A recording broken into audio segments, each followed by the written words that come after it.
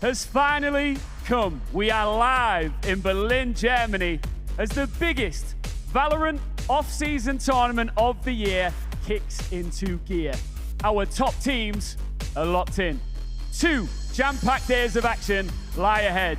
We will crown our champion. Welcome to Red Bull Homeground 2024.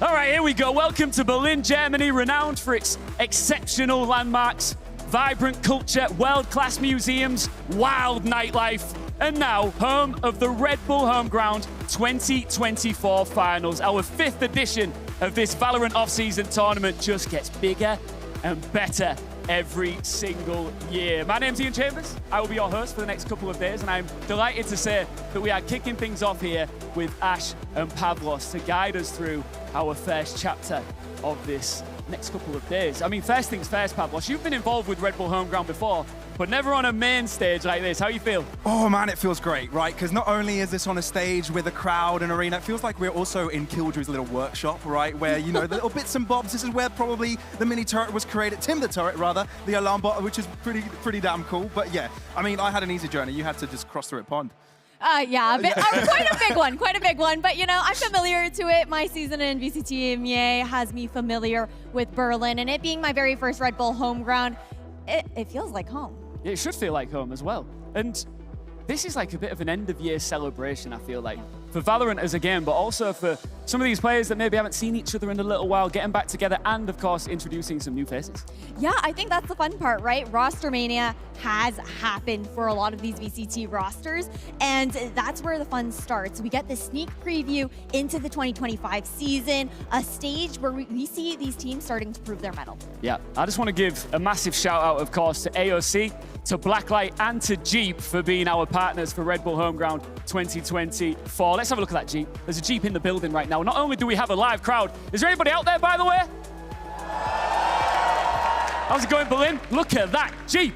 That is going to be on standby all day long and into tomorrow as well. So shout out to Jeep for being a partner of ours. Now, the next 2 days are a culmination of Homeground, but it's been a busy week here in Berlin already. We've, of course, already had the play-ins on Wednesday. We had the Swiss stage yesterday, which is where we saw our 6 main stage teams determined. Let's take a look at who those teams were originally. Now, of course, one of them in Team Heretics won't be a part of this right now, and that is because they had an illness in the camp and couldn't compete in this first quarterfinal. But still, Pavlos, what a lineup.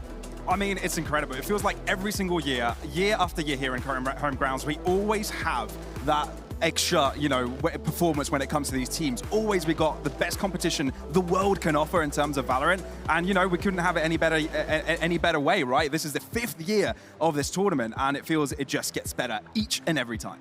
Yeah, it does. And you also consider the fact that originally when Red Bull Homeground was founded, we started it EU only, yep, right? And then now having this international presence, seeing both of the international teams also climbing further within this bracket in C9 and T1, great stuff to see. If you are just now tuning in, let me just run you through the format, clue you up on how this has all shaken out over the past few days. We had those 6 invited teams, but before we had them in action, we had the play-ins. Let's take a look at the bracket.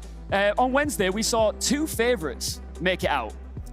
Our surprise really was BBL that didn't make it out, but the 2 expected teams that we expected to see come through in FUT and G2 did make it out. Now, the play-ins gave us our 8 that moved into the Swiss stage yesterday. That was a double round tournament that saw 2 teams eliminated, and on the flip side, 2 teams locking in semi-final spots. So they are waiting in the wings for a shot at making it directly into the grand final. Now that brings us to our finals bracket. This is where it gets really tasty. Main stage time, best of 3 territory. This is where it really starts cooking, Ash. It really is. I think that's the big thing, is how unforgiving that first day was with the Swiss stage, those best of ones. Now, having this opportunity to make some of those mistakes and correct them as the series goes on. And the coolest part, you were talking about the two teams making it into that semifinal. I already touched on it a bit, but with it being C9, T1, those are the teams who qualified through their regional qualifiers. And I think it says a lot that they're able to continue on with this stamina going on through the event. Let's take a look at today's schedule, shall we? Now, as I've already mentioned, we were supposed to have one quarterfinal already. Heretics have dropped out due to an illness, which means Foot progressed immediately into the semi-final, which means our first quarterfinal right here, right now, will be Fnatic versus G2, which should be an absolute bang. I think we've got some Fnatic fans in the building with a little bit of luck. Any Fnatic fans out there? Oh yeah, I thought so. I thought so. You can't miss them. You can't miss them. And then, of course, we've got a semi-final later on to close out the day. The winner of G2 Fnatic will take on Cloud9 in that semi-final for a spot in the Grands tomorrow. All right, that is the format done. Yeah. Are we having a good time, by the way? You enjoying this? Of course. Let's take a look at our first quarter-final. Let's get into it. Actually, before we do, there is something I want to give a shout out to. Twitch drops are locked in. Have you seen these? Exclamation drops if you want a piece of this action. But I know you want them. I know you want them. I do want to. I honestly, I gotta go call my brothers later when I'm on break to be like, okay, I need you to log into my Twitch at home right now so I can get these drops, because I'm kind of busy right now. I just wanted to get that out there. I wanted to get that in there, all right? So then history, of course, is a big part of Red Bull Homeground. This isn't the first time we've done this. We've been around for quite some time now. This is the 5th edition. Last year, we were in Tokyo, Japan, and I'm going to try and say it again, at the Ryogoku Kogukikan Arena. That was where Tom and Mitch always. You can tell you practiced that every day in front of the mirror for like a whole year. 2 years now. I've kept going with it. Okay, cool. This is where we can see now some of our illustrious winners and runners-up from the past, Pav. Yeah, I mean, look, we've had a ton of talent come through, and like Ash alluded to earlier, it was mainly EU focused, but now we've gone continental, we've gone worldwide, right? And yeah, obviously Cloud9, you can see a lot of second places, and they've got a chance to redeem themselves further along today. But yeah, the reigning champs is Fnatic. They have been able to win over in Tokyo, and look, they're still in the tournament. They could do it back to back. They definitely could. It's a title to defend for the side of Fnatic, and even, you know, maybe the potential rematch to come in early on in the semifinal there as well. Absolutely. Well, let's get into the chat right now about our first quarterfinal of the day. It is Fnatic versus G2, a rivalry that spans across multiple titles. This is heated, Pav. It really is. Every single time these orgs play against each other, you know there's going to be some heat. You know that all of them are going to be bringing their A game because they've got to. This rivalry has existed for years, since the start of, you know, modern era of esports. And you can be certain that this is going to be an epic match no matter what. No, for sure. I think the cool thing, too, is for G2, we've seen iterations of this organization within Red Bull Homeground. Previously, it was just their EU team. We've also seen G2 Goes In, their Game Changers team, being part of this event here as well. But this is the very first time that we get to see G2's NA squad stepping up to the plate. You guys are getting me excited. Let's actually deep dive into each of these rosters, shall we? Starting with Fnatic, defending their crown that they claimed in Japan, and they're going to want back-to-back wins here. Absolutely. Like you said, Pavlos, that's going to be their main mission. Yeah, absolutely. And obviously, sure, they brought in some new members to the party, right? They've got some new players joining in, and that's exactly why you've got to be joining these off-season events, to be able to, you know, play through those teething issues and be able to be at your best form when it comes to that later VCT season. But we've obviously got the addition of Sayonara, who, you know, won't be able to play given his young age into VCT. But this is a great chance for him to develop as a player. It really is a chance to show off what he's got in the server, but then also glean as much as he can from a team like Fnatic, where we've seen them bring in rookie players, new players into their roster, taking it to that big stage, and they have never fallen flat. Every single one of them have stunned us consistently. What I love about Homeground is it can be becoming, you know, a proving ground as well. At 16 years old, Sayonara is going to step out onto this stage and show what he can do. And that will bode well for his future if he can really lay the groundwork here, Pav. Absolutely. I mean, you're working with some of the best talent in the world, right? Sure, of the region, but of the world, right? You've got some two-time world winners. You've got one of the best IGLs in the world, if not the best IGL in the world, right? With the likes of Boaster, who is going to be training you essentially. You get some of the best chances to, have a great progression to career. These are, pieces of the puzzle that could create Sayonara or Kayak for years to come. And you can't not shout out Boaster like you were talking about there, right? The fact that he's able to be that leader both in server and outside of it, creating this environment where it feels very comfortable for these players to actually show what they've got on that stage and bring the best that they possibly can. We saw it a little bit even during VCT EMEA this past year when Hero stepped in for Leo late into the season. Cute moments like the team helping him out with his in-ears and everything like that is adorable. He's like the big brother, isn't he? Yeah. But the thing is, you can't have enough players like that on your team, but you can, unfortunately, because it feels like he's one of a kind, Pavlos. It really does. Oh, man, look, I got to witness him firsthand over in Ascension play-ins. He's been absolutely tearing through competition, not only in Challengers League, but also leading up to Ascension. He had a really good big chance to make it there, but he wasn't just a big part of the show. He was the show. He topped every single leaderboard. He had best stats all across the board. There's no way anyone could ignore him, and there's no wonder why Fnatic had their eyes set on him. Yeah, but the thing is, we talk a lot about Sayonara.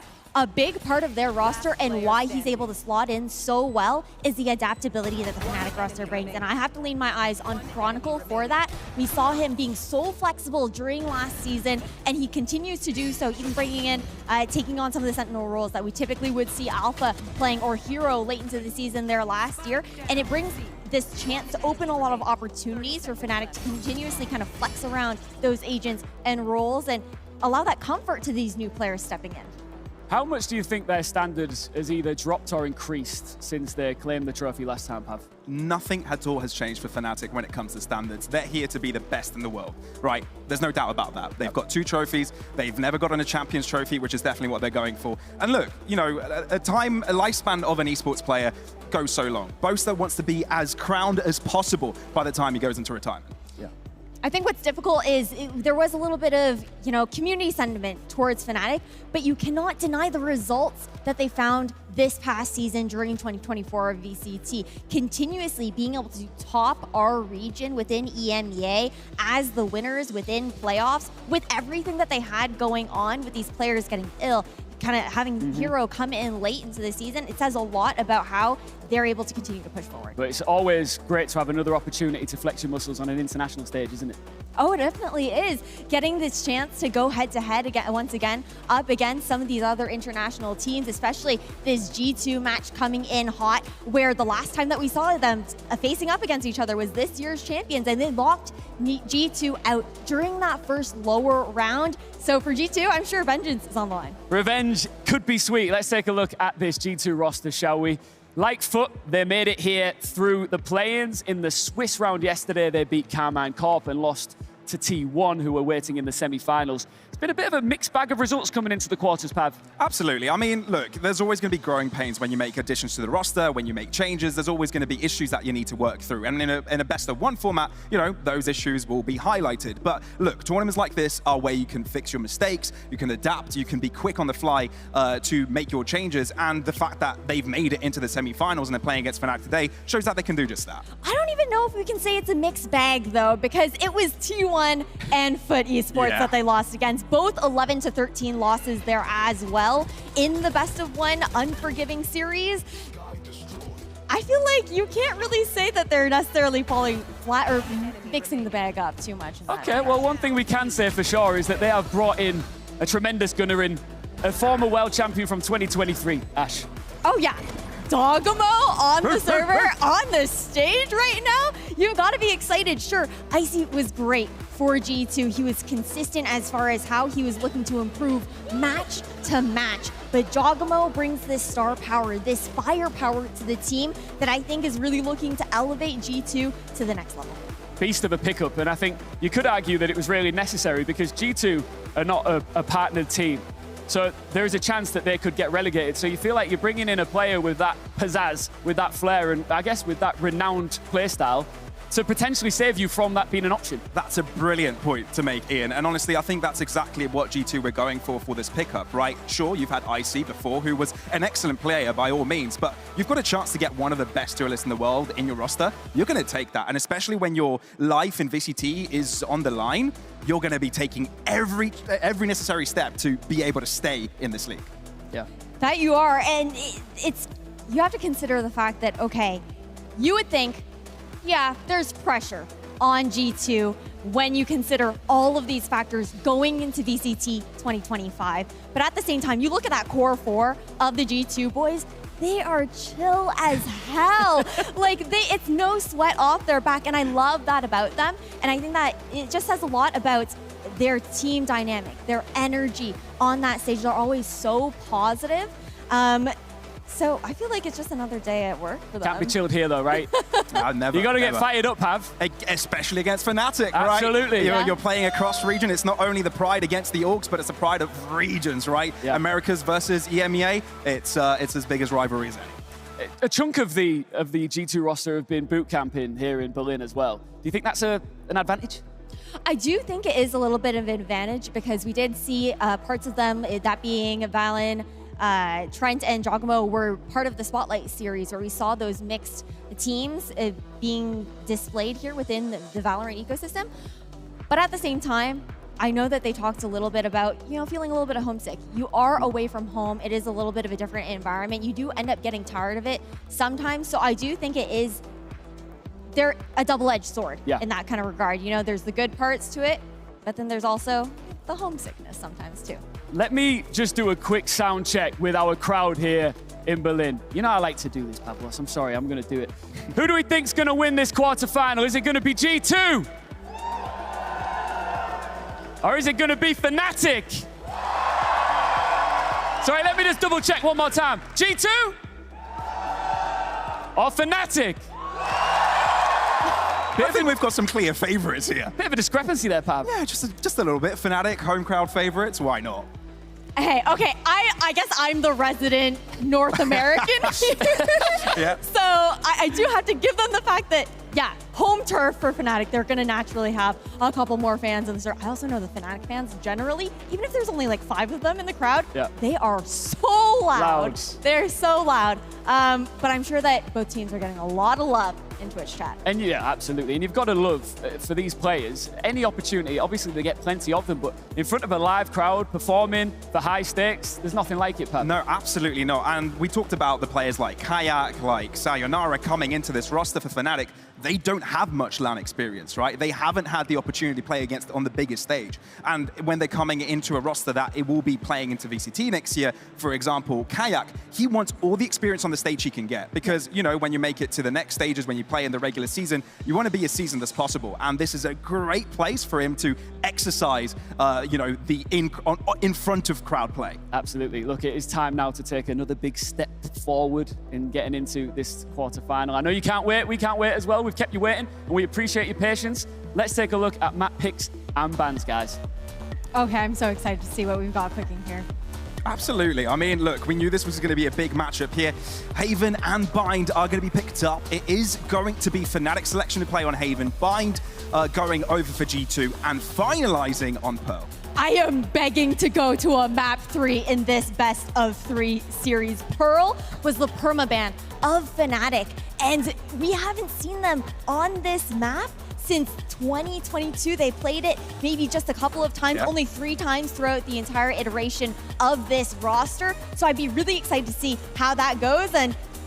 But we've got to draw our eyes back to the first map first, where everything starts on Haven, expecting the Alpha ISO to come out again. 100%. That's what we're here for. That's what we live for. And to be fair, Fnatic haven't played as many games as G2 this offseason, so there isn't really much track knowledge as to how this one will go, how the comps will be played. Sure, Haven was one of the 2 maps played, but Abyss was banned out. G2 saw, okay, maybe that's a little bit too tough, maybe they're too difficult, so it won't be taking that risk on this one. But yeah, best of 3s are where it's all about, what we're basically here for, to see if they can make it through a best of 3 series. It's going to be really interesting interesting to see how that ends up panning out, even going over towards Bind, where I think for the side of G2, they very consistently kept with the the agent composition that they've coined since stage 1, that we've seen a lot of teams even stealing from them as well.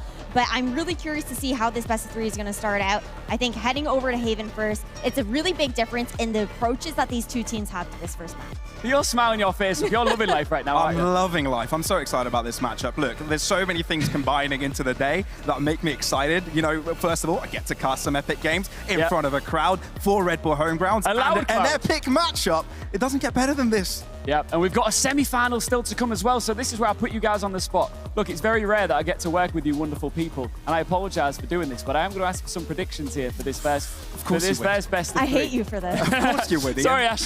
Well, it might be the last time we work together, who knows? But we've got Cloud9 waiting. Who is going to be in that semi-final later today? I think you might be nervous to say a certain team in front of this crowd. That's all I'm saying. Okay, whoa. I know I've coined myself as like the NA trader on the VCT desk, but I'm actually expecting it to be a rematch into the semifinal. I think that Fnatic have this opportunity to take it up against G2. I'm stressing though, like I hate doing predictions. I love both of these teams so much, but I do think we're gonna get that grand final rematch here in the semis. I mean, there's nothing really to stress about because at the same time, we don't know who's going to come out on top. We know that this is going to be a very close matchup either way, right? Whether that's Fnatic or G2. Again, this is the offseason. Anything can happen. So many changes.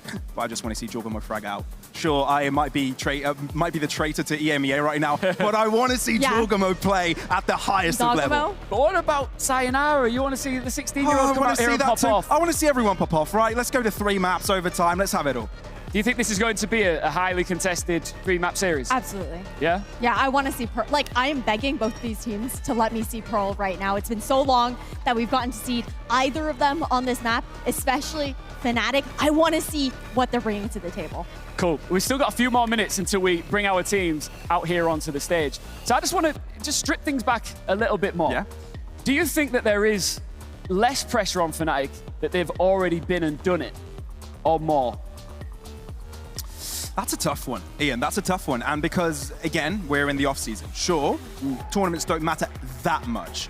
But, again, mental coming off the off-season is also a great big thing. Sure, you lose and then you've got things to work on. But winning gives you a bit of an extra confidence. You kind of get confidence in the idea that we made some good roster changes. This is going to work. And there's a bit of belief and then drive to work towards the upcoming season. So I think the pressure here is to show as good as a self as possible. And if that's by winning, then that may be it.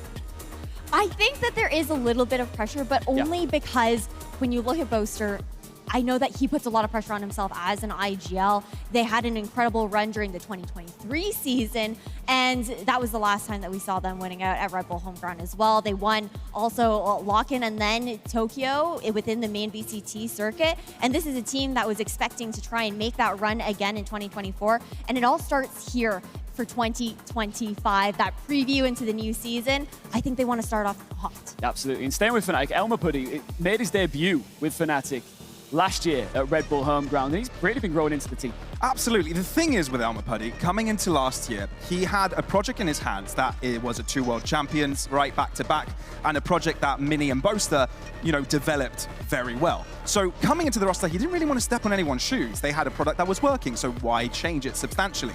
Well, that led to some problems early in the year, right? They were late to adapt to some of the in-game issues. The meta progressed, so maybe they were a bit late to the party. But then Elmer Puddy started to put more effort, into, not that he wasn't putting effort in before, but he had more of a say of what was going on. And I think now this is the real year. He's got a full season to be the real head coach of this roster. And I think this is where it all starts.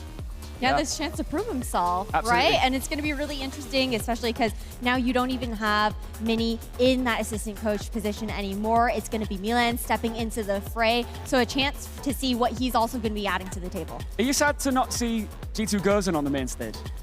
I mean, for sure, right? Yeah. G2 Gozen, those girls have so many fans across the world, but I do appreciate the fact that they were even able to be given this opportunity to play within the international play-ins there as well. And we even heard it during the Spotlight series where they had that mixed roster between the G2 Esports boys and G2 Gozen girls. The fact that, you know, Valen talked about how they were able to glean from each other, learn things from each other. And it really says a lot about, I think, the confidence that these Game Changers players have developed over time, being able to go head-to-head up against, you know, main rosters too. Absolutely. Well, Fnatic G2 is incoming, so stand by. But while you wait, here's an interview with both of the teams. I'd say we like cooking, and not out of the game, I mean in the game. I'd say this tournament is pretty important to us. And yeah, I'm not really feeling too much pressure at all whatsoever. I think home ground is just an opportunity for teams that went through roster changes, because, you know, it is like towards the end of the year, to just show their rosters, like see what works, see what doesn't, you know. But actually, I don't know like what to expect. It's like an off-season.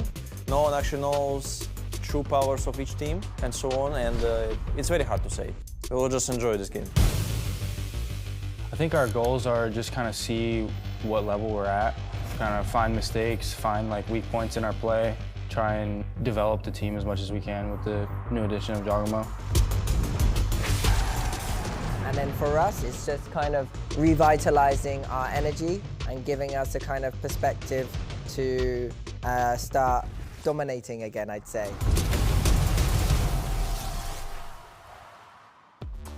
All right, the time has finally come. Berlin, are we ready to commence Red Bull Homeground 2024? The players are standing by and ready to come out, so I hope you get nice and loud for them and give them all your energy. It is, of course, Fnatic versus G2. Are you ready to do this, guys? Absolutely. Can't wait. Doesn't get better than this. Let's bring out the teams.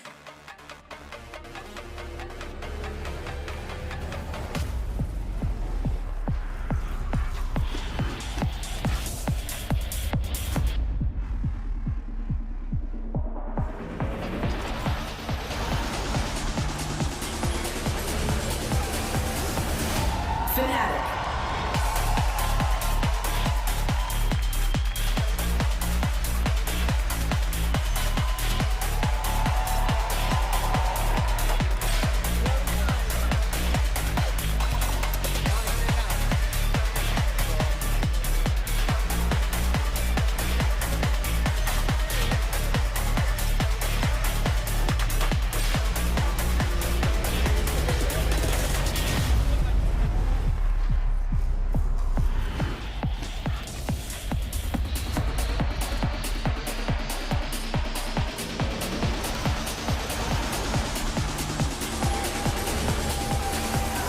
G2 Esports.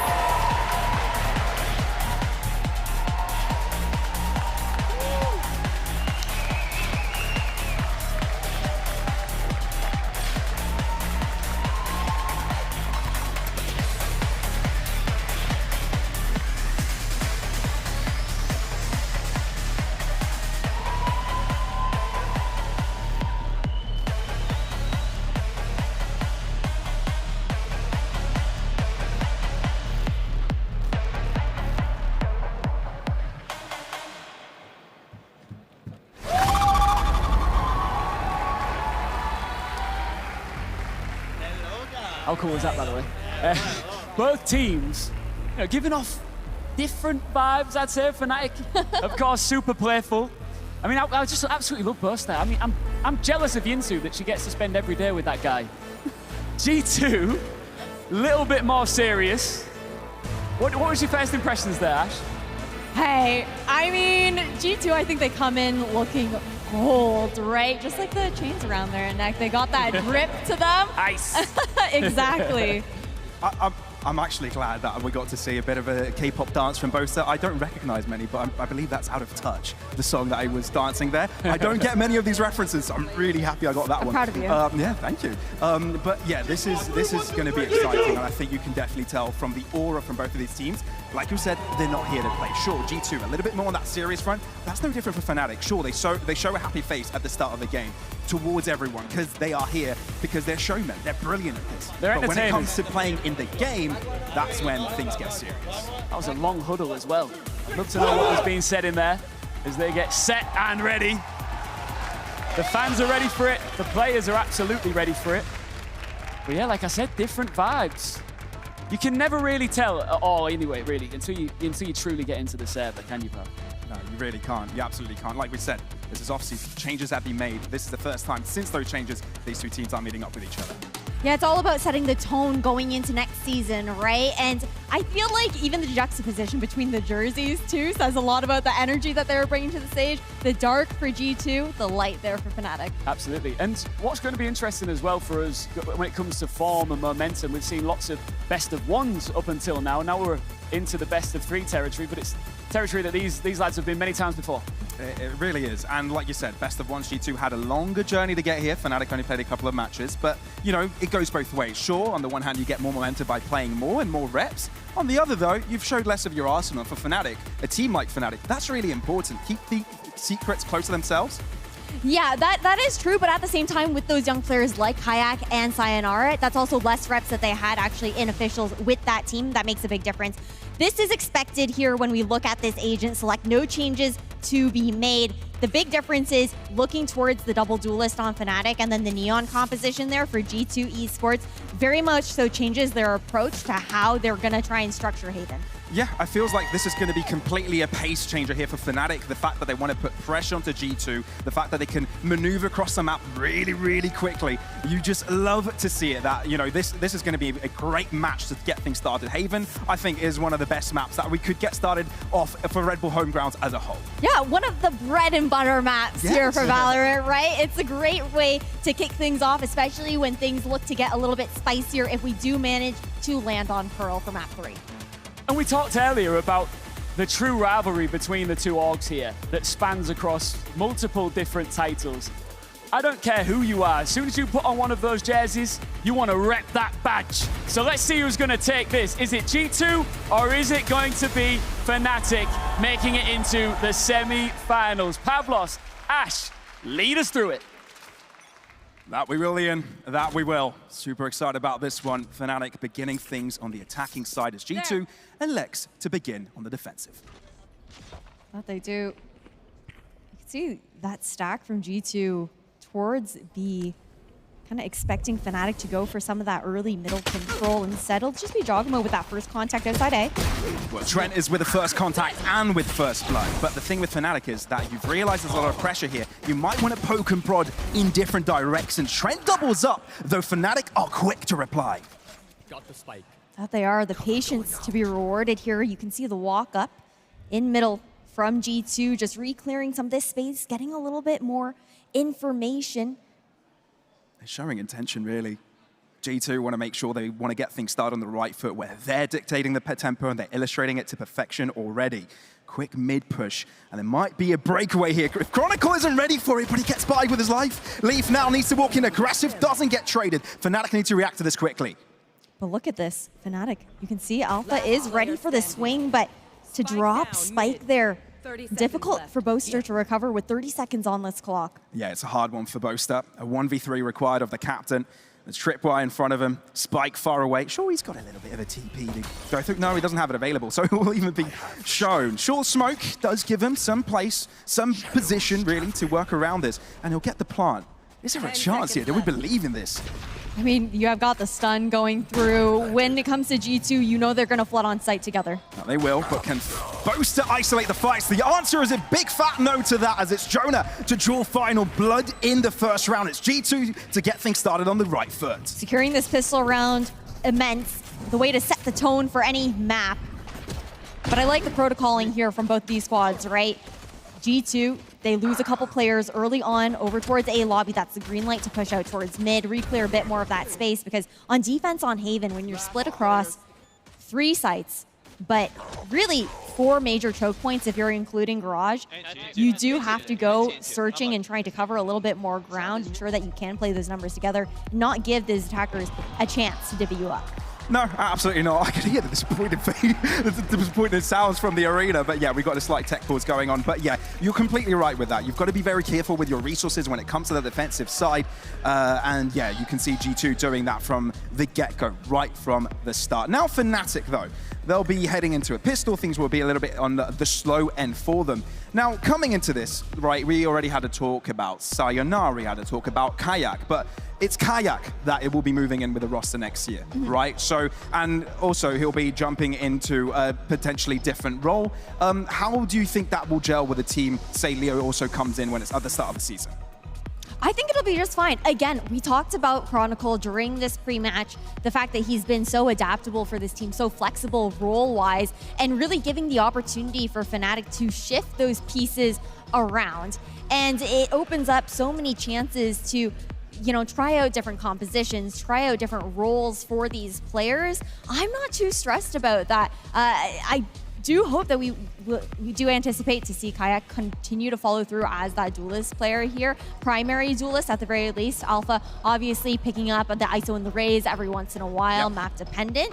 But especially on this Yoru, I think is where we really need to keep our eyes out on. And I think that's why it's so great to have him on Haven for this first map of this best of 3 series. I mean, he's been shredding through challenges North, he's been shredding through challenges East, he's shredded through the entirety of Ascension, so by all means, he was going to be picked up. Sure, he made it into VCT with Apex, but hey, you get an offer from Fnatic, how can you refuse that? You can't say no to that. You cannot say no honest. to that, and we cannot say no to a second round of Valorant, everybody. Let's get things going. Jumping in again post-tech pulls as G2 got themselves some guns. Who will see better, Amir? Here. That they do. For Fnatic, it's going to be this look towards mid right off the gate. 4 people swinging over towards window. See, it's just going to be the trip to watch over towards B, right? But great information seeking. You can already see the push down C long from Lee. Crossover comes in. Ooh, nice little pickup from Jolgamo. Makes the job for Fnatic a little bit more difficult, but the whole plan is to get that spike down, a little bit more damage, say a couple of kills here wouldn't be too bad, but Leaf always finds ways to make Fnatic's life miserable, and he's done so right now by getting a pick on the back line, and the 3 players of Fnatic sort of in the middle of things. Scrambling for some air. They'll try and break out. Yeah, the classics aren't going to be finding too much. Scratch that, because Chronicle and Sayonara has found a little bit more. What? There might be a possibility here. No way. Round number 2, we have upsets with classics. It's still not over. Sayonara, the youngest on the server, will not be able to do much against the 2 remaining Bulldogs at G2 gather a very difficult second round. You've got to be happy with that if you're Fnatic, though, right? You look at the fact that you managed to get that spike planted. That was the whole point of shifting over towards that B site.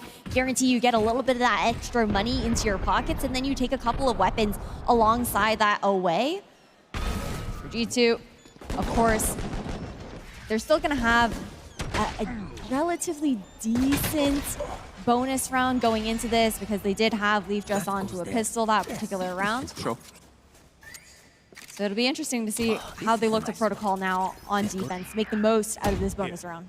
Okay, so we will keep an eye out on the map here, see how they will be playing here, but Fnatic are the ones now that could dictate the pace, set up the pressure how they'll like to. And a lot of early influence now towards Garage, 2 players lying out for G2. They spotted it, but how soon do they vacate the premises? They fall into the safety of C as Fnatic take control of Garage for themselves. It's just about putting a little bit of that pressure. I think looking to see if there was going to be that trip there as well, trying to break it, but it was actually positioned over towards C-Long instead.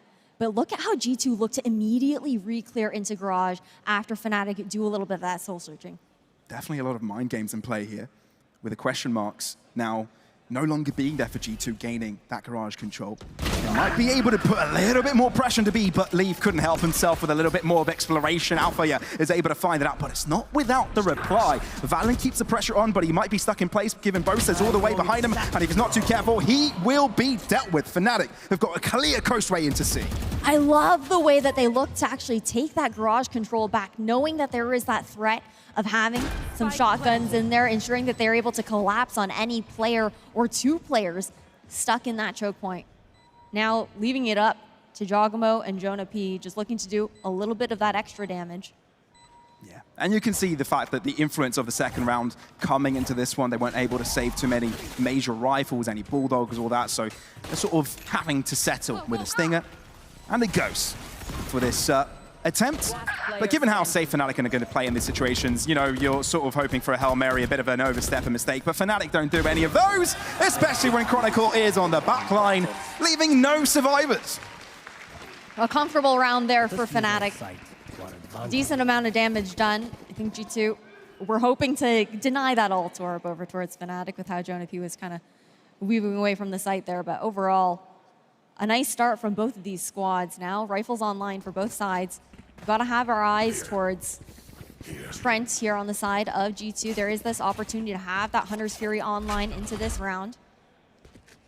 I'm looking forward to seeing now more set play opportunities coming out here for G2 with these guns in hand. Sure, and we'll instantly see maybe a small set play here with a simple stun and a excursion out and long, but it's quickly respected because G2 have felt a lot of bodies have been thrown towards this A-long side. Yeah, they have. And that ebb and flow, right? You can see the reposition of these trips here as well from Leaf, just looking to be dynamic with his setup. And right now, they've just left Kayak actually inserted alongside Alpha towards A long. A little bit of presence to show on the remainder of the map. They're actually going to give up that space. I mean, they figured out where one of the shock dots, where one of the tripwires are, rather. The shock dot will be dealing with it. So Fnatic, transition. You're right, the movement, the flow from Fnatic seems to be very flexible. And they will be ending up towards the left-hand side, but they still have got capabilities in going mid. They've got 40 seconds. There's time to spare. It's just a matter of where they see friction with G2. But approaching that 40-second mark, the chances get reduced, the pressure is everlasting, and G2 doing an excursion of their own towards A-long are figuring out maybe that's not the position of attack. So they might be able to create an angle of attack here. Fnatic make their way into the B side. This is strong by Boaster. Paranoia catches both players here. That's not the opening they wanted though. They want to take this B space. Just slipping through the crack there towards window, actually managing to take out Alpha. And now the Hunter's Fury here for Trent. It's no brilliant. time Whoa. left. There's nothing Fnatic can do. Blink and you miss it. Fnatic just disappear from the face of Haven. That is superb work from G2, being able to break through different edges of the map where Fnatic had no one to look, and they make it work. I like the idea from Fnatic, the way they were looking to ebb and flow across Haven, but G2, they're protocoling to look to re-clear over towards A lobby, and it was just a margin of half a second that Jogamo was actually able to slip through the cracks without Chronicle seeing him. Yeah, that little second was enough to put G2 now in pole position heading into this. But Fnatic, they've got money to spare, and they've also got the kill contract available. Does it even matter though? Jorgen will just open things up as simply as that. And now Fnatic have to play off a player's disadvantage. Yeah, losing out on that recon ability as well. Difficult early on into this, especially when those shocks have been such a big part in being able to take down these trips from Leaf early on. And you can see how deep of a setup that he has going towards C-Long. It makes it very comfortable for G2 to lean towards the right side of this map. Mostly center this time around, right? Grouping up 4 players, looking for a mid-explosion, but that also is by essence of elimination here. They'll know that it's the A side being picked up. 4 players moving along B. This is the plan. Let Fnatic move into this A site. They're looking to crunch into you where you least expect it. Oh. Yeah, that's a bit of a rough shock dart for Trent. Can't do any damage on site like that. Fnatic now need to realize what the play is. Alpha, yeah, on scout work on the back line. Chronicle as well on short pressed back by the aftershock. Kayak is the first player to find a pick, so it does mean that things are stabilized 4 versus 4. The G2 are starting to break through, and they're not taking any prisoners here. Boaster able to answer back, but they're running out of players. 2v3, Alpha is now dealt with, so Boaster's all by himself. 3 to deal with, but G2 gonna move in together, and as a unit, we'll put Fnatic in the dirt. G2 look comfortable right now on these retakes. And I think a big thing in that round is, again, Sayonara going down early, losing out on that ability to have that recon information, forced Fnatic to play a lot more contact-heavy style, and that allowed G2 to preserve a lot of their utility for that retake. Instead of the rounds where we saw earlier, Fnatic were able to draw out some of those pieces of util a little bit earlier on in the round, not giving them nearly as much to work with. And now this calls for a Fnatic timeout. Absolutely. I mean, they got caught out of guard already many a time, so they've got to figure this one out. What do they do here? Unfortunately, the comeback won't be as sweet coming into round number 6, so the guns won't be there for this one, but might be sort of, you know, Elmer Putty jumping in, saying, okay, G2 are doing something here. He might have the answer to the issues, and Fnatic might be able to step back from that as soon as possible. Don't let G2 run away with an lead that, you know, in the future will be really difficult to come back from. That's a big thing. Trying to stop the bleeding early on. And even seeing if you can make the most out of an eco round that you have coming up as well. Try to cycle forward. But it's been tough. I mean, G2, they've had a great start. 3 out of the 4 rounds won have been those retake situations there. I think that we've seen a lot of value coming out from the stun on Jogamo. He's been able to save that for those retakes as well, making it a lot easier to be that tip of the spear for him alongside Jonah P as well. But, well, tactical pause into a tech pause. I mean, it happens, right? We're just starting the day off here with the first map of the day. It's gonna end up happening, and we've got little Tactibear looking at us, little cute little boy, just sticking around his head outside. Where exactly is that on the map? Is that just right in the middle of the B site, like right on top? I feel like that's where it is. Yeah, in the little window. Just a little window. Yeah. Yeah, we got a nod. We got the nod from the Nodders. observers. Thank you, Observers. Thank you very much. He's just a chill guy. Yeah, just chilling. Yeah, lovely stuff. Yeah, no, this is going to be an interesting one. Fnatic obviously take the pause, but now, you know, things stabilize as well in pace. It's not like G2 have got a lot of momentum on them right now with a tech pause, and, you know, Fnatic have got a chance to break through. I'm already seeing a rifle being picked up from them, looking to see if they can find any off damage. Alpha obviously expressed last year that he wanted to be a little bit more fluid with his role, not play the same things over and again, so it doesn't get too boring. And we see that with the ISO pick as well. Yeah, that we do. Actually, the operator online here for Jogamo, just a sliver of an angle to be held here towards C-Long. You can see Kayak actually hovering out of the angle. Doesn't fall for it. Come on. Yeah, no. Are you falling, Jogamo? Running straight forward with the club. You don't fool the dog, man. You don't. Oh, man. Fnatic running around like headless chickens right now. G2 are dealing with them with such effortlessness, such simplicity. Sure, the Guardian of Alpha finds some damage, but he was in no man's land. Spike left very far forwards. Valen aggresses himself, catches Sayonara off guard. Okay, I think G2 are showing intent here. Chronicle also not going to go down without a fight. Chronicle's always got that in him. No matter the situation, no matter how many players up against, he's always got a chance on the clutch. Yeah, down to a 2v1 situation, seeing if anyone else will give him something to bite. Right now, G2, they protocol it well, right? Playing this pairing situation, coupling up, not looking to give Chronicle any opportunity to pick them apart. There is a slight idea from G2 where the spike is. And they must expect Chronicle hasn't crossed already. Stinger, this is going to be bad timing for Chronicle. This is going to be abysmal. Yeah, that is rough. But hey, look, given how the round started, Fnatic getting 3 kills to the name, not too bad. If they try something. Definitely not. And not even just that, they also draw, what was that, 2 ultimates out of the side of G2. Yeah. The Rolling Thunder utilized alongside that Neural Theft there as well. So for G2, maybe it was also a worthwhile investment to maintain the momentum that they had built up so far, looking to find that opportunity to continue to cycle into those ultimates once again into this half. Now Fluid with the operator positioning here. Jogamo leaning over towards the safe side. It's a great read. Smoke drops. So vision prohibited here from Jogamo. And this is what the timeout was all about. This round right here for Fnatic. Can they break through on this attacking side right now? Oh dear, G2 have got a crunch possibility. 3 players defending the safe side and they want to go aggressive themselves. Fnatic have got a hint of it. They kind of smell it. Oh. There's something up. Jogamo gets interrupted. Boast is able to open things up on short as well. And he's playing all by himself. 2 players on the A side for G2. You thought you dealt with the defenders. Think again. Backline. Extravaganza coming through from Fnatic. They've broken through the A side and this round is theirs. That it is. Now it's all about timing. Still, there is that trip to reveal Leaf as well. But overall, an impossible round for him to win. Fnatic would have to make immense mistakes. And with Chronicle lurking on the other side of the map, there should be no opportunity for Leaf to find. Yep, not much. Hey, well, again, you know, we talked about Chronicle earlier. No matter what situation he's in, he's not going to go out without a fight. Leaf is definitely the same in that situation. It's just a matter of respect, you know. Don't go around thinking you can win 1v1s in this matchup. Like we said, there's beef in this series. There's beef in this matchup. G2 versus Fnatic. It doesn't get more story than that. I'm a little bit surprised that we actually see Alpha searching for Leaf here as well, because he already has that ultimate online, the kill contract there for the ISO. And then their pockets are hurting a little bit here as well. Fnatic, they do need to maintain as much economy as they can. 100%. So maybe that mistake could end up biting them further along the line. You know, weaker economy. It's not like they built up too much, like you said.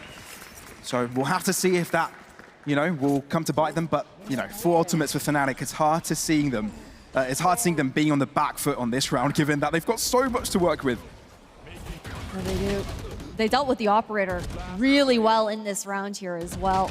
Having that information revealed, ensuring that they're droning up short, knowing that Giacomo is going to look to reposition that line of sight. Now it's going to be that lean back over towards the A side. Yeah, Fnatic. Let's see if they can break through again.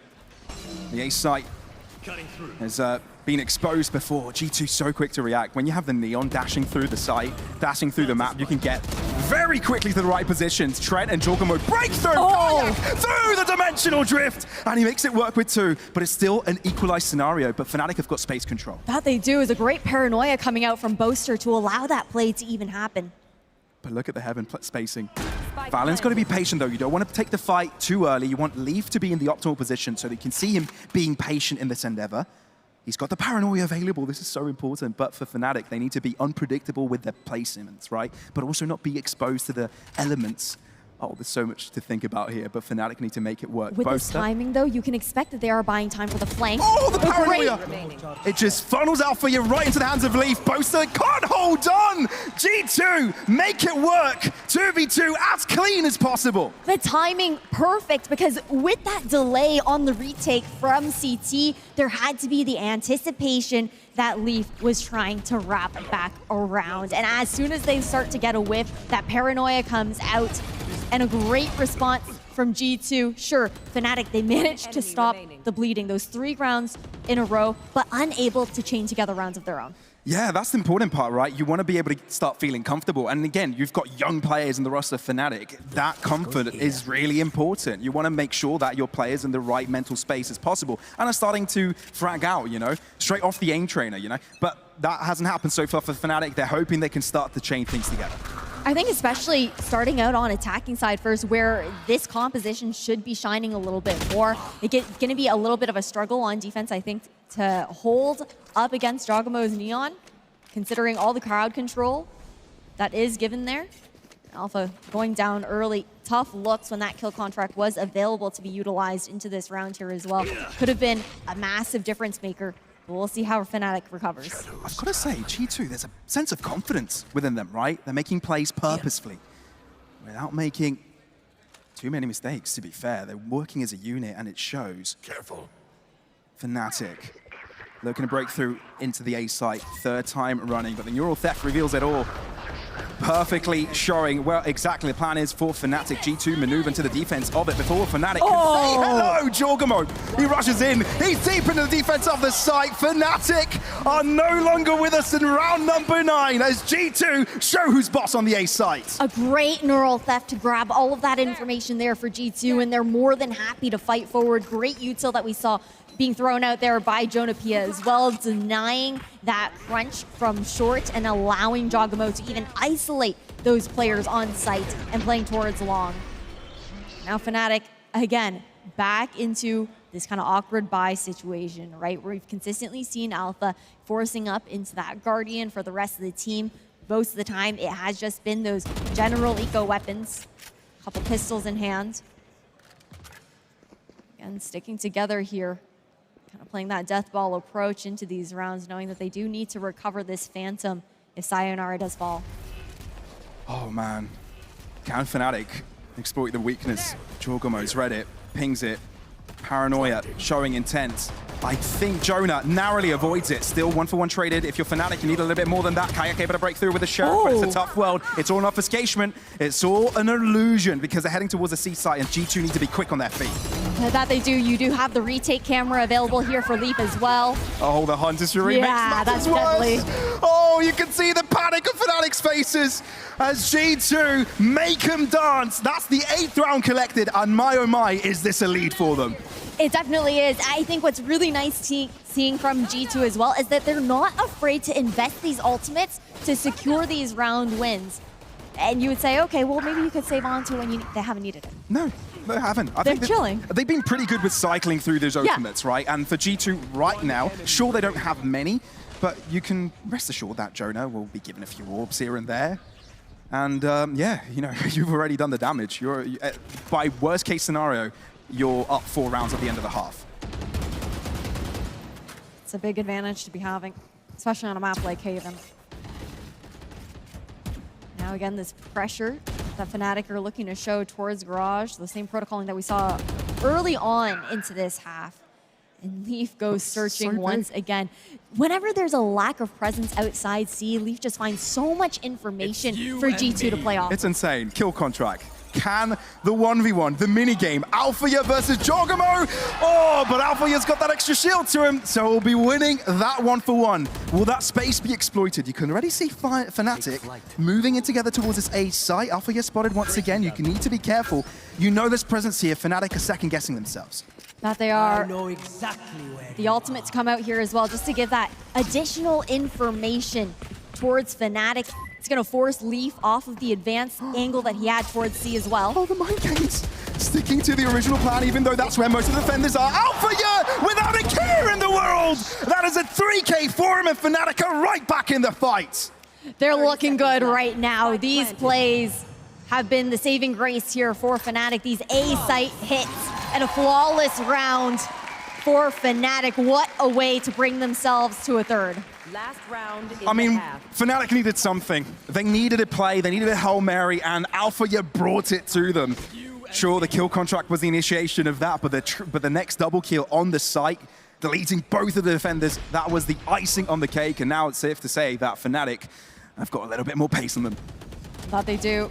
The kill contract, I feel like we almost never see Alpha lose one of those. No. Realistic. I don't know what the exact numbers are, but it very rarely does it ever happen. I hope that we do get to see him cycling into that a little bit more on defense. It was something that we were lacking a little bit here on the attacking side. Oh, it's Bosa with the opener. It's rare Fnatic haven't been getting too many of these first kills, but not too bad. Dimensional Rift, Kayak is able to break through the C site. Pinging out where one of the players are. Jonah undiscovered. At least Trader. Fnatic will be able to gain space control, but they left the spike behind. And VALORANT is able to fight that for now. Trent. Oh, he's blinded. Fnatic taking no chances as they want to make their way into the C-side. Jogamo undiscovered. He's got 3 more to play with. The fact that Fnatic have got 2 players that are low, if Jogamo goes onto a rifle, this could be within the realms of reason. It's a big thing. And you've also got the expiry date secured there on the shield there for Alpha, so no additional protection for him either. He's still got a concuss to work with here for Jogamo. Oh. Narrowly missed. Kill contract doesn't connect. Jogamo goes in. That's the first, but he reveals himself, tries to get the shot on quick enough against Boaster, but Fnatic avert the crisis of being 8 rounds behind and get the mitigation of an 8-4 score by halftime. Defense becomes doable with this halftime score here as well. It's a big difference maker for the side of Fnatic if they're able to secure the pistol round. That they do. And now entering on the defensive side, Fnatic are looking to get on the front foot after all. This is their map pick, right? They're kind of relying on Haven to be their own before they move into Bind, which is sort of a more unknown entity for them. We don't know what to expect, really, if they've made any changes, compositionally and all. But I'm excited about this one. Defensive side for Fnatic.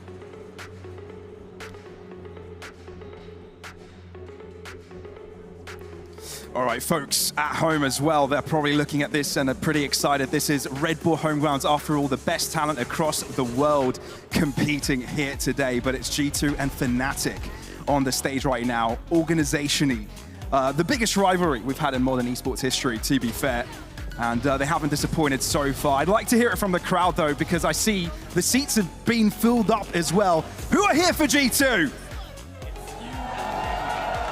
All right, but who are here for Fnatic? We said it before, the home crowd favorites are clear, but still representation on both sides of the spectrum as we look to enter the second half of our first map. Hey, for the side of Fnatic, they need to start off strong with this pistol round, set the tempo here on defense, and right off the gate, pressured off of this A lobby angle here, Fnatic. A very similar look from Chronicle to how Leaf actually played out the pistol round in the first half. Not pushing nearly as far. Leaf kind of wise to those antics here as well. So scary playing against Jorgemall. The fact that Neon is at the state she's at right now, it's just unleashing him further.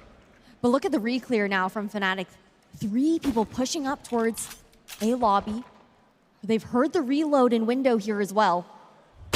Tough one for Alpha, yeah. Oh, and in and out of battle, weaving like a madman. Kayak, though, is there for the reply, but Jorgemall slides through and keeps the advantage here for G2, leaving Chronicle on a very hot seat. There's no standing up on this one, though, but you can definitely know he's zoned in. It's 3 players up against the 1. The spike is already being planted. You can already call this round over as G2 make this round their own. And you look at how far back Leaf is also playing into spawn here as well. He'll have the information to relay to G2 on if Chronicle is looking for a flank retake or if they should expect to see him over towards CT. And with Giacomo's positioning over in heaven as well, every single piece of ground is covered here in the post plant. And look, you win these pistols, you start getting those slight advantages, right? The 2 first rounds of each half. And G2 are looking to do that. Chronicle, tough work for him, too many angles to cover and account for. G2 running away with the first round of the second half, continuing the streak of pistols as Fnatic are looking to bounce up quickly. Again, sure, they did mitigate the crisis earlier on in the half. It's only a 4-round difference, now become a 5th one. But you know, it was kind of a prerequisite for them to start a comeback to be getting a pistol round.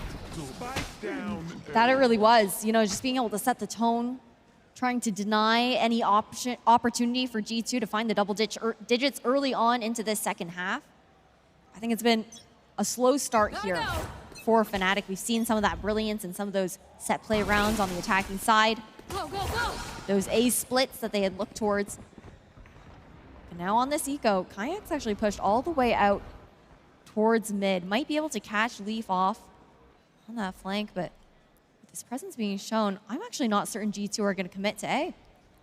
Doesn't look like it. They've met no resistance, so I don't know, a bit eerie, maybe. As soon as they cross through mid, sure, they'll know because of Kayak. But realistically, how many do you really run away with? Oh, just spotted. It's not that big of an investment for G2. They've only got 2 rifles other than pistols. I mean, one of them is even an SMG. So Fnatic aren't too far off the beat when it comes to the weapons. No, they aren't. And now making this call to actually re-clear towards A lobby, expecting maybe Fnatic to have pushed up a little bit for that information. Expecting the rotation to have gone through towards C after that mid info was found. Double stun, connecting up both players to the backside, but they don't anticipate Alpha. 2 players ahead. Oh. Alpha is nasty with it. Truly feeling on top of his game of the ice. So 2 remaining for G2 trying to break through. Only one of them holding a rifle, SMG rather, the Spectre. Valen gets one. But Jonah's no more, leaving Valen to do it all by himself. He spots out where one is, but Chronicle is going all the way around him. Sure, you'll expect to look behind you, no? But he's got 15 seconds. He's going to have to run towards this B site quickly, but at least he'll be able to play that as he pleases. Yeah, get that plant down. It will be a chance for Fnatic to recover a couple weapons on that A site, look to regroup and play this retake together. Not too much to work with here. A TP out over towards B main as well. You know, sometimes you throw a TP, you don't know if it's a fake or not. So still, Fnatic going to do their due diligence. Double caged across. No gaps left. They're baiting with that plant. Valen trying to make Fnatic guess that he had pushed over towards the garage side, playing into C lobby. Valen, patient. Chronicle, not quite ready for it. Oh dear me, Kayak's only got the Sheriff in hand. Valen going to be pre-firing that, but Kayak is able to crouch peek and end up with a bullet between the eyes. That's going to be the defusal and Fnatic winning round number 2, the upset against G2. A massive swing round there for Fnatic to secure, denying 10 to G2, and a momentous play for them as well. Kayak was a bit quieter on the attacking side. Took him a little bit to start to warm up into this matchup. We didn't see the impact that we had expected out from that Yoru pick. But now, a play like that, it's got to get your blood pumping. I like the mind games that Valen was trying to play with that plant for C-Link there. But for Fnatic, this is a massive round win for them. It's huge. And you were right. Kayak did have a slow start, but now definitely within his impact zone. Chronicle first to find contact, but not the first to find a kill. Jorgamo switches up the pace a little bit. G2 showing that there's two faces to their play, catching Boaster off guard, and now he's infiltrated the back line. Kayak is all by himself. Oh no, he's in trouble. Case breaks through. Oh, for a second there, opportunity for two picked up, but no, instead G2 avert it. And sure, you've got Alpha joining in on the back line, but all positions are covered by G2. It feels like it's inevitable they'll be running away with this, but Alpha is giving them some caution. Sayonara revealing where he's coming from, throwing down an owl drone all by himself though. And he will be going for this one. Nice little one-way to be thrown to mitigate whatever Sayonara could bring out, but double digits hit by G2. That's difficult though, right? This is a round that Fnatic would have liked to take for themselves there. I think the spacing a little bit off for when Alpha was actually looking for that swing towards C-Long. Yes, he did have that shield up, but there was no opportunity for Sayonara to actually step up, be able to play with him in that. They were split up in that situation, but even trying to crunch onto site. This player, it's been a tough look for him. Again, this rookie, the 16-year-old on the stage right now. We talked a lot about how there were expectations for him, but playing in front of a crowd is a completely different story. Completely different. You've got so many eyes on you. This is not a normal experience for anyone. Kill contract coming through. A Hail Mary for Fnatic. They've already got him a pick. Oh, Alpha does not lose these. A double kill contract onto Giacomo this game already. And that's a 5v3 converted now for Fnatic. G2 need to find a way in. They need a pick, they need space. And they're going to try and figure it out with the likes of Trent. Yeah, it's about trying to maintain those numbers here now, though. I like how Boaster's actually crept into this smoke with the shorty in hand after the trap wire has been taken down. No stun coming out. Surely you know. Oh, they know. Oh, they know. Surely you know. Doesn't matter though. Boaster's a beast. Good for the one, but Trent left in a lonely world. No friends, no buddies. But that's maybe when he gets unleashed. Sure, 1v4. It's hard to imagine we'll get something like that done, but he's instantly converted it into a 1v3. And one of the remaining players has only got a classic, and he's waiting for his team to arrive as well. I do like this. Fnatic looking to group, take this 3v1 together. Waiting for the recon as well. Good diligence done by Fnatic. Trent back line. Unstoppable for now, but Alpha will be able to put him in his tracks in the ground, and Fnatic are going toe-to-toe with G2 right now. It's a great response from Fnatic on the defense, looking a little bit more comfortable right now. Thrifty. See them moving together a little bit better. These thrifty rounds have looked great as far as the conversions go here to keep this a little bit closer, towing the line to trying to tie things up. It's important, really is. Ooh, we see an operator now picked up by Kayak. It'll be interesting to see Wei post himself up. You know, like the Yoru, you get to maneuver a lot around the map. Oh, yeah. So you can be in many unexpected positions. That's the thing, just the quick free position that's granted by that gate crash. You show the op over towards that A side. All of a sudden, he's at C, where the cavalry is looking to rush back over. And for G2, they heavily lean towards the C site, but thankfully, again, that gate crash being a big difference maker to have this presence early on. But G2 have a simple solution to that. Smoke for now. Hunter's Story drawn out to see if they can find any early pickings. But look how much respect Fnatic are giving it. They're not even getting an inch close to the site. They know this is a 5v5 retake. And they've got a dimensional drift here from Kayak to make it work. Oh, this is cool. Flush back, creating some confusion, creating some havoc, fighting himself to the sidelines, but he needs reinforcements and he needs it quick. No one around, but Jorgamo stuck in no man's land, ends up being deleted. Valen's still on site, he's doing some damage, but Kayak is annihilating the players on long. It's all down to Lee, but there's no way on earth he will be able to win this. Spike already defused. Fnatic are keeping things close. A massive round win there, opening things up from Kayak as well. The dimensional drift that you had mentioned, being able to find all of the information needed on site. There was a nice response for Jonah P. There was a moment where I thought, okay, maybe G2 can hold the line, the flashes that were going out, but Fnatic, with the spacing in their flood, there was always someone to kind of step up to the plate if someone else was taken out of the game due to that utility. It's nuts. It really is. The game is starting to get exciting, and that's what we're here for. We wouldn't have it any other way. G2 showing that they've got multiple paces to them, and even though they show early aggression, they do take a step, and right wait for the optimal moment to move in, and I think Valorant has found it. Maybe they'll keep the pressure on. One player locked on site. I feel like Sayonara is in trouble. He haven't had the best of days, but he's trying to get himself out of that Eskimotic modding poster. Tries to save his teammate's life, but he's only good for the one, as it's a 3v4. Yeah, you've got an operator into this retake here as well from Kayak. Might even be a call to try and save that weapon with how important it could be in future rounds, with how expensive of an investment it has been. GT don't back out of this. They've got all the crossfires in the world. One flash available here. Supposed to try and break out, but it's Chronicle getting the first shot. This does complicate the endeavor here for G2. There's no time running out for Fnatic.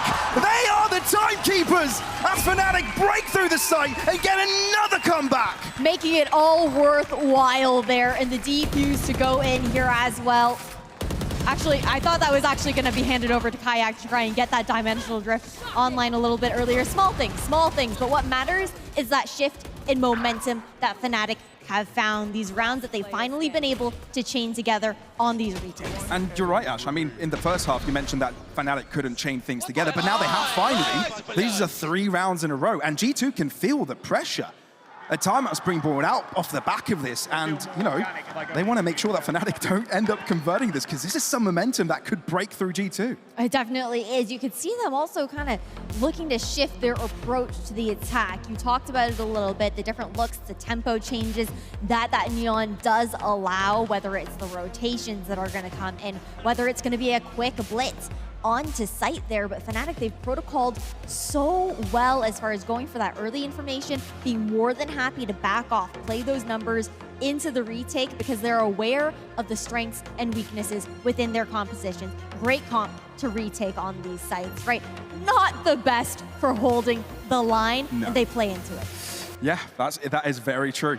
And we saw an adaptation for it early on when they were playing on the attack, and we are seeing it's being shown at its brilliance here on defense. Now, jumping into the next round. This is a very important one for G2. You lose this, and Fnatic may have just equalized the deal, right? Because economically, they're not doing too swell. No.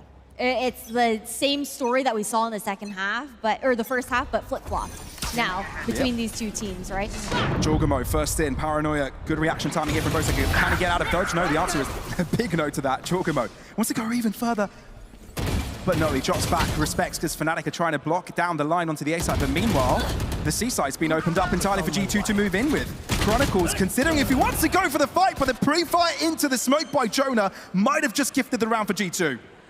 Jonah also said, I'm getting out of here. He straight up went through A, now has CT control here for G2, able to relay this information back over towards the rest of his squad. Kayak on an island on C site.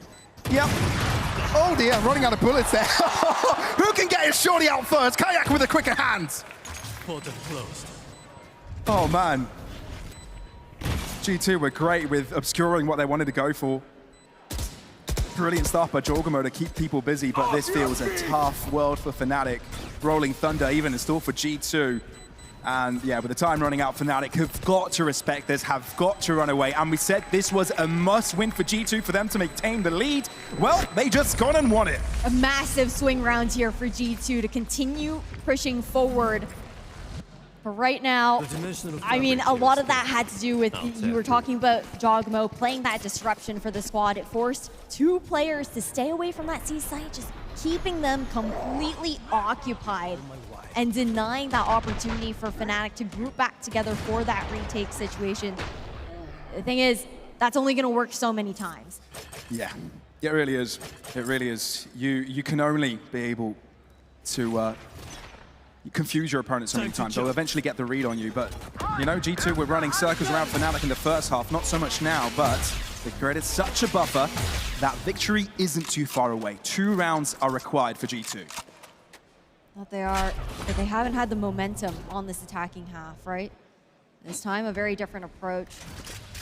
Quiet on the side of G2, seeing what space Fnatic are gonna look to search for.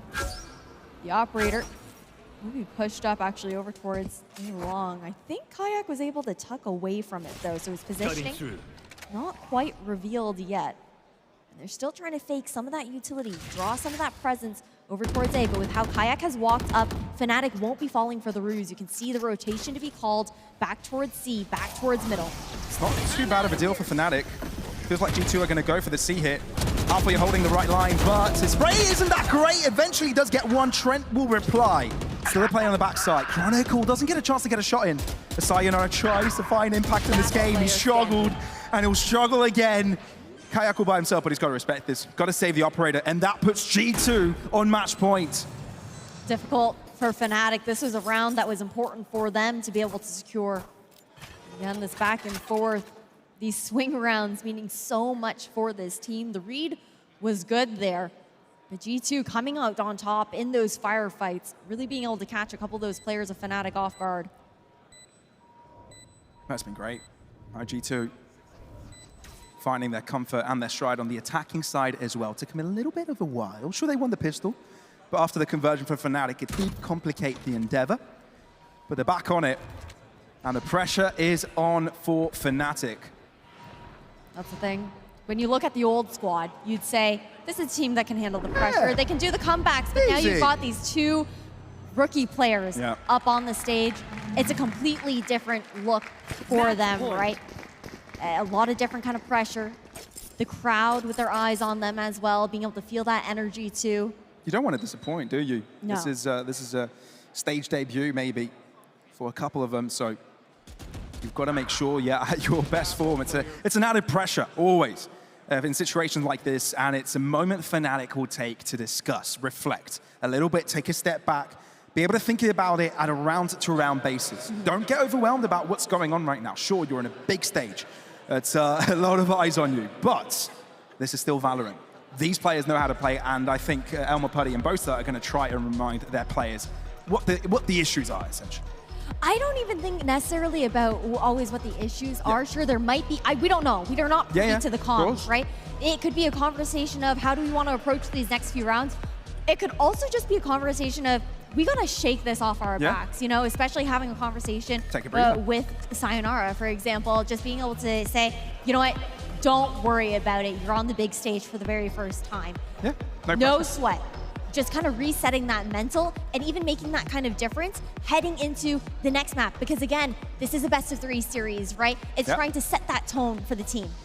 Well, I do see a lot of other fans, not only G2 and Fnatic fans out in the crowd. I see Foot as well. A lot of people here to support their teams. Those will be showing up later on today as well as tomorrow. But revealing area. The heat is on for Fnatic, and whether that tech timeout was what the team needed, we'll have to wait and see. No distractions. Be a big question. Kill Contract actually just narrowly misses Jogamo there. Now prepped up. What a shot from Alpha! I need to see that in slow-mo. That was incredibly quick. Shadows traveling. Drop the spike. I have no idea where that came from, and I don't think G2 know either. They're kind of lost in the situation, lost in the source. Leaf falling low, and HP Sayonara gets caught. So G2 able to stabilize, still breaking through. There is a gap. Kayak can't connect this time around, but Fnatic have got the numbers. That they do, looking to regroup. We've actually got a sandwich retake incoming here from Fnatic. 2 players on that flank as well. You've got to look at the utility as well. Paranoia available for Boaster, a flash for Kayak. This is doable. 2 players playing from hell here from G2. Jonah approaching very forward. That is going to be an off angle taken. They're playing within the smoke itself. Juggermore holding one of the lines, but can the other line sustain these hits? Valen, oh, he's making it scary for Fnatic as they cross onwards, but they've got the superiority in numbers. Boaster takes over and gives Fnatic another breathing chance. The IGL to make this space here for Fnatic. A phenomenal retake. It's what they've been stunning with on this defensive path here for FNC. But man, things got a little bit dodgy, a little bit dicey. At the very least, they beat the timing on the refresh for the fault line there from Jonah P as well. So very, very nicely done. But again, G2 are the ones with the upper hand. Being at that match point, it's Fnatic continuously looking to climb back up. 3 rounds necessary to take us to overtime. I mean, G2 are always going to have that pressure on Fnatic. Being that 1 round away, with Fnatic thinking, oh, snap, 1 mistake and we're out for this first map, our own map pick. It's always going to be in their heads. But like we said, they might have taken that step back now and think about it on a round-to-round basis. One tag taken from Bosa for the aftershock. He is low, but he's able to run away with his life. Sometimes that pressure can even mount in the opposite sense as well. You know, okay, we're just one round away from closing out the map. Now with the information that they've had with Leaf inserted over towards A short, it's actually going to be that shift back over towards this A site. The spike actually leans away initially before being tossed back over. Just trying to make a bit of noise here in mid. Great trade to be called here as well with Jonah Pete being on that angle. Here. For a moment there, I thought Leaf was late to react, but not so much. Sayonara, this is the moment to shine. Only on his side, Alpha yet by his side. Sayonara, good for the first one, but the adjustment not so grand. Kayak is left to himself. Ooh, he's just seen an opponent walk past them. This could be it. This could be G2 closing it in, and Jonah looking the right direction, gives Kayak another chance. Dimensional Rift. Kayak to do with this as he pleases. This could be incredible. Unless G2 can put an end to it. He's figured out where one of them is. Throws down a clone, goes back. Does he expect the same position by Trent? The answer is no. And G2 take over on Fnatic's map pick. What a way to do it as well. G2, they've always been consistent in being able to play together, grouping up in those situations and not allowing those clutches to happen. But on the map pick of Fnatic, this is where things looked like they were making that comeback in that second half. But G2, they managed to come back just in time. Oh yes, they did. What a game by G2. Guns blazing from the start.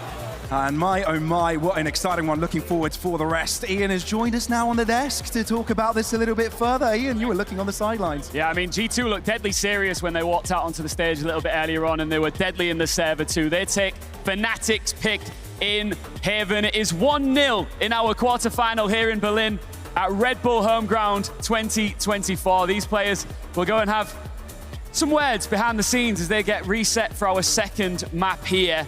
I mean, G2 just looked phenomenal, as you said there towards the end, like real unit. Yeah, I mean, they look like a unit throughout the entirety of the map, I would say, but we really saw Fnatic starting to shine on defense, but when it comes down to that protocoling, I think that's something that G2 do so well together, and you have to give credit over to Valen for that as well, that IGL that loves to micro for his team, call for that very specific positioning, being able to give the reasoning for it there as well, and making all the difference in those small plays. You mentioned the momentum that Fnatic picked up. I think it was round 19 when G2 just stomped it out. It felt like they were on to something. They were on a bit of a run, but that was such a clutch round, wasn't it? It really was. And I think it's rounds like those that can get you back into the shape of things, right? Once you're able to clutch around and you've got the crowd behind you, especially for players that haven't done that before, it builds you mentally, right? And I think that's really important for these players to get doing. Now, Sayonara wasn't quite able to do it this game, right? He only had just a couple of kills, I think a total maybe of 3, right? So it was a tough one for him. So maybe now that he's done it once, he can come into the next map feeling warmer, knows that there's no pressure on him anymore, and maybe can do what the rest of the team did towards that second half. I love that shout because I think, honestly, having a bit of an abysmal performance kind of takes it off your shoulders a little bit. Yeah. It's No like, punches pulled, Ash. Abysmal. Okay, I mean, yeah. You gotta be honest.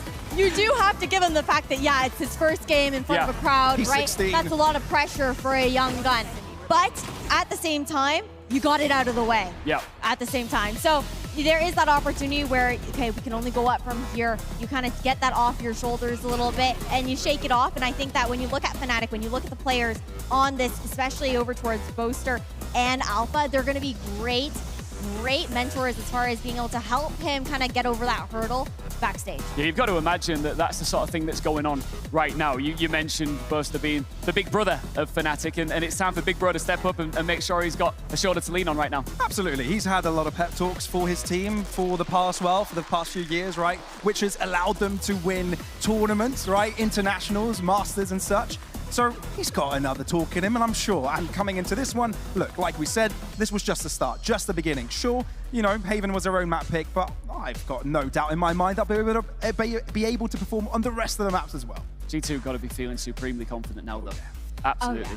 Oh, yeah. They were playing extremely confident, especially on that attacking side. I think on defense, on attack, it got a little bit frustrating for them with how Fnatic were playing so well on those retakes there on defense. But heading over towards Bind, again, where they kind of coined that initial meta composition within this past VCT season, they've got to feel good knowing that they're going on to a very homey map for them. But at the same time, it's a team like Fnatic. Boaster said it. Write them off. No, you can't write them off. They love to cook. And if you're going to run with the same comp that you've been playing since stage 1, Fnatic know more than enough to play against it. So it's a bit of a coin toss in that kind of regard because you're going back on old reliable, but that also means that your opponent can read into you pretty well. I mean, G2 aren't impenetrable on Bind either, right? The one time they played at this tournament, they lost to T1. So, look, there's a VOD on how to beat G2. Fnatic have definitely done their homework coming into today. I have no doubt in my mind this is still going to be a close affair. Yeah, I mean, you mentioned that you thought that G2 might be looking to get revenge over Fnatic for what went down at Champs, and it was these first 2 maps that they played in that best of 3, Haven and Bind. That was 2-0. G2 looking like they're trying to flip the script here. Hey, there's no better time to do it, right? They get have a little bit of fun. You get to kind of poke at a Fnatic that's still trying to figure things out with those roster changes that have come in. So it's going to be really interesting, especially seeing, once again, G2 starting out on defense here on Bind. It's going to be a strong start for them, I think. Ash, Pavlos, thank you very much. We are just getting started here in Berlin. That is map 1 down. Bind is next, live here in Berlin. Don't go anywhere.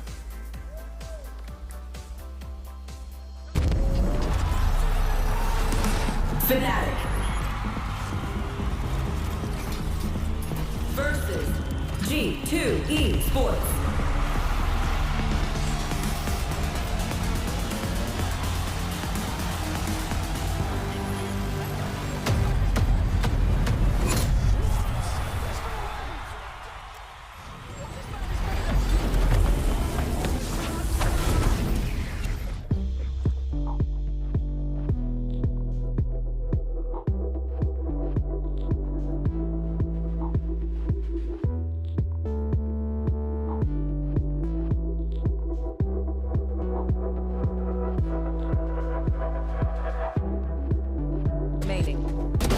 G2!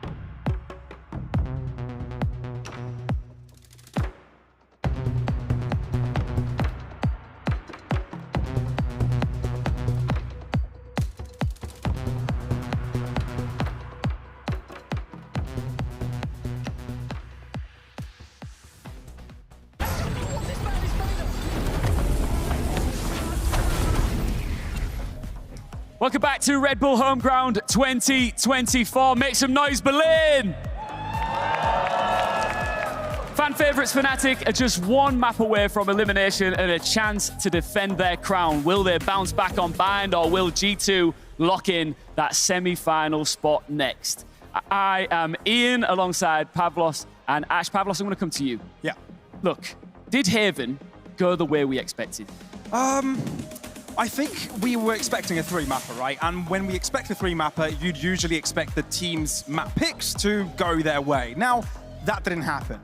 It was still a close affair, though. Fnatic did fight for it towards the second half. It was a slow start. So, sure, it went the way we expected it being close, but no, G2 did get this win. And with that, they probably got a better chance to getting a 2-0 in the series and already qualifying to that semi-final spot to play against Cloud9. And that is scary for Fnatic. Yeah, you know, high pressure, high stakes, and high intensity for some new faces that are stepping up onto the main stage for the very first time here. We talked about Buster, who will definitely be behind the scenes, trying to bring up the energy and, I guess, confidence of some of those players. But Elmer Puddy as well, we need him to be doing the exact same thing. Yeah, great point. Obviously, Elmer Puddy, like we said at the start of the day, he is, you know, a big part of this project, right? Coming into last year, he obviously, you know, didn't have the grasp over the roster from the get-go. Obviously, because given Boaster, I mean, he had such a great project going, he needed to step in and make what already work better. But now he's already had a year under this team, and he can make this project his own. He can define it the way he wants to, and he can do that with the leadership over these new additions. He's no longer that new addition. He's brought others along with him. He's had that experience with Hero over the year, over this past season, but he can do that again and form them into exactly what he needs for this team. Well, the players are once again locked in position, as we can see this Fnatic fan just loving life here in Berlin, lit up like a Christmas tree. It's like Christmas already. It was snowing yesterday, man. I know, I'm loving it. It's beginning to... It actually is. Stop there. No, this is one thing that's interesting, Ash, is that this is the first time we're seeing the NA G2 team here at Homeground. The last time was EMEA in 2021, so it's a real chance for them to make an impact and a big splash here in Berlin. That's the thing, and I think that it's going to be really cool to see how they've already had a bit of this hot start, right? And overall, just being able to make a name also for NA on, you know, EU. Yeah. I'm familiar with nearest airport. It's okay, guys. Like, we can get the elephant in the room out of the way. But it's going to be really cool to see how they continue to push forward, because I think they've had a great start throughout this event. This team has looked stunning on the stage and heading over towards Bind. We talked about this map a little bit earlier on. I'm really excited to see what they've got to bring. What do you think Fnatic could bring here? Explosivity, you know, come in with a great game. Obviously, you know, you'll have the game plan coming into this, but you want to come in with momentum. You want to be able to have that confidence come through you. And if you're able to get a few quick pace rounds in and create a bit of a lead for yourself, that's the best possible start for them. We've mentioned some of the younger players that we want to see step up on this stage. Is there anybody else in particular you really want to see pop off here? Ooh, pop-off. I feel like the thing is, I think nearly every single player on the stage had a pop-off moment on the side of Fnatic. I know we already talked a little bit about Sayonara. I think that really right now it's being able to dust things off, and we saw the shakes a little bit during that first map. I would like to see him getting a little bit more comfortable, a little bit more warmed up, hopefully seeing the impact that maybe a pep talk backstage had on this player. I think Kayak had a slow start on Haven. I want to see him come out guns blazing on Bind. It's interesting, isn't it, Pav? Because like I think for a lot of players, especially more mature players that are used to this kind of a main stage environment, fan support and seeing those fans is a beautiful thing. It can trigger you to perform even better. But if you're new to it, it can be extremely daunting. You know, when you're new to it, yes, it can, you know, take you out of your comfort zone. But when you do get used to it, you can use it as a tool. You can harness it, make it your own, sort of let it empower you. Sure, you need to learn to also not affect you when it goes the opposite way. We know that passionate fans can go against you in many moments, right? But, you know, it's a learning process, and it's still early doors for some of these players, and I feel like it won't take them long. There's a lot of support here for them, especially the younger players here within Fnatic. I don't think it will take long for them to get used to this and make good use of it also. We mentioned about pressure that G2 might be experiencing, not just here, but then, of course, going into the next season. It feels like either they're loving and thriving on that pressure, or they're just not feeling it at all. I feel like they kind of thrive on it a little bit. I do think that they are, just chill guys overall when it comes down to how they handle that. But they're not really players that lets that get to them. They're still focused on playing their own game. They don't really fall trap to those mind games with the experience that they've had climbing through our challengers and getting to this point. They've had a lot of ups and downs as that core. 3 in particular from the back when they were known as the guard there as well. But I think that right now, you look at this matchup as a really big confidence builder here for G2 as well. Because it's this chance to knock out the previous champions of Red Bull home ground and deny them even that opportunity to try and get to that grand final to take that title back for themselves. Yeah, I completely agree with that, Ash, 100%. Another thought of mine, given that the fact that we talked that G2, sure, they want to retain that VCT spot, G2 isn't an organization that's just about retaining spots. They're here out for trophies. Yeah. They were, last year, the best performing Ascension qualified team. Yeah. By far. They made internationals, they made top 8 entrances, they made top 3s. So by no means are they just here to show themselves, show their faces, stick around for an extra year. They're here for the whole thing. And, seeing what they've done so far, the confidence they come in, this is looking exciting for them, and I really hope that we get to see more and more of this. I love that you talk about some of the results that they gained last year as well. Within the last 2 stages of Americas, they had that second place finish.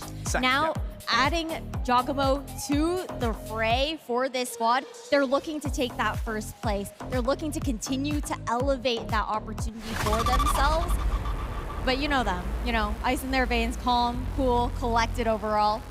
And just before you get into this agent select, I just want to make something really clear here. We've talked a lot about, learnings that we get from each of these teams, a chance to glue and a chance to gel and make a name for yourself. But at the end of all of this, let's not forget, there is going to be a glorious trophy in the center of this stage, and only one team gets to lift it in the air and celebrate in front of the fans. And moments like that truly matter if you're a competitive player. They coin you, they create you, and they create extra hunger for you to fight for even more and more. Speaking of hunger, cooking in the server here as well when you're looking at this agent select here for Fnatic. G2, what we expect. But these role shifts here on the side of Fnatic, we know that obviously Boaster continuously being that controller player, bringing the Astra back out, the controller agent that he was so well known for back when she was the most meta, and she's gotten that buff recently. And now you've also got Alpha back onto the Raze. You love to see that. And Kayak actually shifts onto the Gecko here. There's a lot of flexibility here. And you're right, seeing Astra, there was a lot of speculation about seeing her more and more. And that, to be one of the great teams, you probably need to have her within the roster, of course, on the maps that it is necessary for you to have it. She's gonna be meta. We know that. She had an amazing phase a couple of years ago of being the best controller by far and was a staple across nearly all maps. And there's no doubt that that might be happening again. And Fnatic, look, last year they were a little bit slow with entertaining some of the changes in meta. They're not gonna fall victims to the same thing again. They want to be ahead of the curve. That they do. And I think also just giving Boaster that opportunity to continue to have more of a global presence on the map with his utility as well is such a big difference maker with how he's going to have that chance to make some of these calls for plays happen, have his hand on the other side of the map while he's lurking and still having that kind of impact for the team. It's going to be really fun to see these 2 very different approaches that we're seeing to bind. So you do mention different approaches, but how exactly do you think they will differ when we look at the map itself, right? What are those key differences and what do we expect coming to this? What does Fnatic try to do with the current comp that they have and how G2, reflects against it? I think you look towards Fnatic, you look at the micro combo opportunities here that you get to set up for Alpha alongside Boaster, alongside Sayonara. The fact that you do have that Seize, you have that grab well that you can combine alongside that nade and the impact that that's going to be able to have for the team. Meanwhile, for G2, I think it's more of the expectation of explosivity to actually find that space for Giacomo, for him to take advantage of the disruption that Jonah and Trent are going to be able to cause for the team. Of course, Kron and Leaf are both going to be those lurking presences on either side. You can see Kayak on stage right now, fully in Zen mode. Locked in. locked and loaded. This means something, Ian. This means something to all of them. Sure, it's off-season, but it matters. This is debut tournament for Kayak with Fnatic. He wants a trophy straight away. He wants to prove that not only can he be the best within Ascension, with the best within Challenges, but he can fill the shoes of one of the best in the world, right? Be able to fill the shoes of Durka. And what a challenge is that? And you can see he's locked in today. He needs that. I love seeing, like, in these pivotal moments, the different types of, I guess, pre-map rituals that some of these players implement. You know, so we've got some clicking knuckles, we've got some in full-on Zen mode. It's each to their own. Everyone's got different approaches, and it's what suits you to calm your nerves ahead of what is, you know, especially Fnatic, a do-or-die map. Can almost anything, right? Anything could be their saving grace, really, getting into this one. It's going to be really interesting to see if G2 can carry on the momentum from the previous map. Like we said, they took Fnatic's map pick earlier on Haven, now jumping in on Bind. It could be a quick 2-0, right? And that would be quite an upset for Fnatic. Look, they played 2 games in the main Swiss, a win, a loss, not as smooth sailing, but yeah, G2-0. Oh, maybe. Okay, fighting words. But that's a sign. That's a sign. Literally a sign. A sign of the future, but a physical sign as well. Wow. Absolutely. It's just fascinating to see how far Valorant has come over the years, and to think that this is an off-season event and how popular it is and how many fans have traveled from all over the place to be here, absolutely loving life. And there's fans of every single team that you see in jerseys of teams that are not even here anymore, but Valorant fans just love to see the game. That's the thing. It's the love, the passion for the game that it really resonates within this community, and the fact that they're always going to be happy to represent who they really show their hearts for, but not afraid to root for somebody else for whatever reason it may be. Well, I don't think we're far off now from getting in, as we can see the fist bumps going down, fives being slapped as we get set for what is a crucial second map here in this quarterfinal. The fans have waited for it, and now they are going to get it. Will the champs live on to defend their crown that they managed to capture last year, or will it be NA on top? Map 2 starts right now with Ash and Pavlos. There is no doubt in anybody's mind this is going to be a banger of a second map for this series. Fnatic need a lot to do here as Bind is on their sides. Definitely is, especially with these adjustments in these roles, right? We haven't seen this iteration of Fnatic play on Bind before. Last time it was back when Durka was still on the roster. And he was the one actually taking that raised role, and it had been Alpha on the Gecko instead now, allowing him to continue to be unleashed. G2 never stop from poking and prodding, do they? Always want to be menaces. This allowed Fnatic to go for any sort of setup. That's crucial for Fnatic, not being able to do that. Kayak going for a little bit of walk, hesitates. He's got the spike on him. It's not really an easy scenario if you just walk through and lose it. No, and that Dizzy actually coming out from Trent does garner a bit of information here for G2. But look at the way Leaf looks to re-clear. He's just been so consistent on his role with finding that information, knowing that Fnatic will play that ebb and flow. Well, it seems that Fnatic have made the decision. 30 seconds Left-hand left. side is where they'll be maneuvering through. Only one defender, it's Valiant. It's the perfect case scenario for Fnatic to just put the spike down and call it a day and go and hold it out until the end. And 4v5, when the spike is down, that's when the turntables, right? That's when you're the team that's under control. Out of charges. That's the thing. Even now, taking this elbow control here for Fnatic, but you've got this rotation, this flank coming out from G2. Leaf just getting that timing here on Chronicle, who's just missed it. Oh, man. And I don't know if that will trigger Fnatic to maybe put Bosa lurking out. Oh, he's going to have his knife out. No This is idea. bad timing. Fnatic might be playing with an extra player down, with G2 having the upper hand here. Dizzy, good to keep one back. Kayak needs to be accurate here, but he cannot find the shot. Chronicle, experience in the clutches. One of the most influential ones in history to ever do it. But even if the players are low against him, he won't be able to kill off the diffuser. G2 with first blood for a third time running. It's been so good for G2. Every single pistol round so far being picked up by them and setting the tone for each map. That timing was so crucial. We've seen similar looks from Leaf and Kron over on Haven where they were able to just thread the needle, just find that timing, and bypassing each other like ships in the night.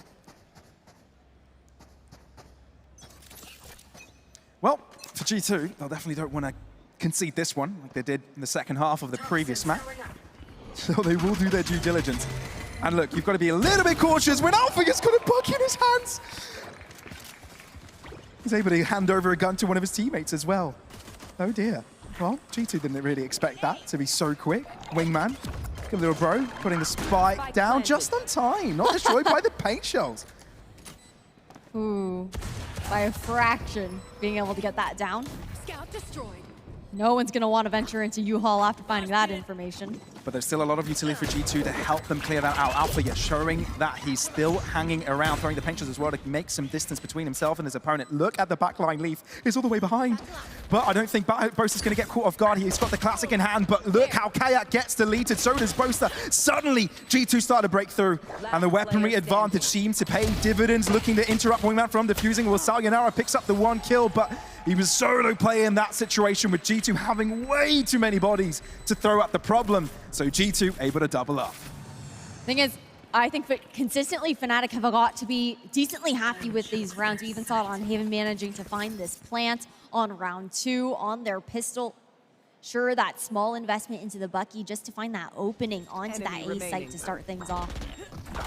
But overall, you've got to be happy with the damage that you're able to do, with the success that you're able to find, and putting a little bit of extra coin into your pockets there.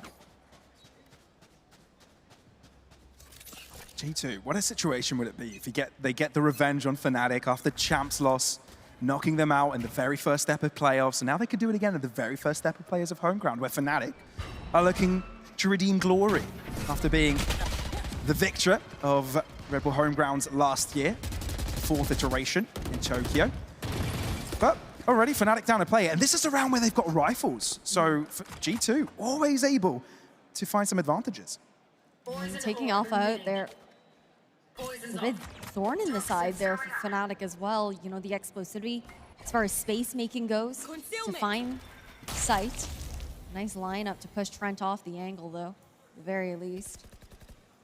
Let's see when Boaster decides to move in, because Trent's position could be very problematic. He's revealed himself together with a wingman. Oh. Boaster overwhelmed. Fnatic need to find an advantage elsewhere. They need to find it quick in through Lambs.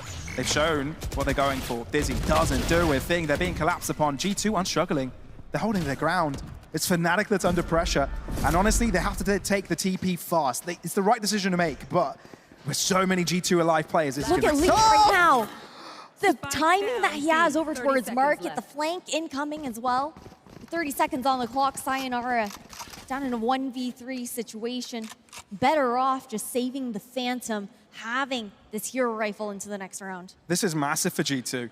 This is the best start possible, where Fnatic throw guns into the 3rd round and can't recover the win.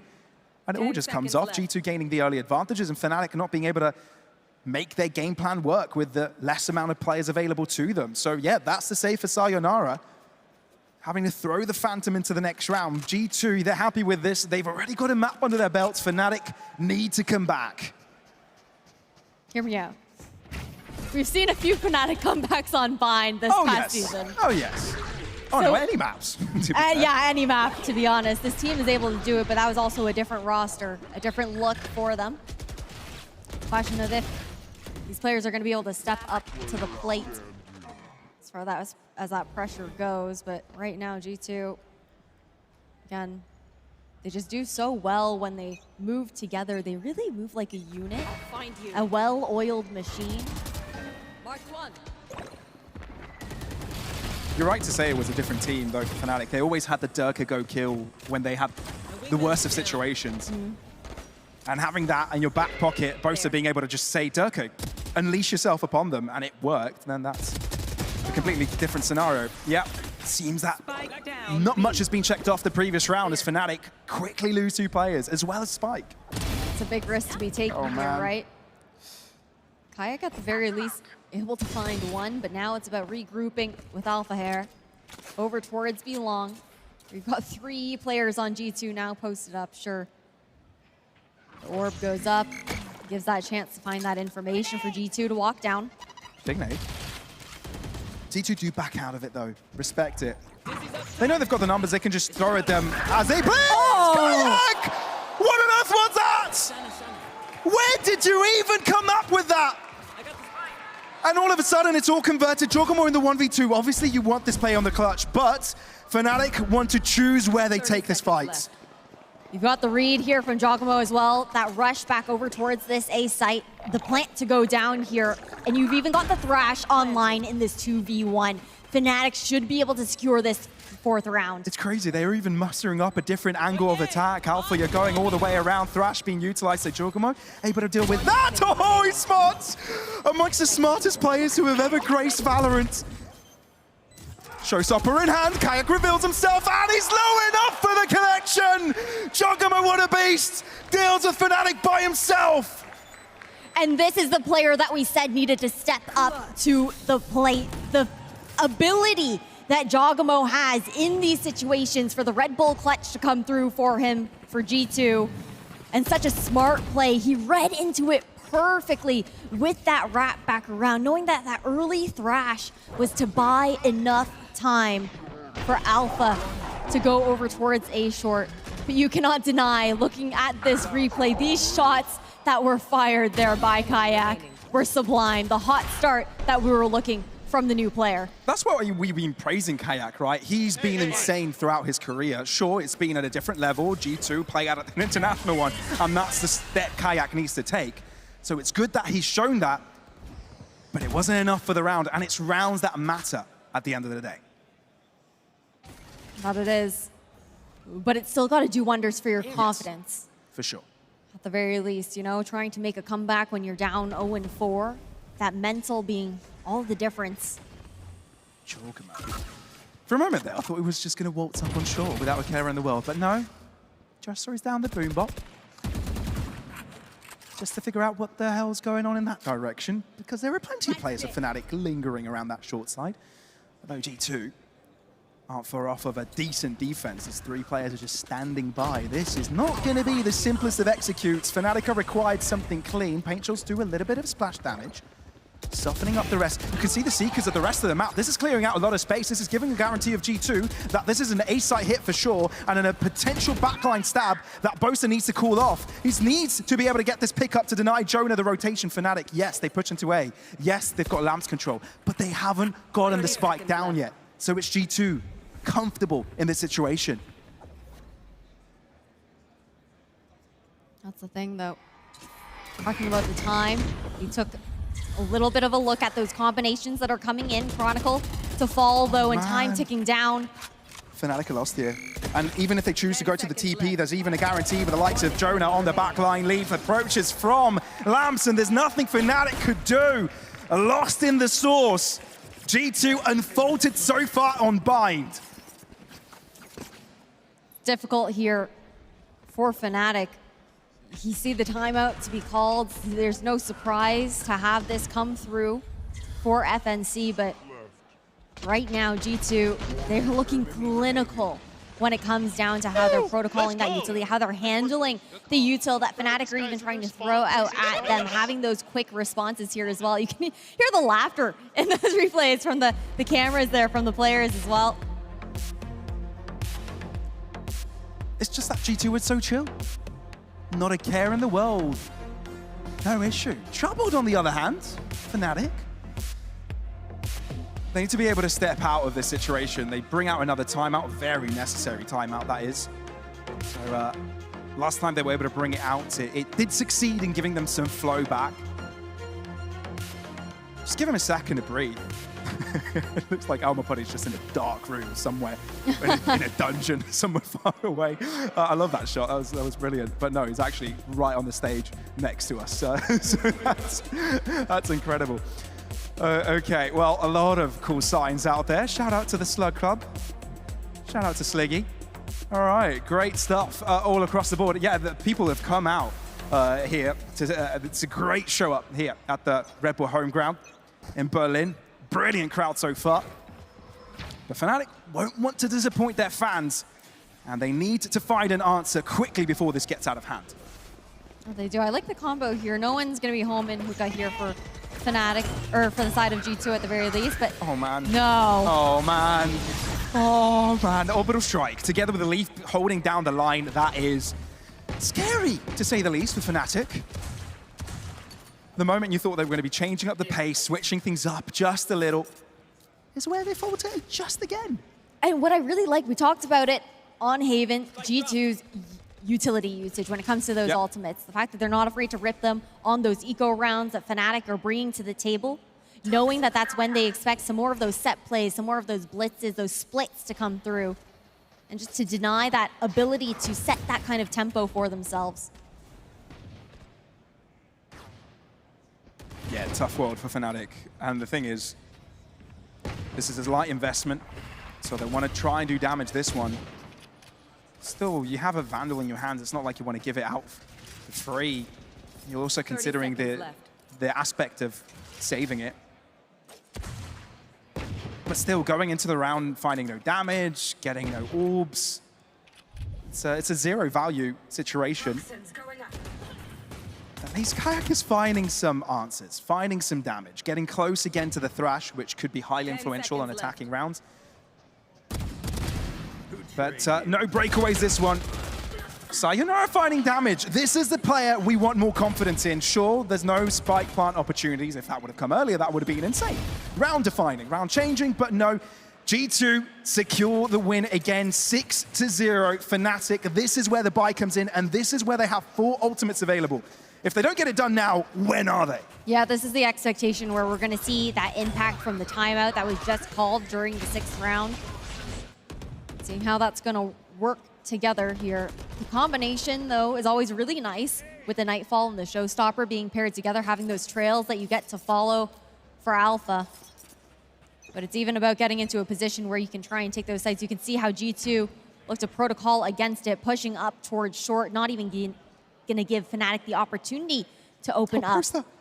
They haven't checked this corner. He's able to get 1 kill.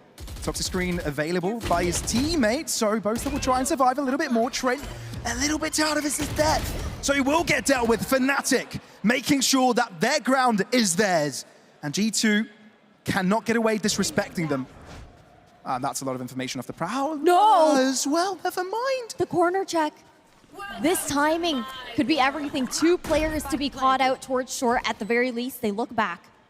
It's a great timing for Alpha here to look back, but if he didn't, that could have been crazy. Yeah, you can't consider G2 to be favorites for this round at all. So finally, Fnatic to secure a round. They didn't really have to use much of their own, to be fair, right? They didn't have to go for it. It was G2 that might have overcooked and given Fnatic some freebies. But any round is a good round, especially when you haven't collected one this entire game just yet. Jonah just toying with them a little bit more, being like, if you want me, come and get me. I mean, he's got the money to work with here, right? It's Fnatic who are hurting a little bit more in those pockets, not looking to give any of these weapons away. But overall, is a great response. You know, Boaster opening things up with that lurk positioning. Again, his opportunity to even be in spots like that because he is going to be on the Aster roll, able to use that utility globally, a little bit split up from the team and try and find those ratty positions.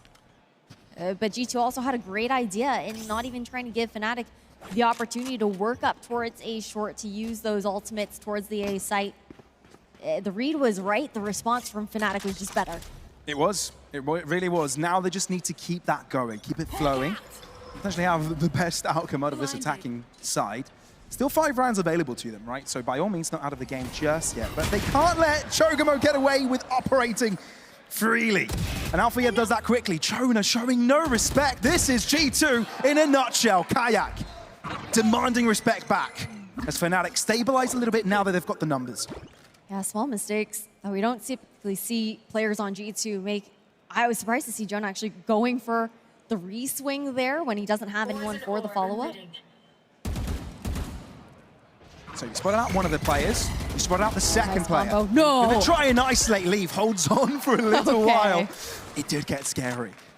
But Fnatic, again, 50 seconds to work with. They know they've got the numbers. They know there's one player towards the A site. They're wondering if they lured the second player there, or G2 are playing with their defenders bunched together. And at the end of the day, it doesn't really matter about who you lure. It's more about the fact that you're playing the numbers in a 3v1, but Valorant's still able to isolate a fight. Down to a 2v2. Still 2 ultimates to work here for Fnatic. The Nightfall and the Cosmic Divide. Oh, Valen, the true gatekeeper of this A side. No one shall cross while he is still alive. That is superb by G2. When Fnatic think they've got it all covered, you need to think again. I mean, he manages to find every single 1v1 situation possible. When it's a 3v1 towards site there, they group up. Fnatic has the idea, but when it comes down to that spacing, just a little bit off, and Valen playing it so well.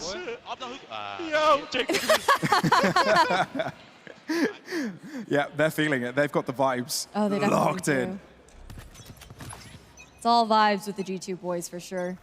I mean, you're 7-1 against probably the biggest organizational rivalry we've seen recently.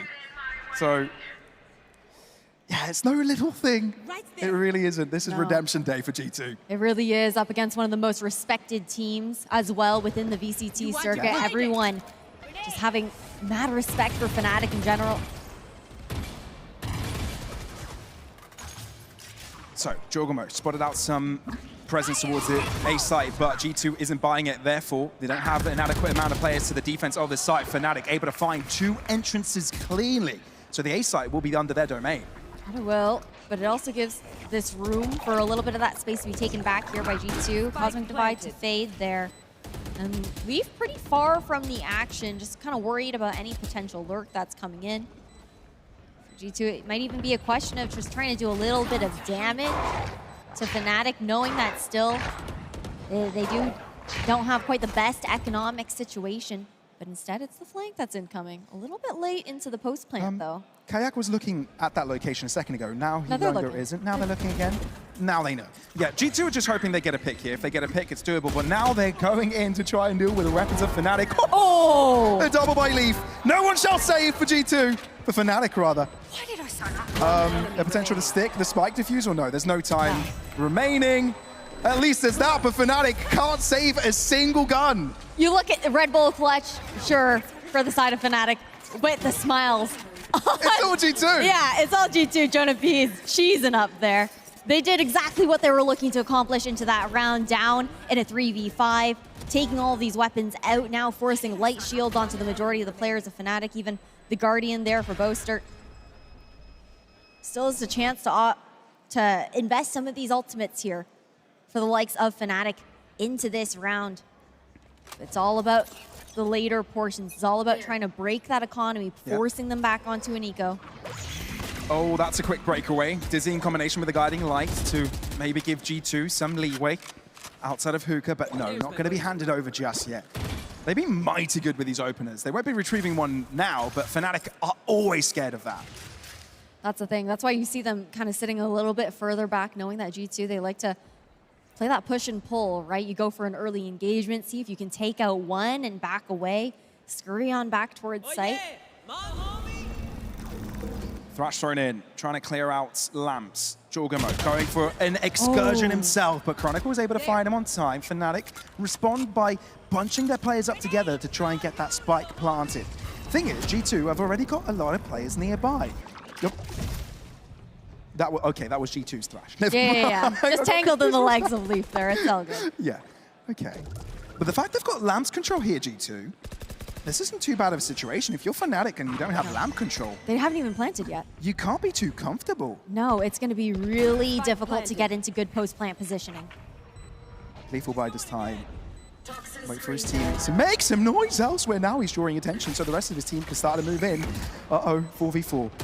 High ground gathered by Fnatic, but it matters not. Chronicle holding on for now. Kayak locked in no man's zone, and Chronicle is all that remains for Fnatic, the final hope. The 3-time world champ, the only one that can be proud of a title like that. Orbital strike thrown in, hoping for a Hail Mary spray down, but instead he gets killed from above, and G2 take over yet again.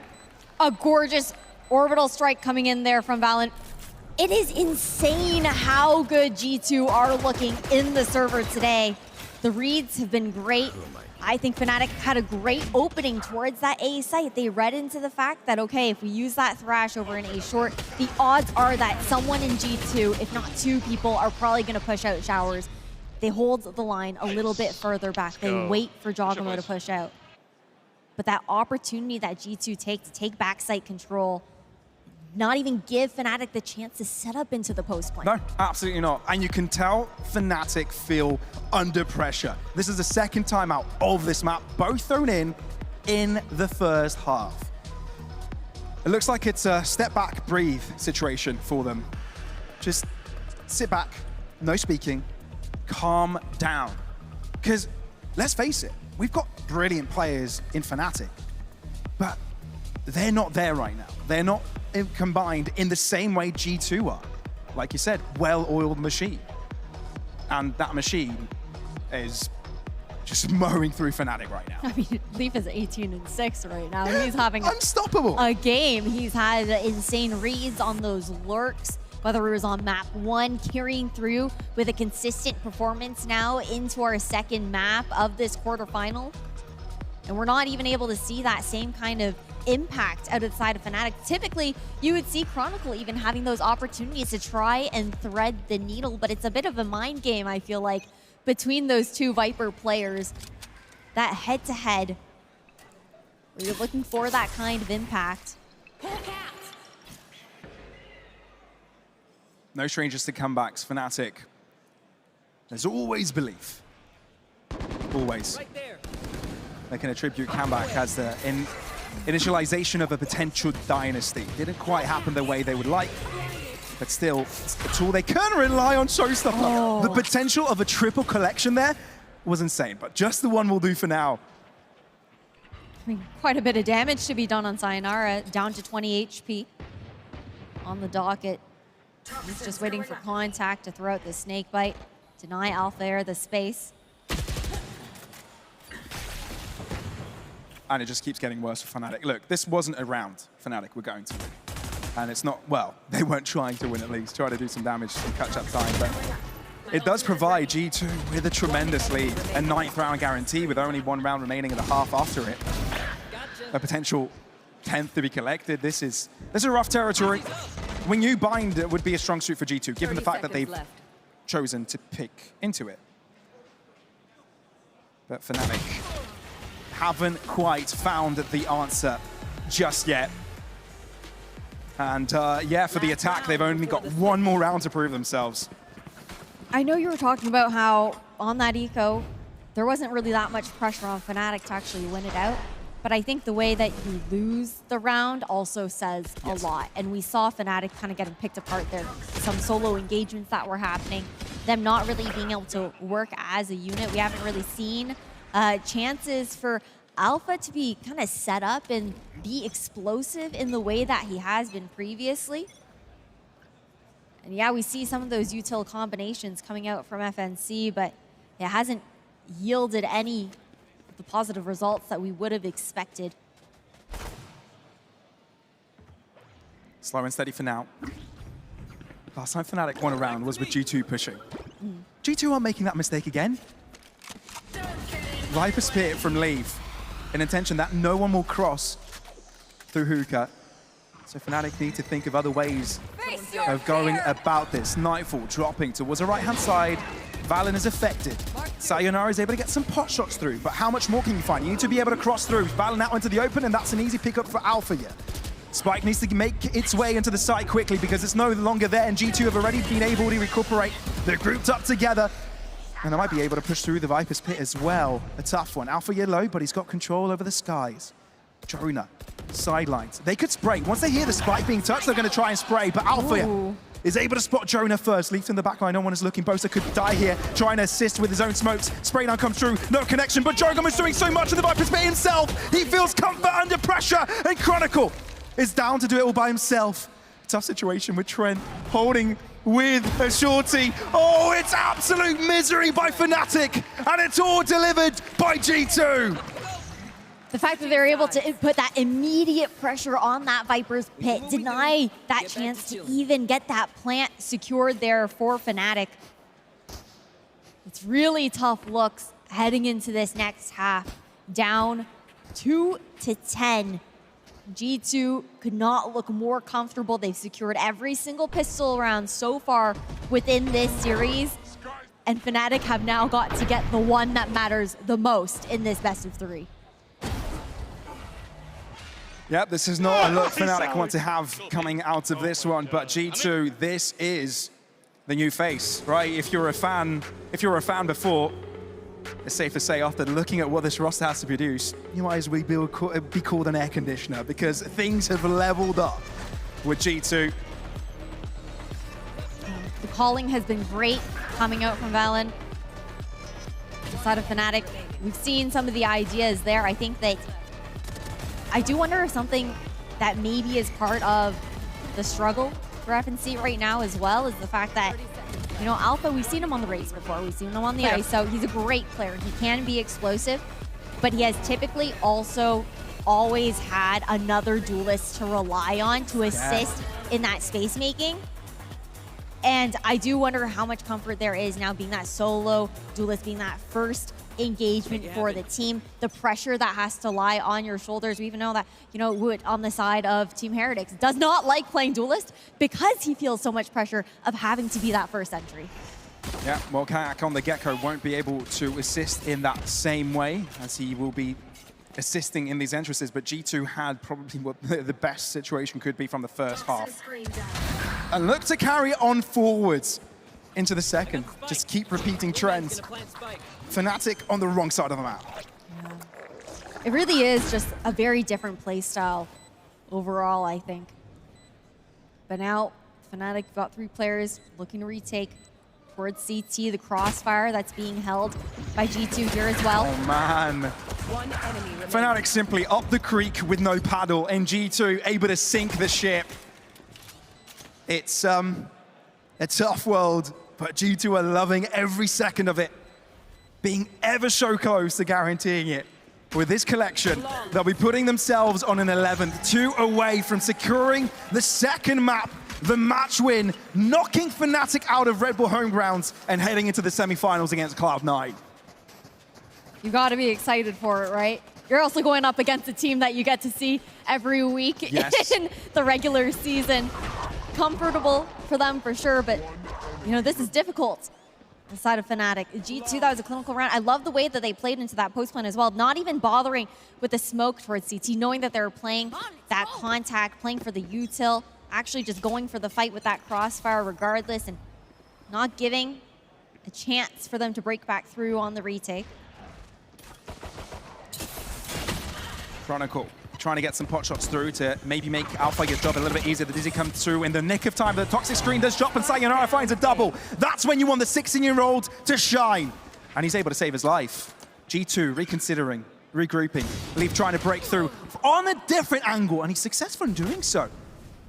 This has stabilized the ordeal. Chronicle locked on site by himself, trying to hold on to that line, but he's unable to do so. Therefore, a free spike plant is permitted. Well, look at that timing here as well. Originally, Boaster and Sayonara were looking to crunch on Leaf. Now, forced to push back over towards site. Leaf's gonna find the timing. He is. But Boaster also trying to do something of his own. You were hoping that Sayonara could keep them busy a little bit longer. But with Boaster having to deal with so many different angles, so many different positions, sure, amongst the best in the world. But in situations like this, it just might not be enough. Match point for G2. G2 that had also previously fallen on Bind earlier on in this competition as well. You know that they're gonna look at those mistakes. They're gonna come back hitting hard. And what a performance coming out from Leaf.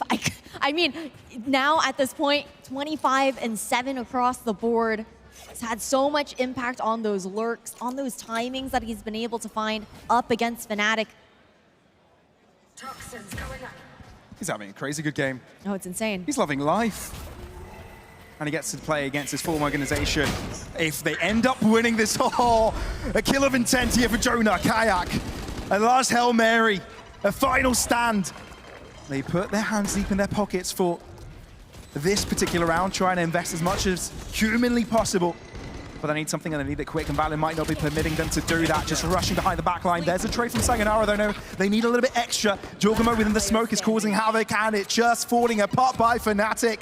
G2 have got them against the wall, taking wind out of their lungs. G2 not only knock out Fnatic, but show that they're the new big boss in Red Bull home grounds. That's the thing, knocking the Kings out of the competition here. The defenders of the Red Bull home ground title from Tokyo back in 2023. We were expecting a possible rematch into the semifinals, but it's just going to be an NA derby. It really will be an NA derby right after this. It was an incredible match by G2, and what is showing on Bind, right?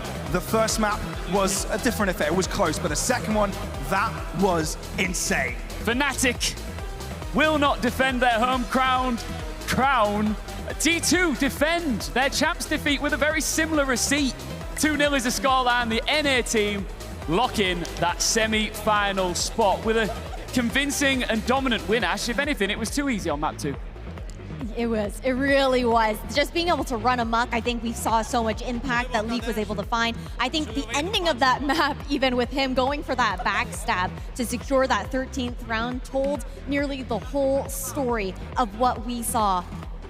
But for Fnatic, it was difficult, not able to bounce back into that second map. Now they get to kind of relax, they get to enjoy the rest of the venue and everything like that. But overall, for G2, incredible looks. I think the person holding the sign with the cheap G2O, we need to ask for more predictions, because it seems that she's got a hand on the script. That was nuts. But Fnatic, look, it's a showing, it's a new project, it's just the beginning. It's awesome to get to see them in a tournament like this. We saw some debuts in front of a stage with a live crowd. It's a big change to a lot of these players. I'm glad we got to see it. That's the thing, it's just giving them a little bit of grace in that regard with the 2 new players stepping into the fray here for Fnatic, and just looking at it at being that opportunity of experience for them to glean, kind of shaking off this, a little bit of the nerves of even having to play on the big stage for the very first time. Yeah, it was nice to see Fnatic get their flowers here, because the fans always love to see them show out, but it's G2 who just roll forward, and they look like a force to be reckoned with going into this next semi. That they do. It's just insane how good that they've looked together. I think that there was that expectation here for the G2 boys, considering, they have their core 4 that was carrying forward into this, and Jogamo being that superstar to add on into it. But he didn't even really have to do all too much here on Bind. I don't think there was ever any doubt, though, that he would be an impact to this roster. Yeah. We hyped him to the moon coming into it, didn't we? We absolutely did. And I think even though we highlighted him, we need to put attention towards Leaf, because he absolutely did insane work overall with G2, and now he gets to play against his former organization within Cloud9, right? So yeah, that's a bit of a rivalry that we'll get to see, and him being on top form is exactly what we needed for that matchup. No, the opportunity for more revenge coming in here as well. It seems like that's what G2's thriving off of. Revenge deliverers. Fnatic have got some work to do though, right, after that? Oh, yeah, they do. They absolutely do. I mean, look, this is the whole reason these off-season events exist. Just to try and just try and figure out what those growing pains actually are, to figure out, what you need to be working on leading up to the following season.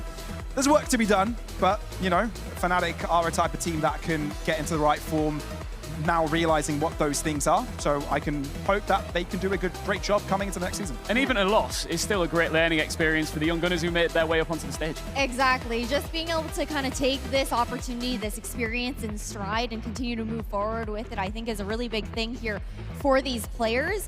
And just being able to shake that off. We did see them eventually starting to warm up. Yeah, Sayonara, he had that really tough start on the first map on Haven. We saw him having a couple of, star-studded moments here on Bind. Was it enough to tow them over the line? No, but at the end of the day, you kind of have to look at it for what it is and consider how you're going to continue to learn from this going forward. All right, well, let's hear from the man of the moment. Adam Savage is standing by with Jogamo right now. Thanks very much, Ian. It's me, Adam Savage here, guys. Great to see you. We are so excited to bring you some fantastic interviews here from Killjoy's lab here as well. Red Bull Homeground, would you please make some noise from G2 for Jogamo? The crowd love you, man. They love you. I appreciate the crowd, man. You guys are amazing. Like, There's not that much hype yet. I'm waiting for the little bit, you know, when we get a little bit deeper into the tournament. But I mean, you guys are cheering Fnatic, but what about us, you know? Honestly, you guys, you put quite a show there as well. We're going to talk about it. Obviously, earlier on this season, we saw that Fnatic knocked you guys out of a competition. You weren't part of the team then, but you are now. Yep. Are you him? Is it all about you, Jorgamo? Time will tell, but I'll make it about me eventually, for sure. Okay, for sure. Walker, I mean, 2-0, a great part of the competition, knocking out last year's 2023 champions. How did it feel for you guys? We saw you kind of like, you know, having a great time there on the feed with the penultimate game. You were enjoying yourselves, it seemed. Of course, if you don't enjoy the game, enjoy your partners next to you, how are you gonna win? You know, you gotta make sure the team cam's like on point, everybody's having fun, everybody's laughing. Gotta keep the vibes up, and that's my job sometimes, you know? I mean, since joining the team here as well, I mean, how much have you enjoyed being part of this G2 family? It seems like you are having the best time of your life out there. I mean, I love the staff. I love all my boys. I mean, a few of us went on vacation, you know, for a little bit to Barcelona. So, like, I mean, I've been spending as much time as much as I can with them. So it's been nice. Should I ask you what happened in Barcelona, or just leave that one? Just leave that alone for sure. Leave that alone. We'll talk off camera later. But apart from that as well, obviously Valorant as well, IGL on the team. What does Valorant add to things for you guys as well? How is he inspiring you during big moments like those games? I mean, he knows how to control me. He knows how to control his dog. That's what I would always say. But he has a lot of like game plans. He has everything that's settled that I've never had experience with before. Yep. So learning is like my best part of my features, like that I know about myself. So him teaching me the ways of his game plan and the way that G2 plays, I mean, it's gonna make me insane. So I mean, I already seen the results of it. So yeah. Yeah. It's all about the dogamo, man. The dog? I love it, the dog. Looking ahead as well, obviously, it's NA versus NA Cloud9. It's coming thick and fast. How are you guys going to prepare for that later on? I mean, it's definitely like, it's going to be a little bit rough because like we haven't played together yet. I mean, they haven't played each other in a while as well. And especially with a new team, that we're going to figure out how to counter like, you know, Oxy, of course. You know, we have Rossi IGLing on that new team. So yeah, I think the core is really good for Cloud9. My boy Vic got on that team, so I'm excited to play them for sure. And talk to me as well about this amazing experience at Red Bull home ground for you as well. I mean, what's it been like since being here? Obviously, Berlin has come out, a tour de force out here. How have you enjoyed your experience here? Besides the, you know, the snow, maybe the rain, everything else has been fine. I love it so far. Okay, and do I call it now? G2 going through to the final. Are we feeling confident, Jorgamo? I'm feeling confident, but I'll let you decide that. Okay, Berlin, do we think G2 could go all the way to the final? I know these guys are ready as well. They're there for it. For sure. One more time, would you please give it up to Jorgamo? From one spectacle hero to another, it's back to my guy, Ian Chambers. Jeez Louise. Yeah, thank you very much, Adam. I was worried at some point that Adam was going to start barking there.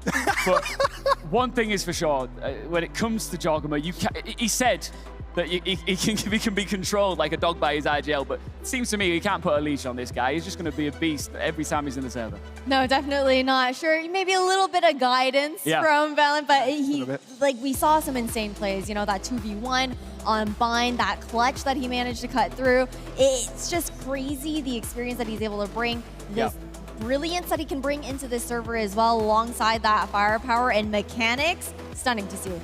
I think, Pav, we talk a lot about Fnatic when we were coming in here about how you need charismatic leaders, you need charismatic men on your team that can really help the vibes. And you said at the start, Ash, as well, that this is a really chilled out G2 roster. And I think somebody like Jorgamo, who is super chilled and, we saw there, extremely charismatic, will maintain those high vibes and high energy for this team. During that interview, he said something very key to me, is that to be able to win games, you've got to enjoy playing. You've got to enjoy the moment. And I think that's advice for general life, right? To go through moments and stages and difficult moments through your life, you need to be enjoying every part of it and appreciating it. And if you're having fun, that gets translated in the game itself. So that's a brilliant mentality to have if you're G2. Yeah, I think just you can see the fact that they really look like they're friends playing the game together. I think that makes all the difference with the attitude that you head into this. Of course, you're taking it seriously too, but just that difference in mental check and not really having to worry about it nearly as much, it can be all of the difference maker. Meanwhile, for Fnatic, we obviously saw maybe a little bit more pressure on their shoulders, not having that same kind of ability to have that time to gel together, especially with Saranara coming in as the stand-in for that team. But at the end of the day, it was just two very different situations for either side. What did G2 get so right on Bind? Everything. Absolutely everything. I mean, look, they knew exactly how to approach with their comp that they had. Obviously, playing against T1 gave them, you know, some of their weaknesses that they were able to deal with. And I think in a matter of just a day, they completely stepped up. And obviously, sure, they made some mistakes along the way, which allowed Fnatic to gain a couple of rounds. But it was just those couple. They were quick to react to them and be able to fix that. And it was perfect. Sure, some could argue Fnatic's composition might be a little bit more difficult to pull off. Right, there's a bit of ease of use for what G2 are going. It's straightforward, right? You just have a ton of flashes, you can explode through sites and assist your players to walk in. There's a few more layers to Fnatic's play that needs a little bit more practice to pull off. Yeah, I think the ebb and flow of the map control for G2, their protocoling as far as looking to re-clear spaces that they've previously given up, assisting in those reads, especially some of the calls that I'm sure were coming out from Leaf with the information that he was able to find on a lot of those like lurk rat positions. But I also think that G2 found more opportunities to play off of the utility that they were throwing out to actually find engagements and find kills off of them. Meanwhile, for Fnatic, it was a bit of a different story. We saw a lot of util combos coming out, but G2 did really well to actually deny any value coming out from them. Yeah, maybe a few missed timings as well here and there. It just wasn't clean, right? I don't know if that was nerves. I don't know if that was just, you know, just what happened today. I think they're capable of much better. They're definitely capable of much Absolutely. better. There's no doubt about that. And I think either you're a neutral or you're a Fnatic fan, you wanted that to be a more contested battle, right? No, for sure, for sure. And I think we talked a little bit about Alpha also even slotting in to being the solo duelist on this team as well. I do have to give him the flowers of, as far as those first engagements goes, he actually did really well. I think he came out on top against Jogamo actually in those first blood duels. But when it comes down to the comfort of that, it's a very different look of responsibility that you're going to have onto those shoulders. I think, although I am heartbroken for Fnatic in this loss, I'm more heartbroken about the fact that we did not get to see Pearl from them. I've been waiting years. Oh, man. Yeah, we all have. I mean, I'm glad Pearl is back. Everybody is. I don't know if it's everyone. I don't think everybody is. No, I don't think everybody is. But, you know, we enjoy it from time to time, and it's been a while. We miss it. So, yeah, we didn't get to see that, but maybe in the next maps. Hopefully more Boaster on Astra. That's what I love to see. Yeah, well, we won't be seeing Boaster anymore in this tournament, so unlucky. Which is a shame because I do think we do like to see reigning champions defend their crown. But on the flip side of that, the exciting thing is we're going to get a brand new one. That's true. Also, guaranteed NA team in grand finals no matter what. How are you feeling about that? I'm feeling pretty good. Making the trip worthwhile, you know? And shout out to G2 as well, because right now they've got to just literally dust themselves off, reset, and come right back out here for a semi-final very shortly. That's a big responsibility. It's a big task. Not only doing it once, but twice. I mean, the vibes are good, right? Everything's there for them. I think the only thing that you need to do is to be careful not to unwarm yourself, right? Be able to still be at that mechanical level. If you spend too much time away from the computer and getting back into things, you might have your shakes. And eventually, if it does go into the late vestiges of a 3-mapper, fatigue might be a play, but I think they got done and dusted with this map so quickly. I don't think this is going to be an issue. And they're fired up. Yeah. Yeah.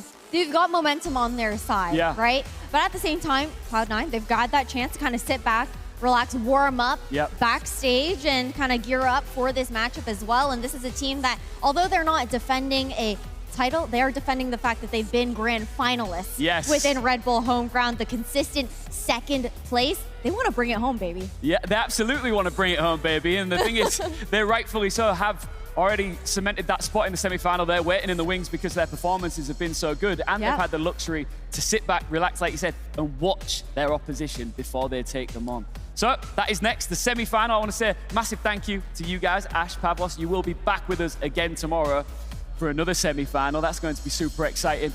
And when we come back, semi-final, Cloud9, G2 is going down. Don't miss it.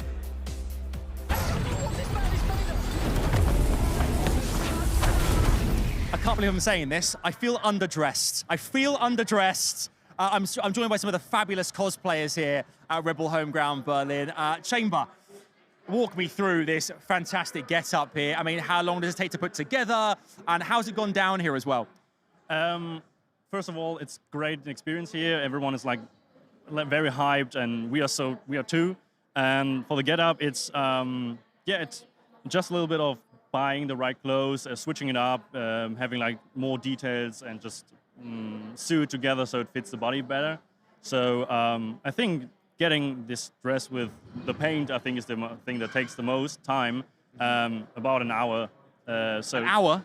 Yeah, hour 40 minutes. It's commitment. I mean, just putting on the clothes like 2 minutes, and then makeup and hairstyling and the color mainly, which has to do another person because I can't get the paint on my back. So it takes some time. I got you. And of course, ladies, you look fantastic as well here. Killjoy, technically, we're in your lab here. This is your house, we can see here. And you're from Berlin as well. Talk about your experience too, and you've got weapons and everything here. Yeah, well, it's my lab, so I have to be equipped, right? I brought my weapon. I also have some swarm grenades, but I better not get them out here. It's kind of dangerous. So yeah, but the vibe is just very nice. I'm very happy to have you here in my lab, and yeah.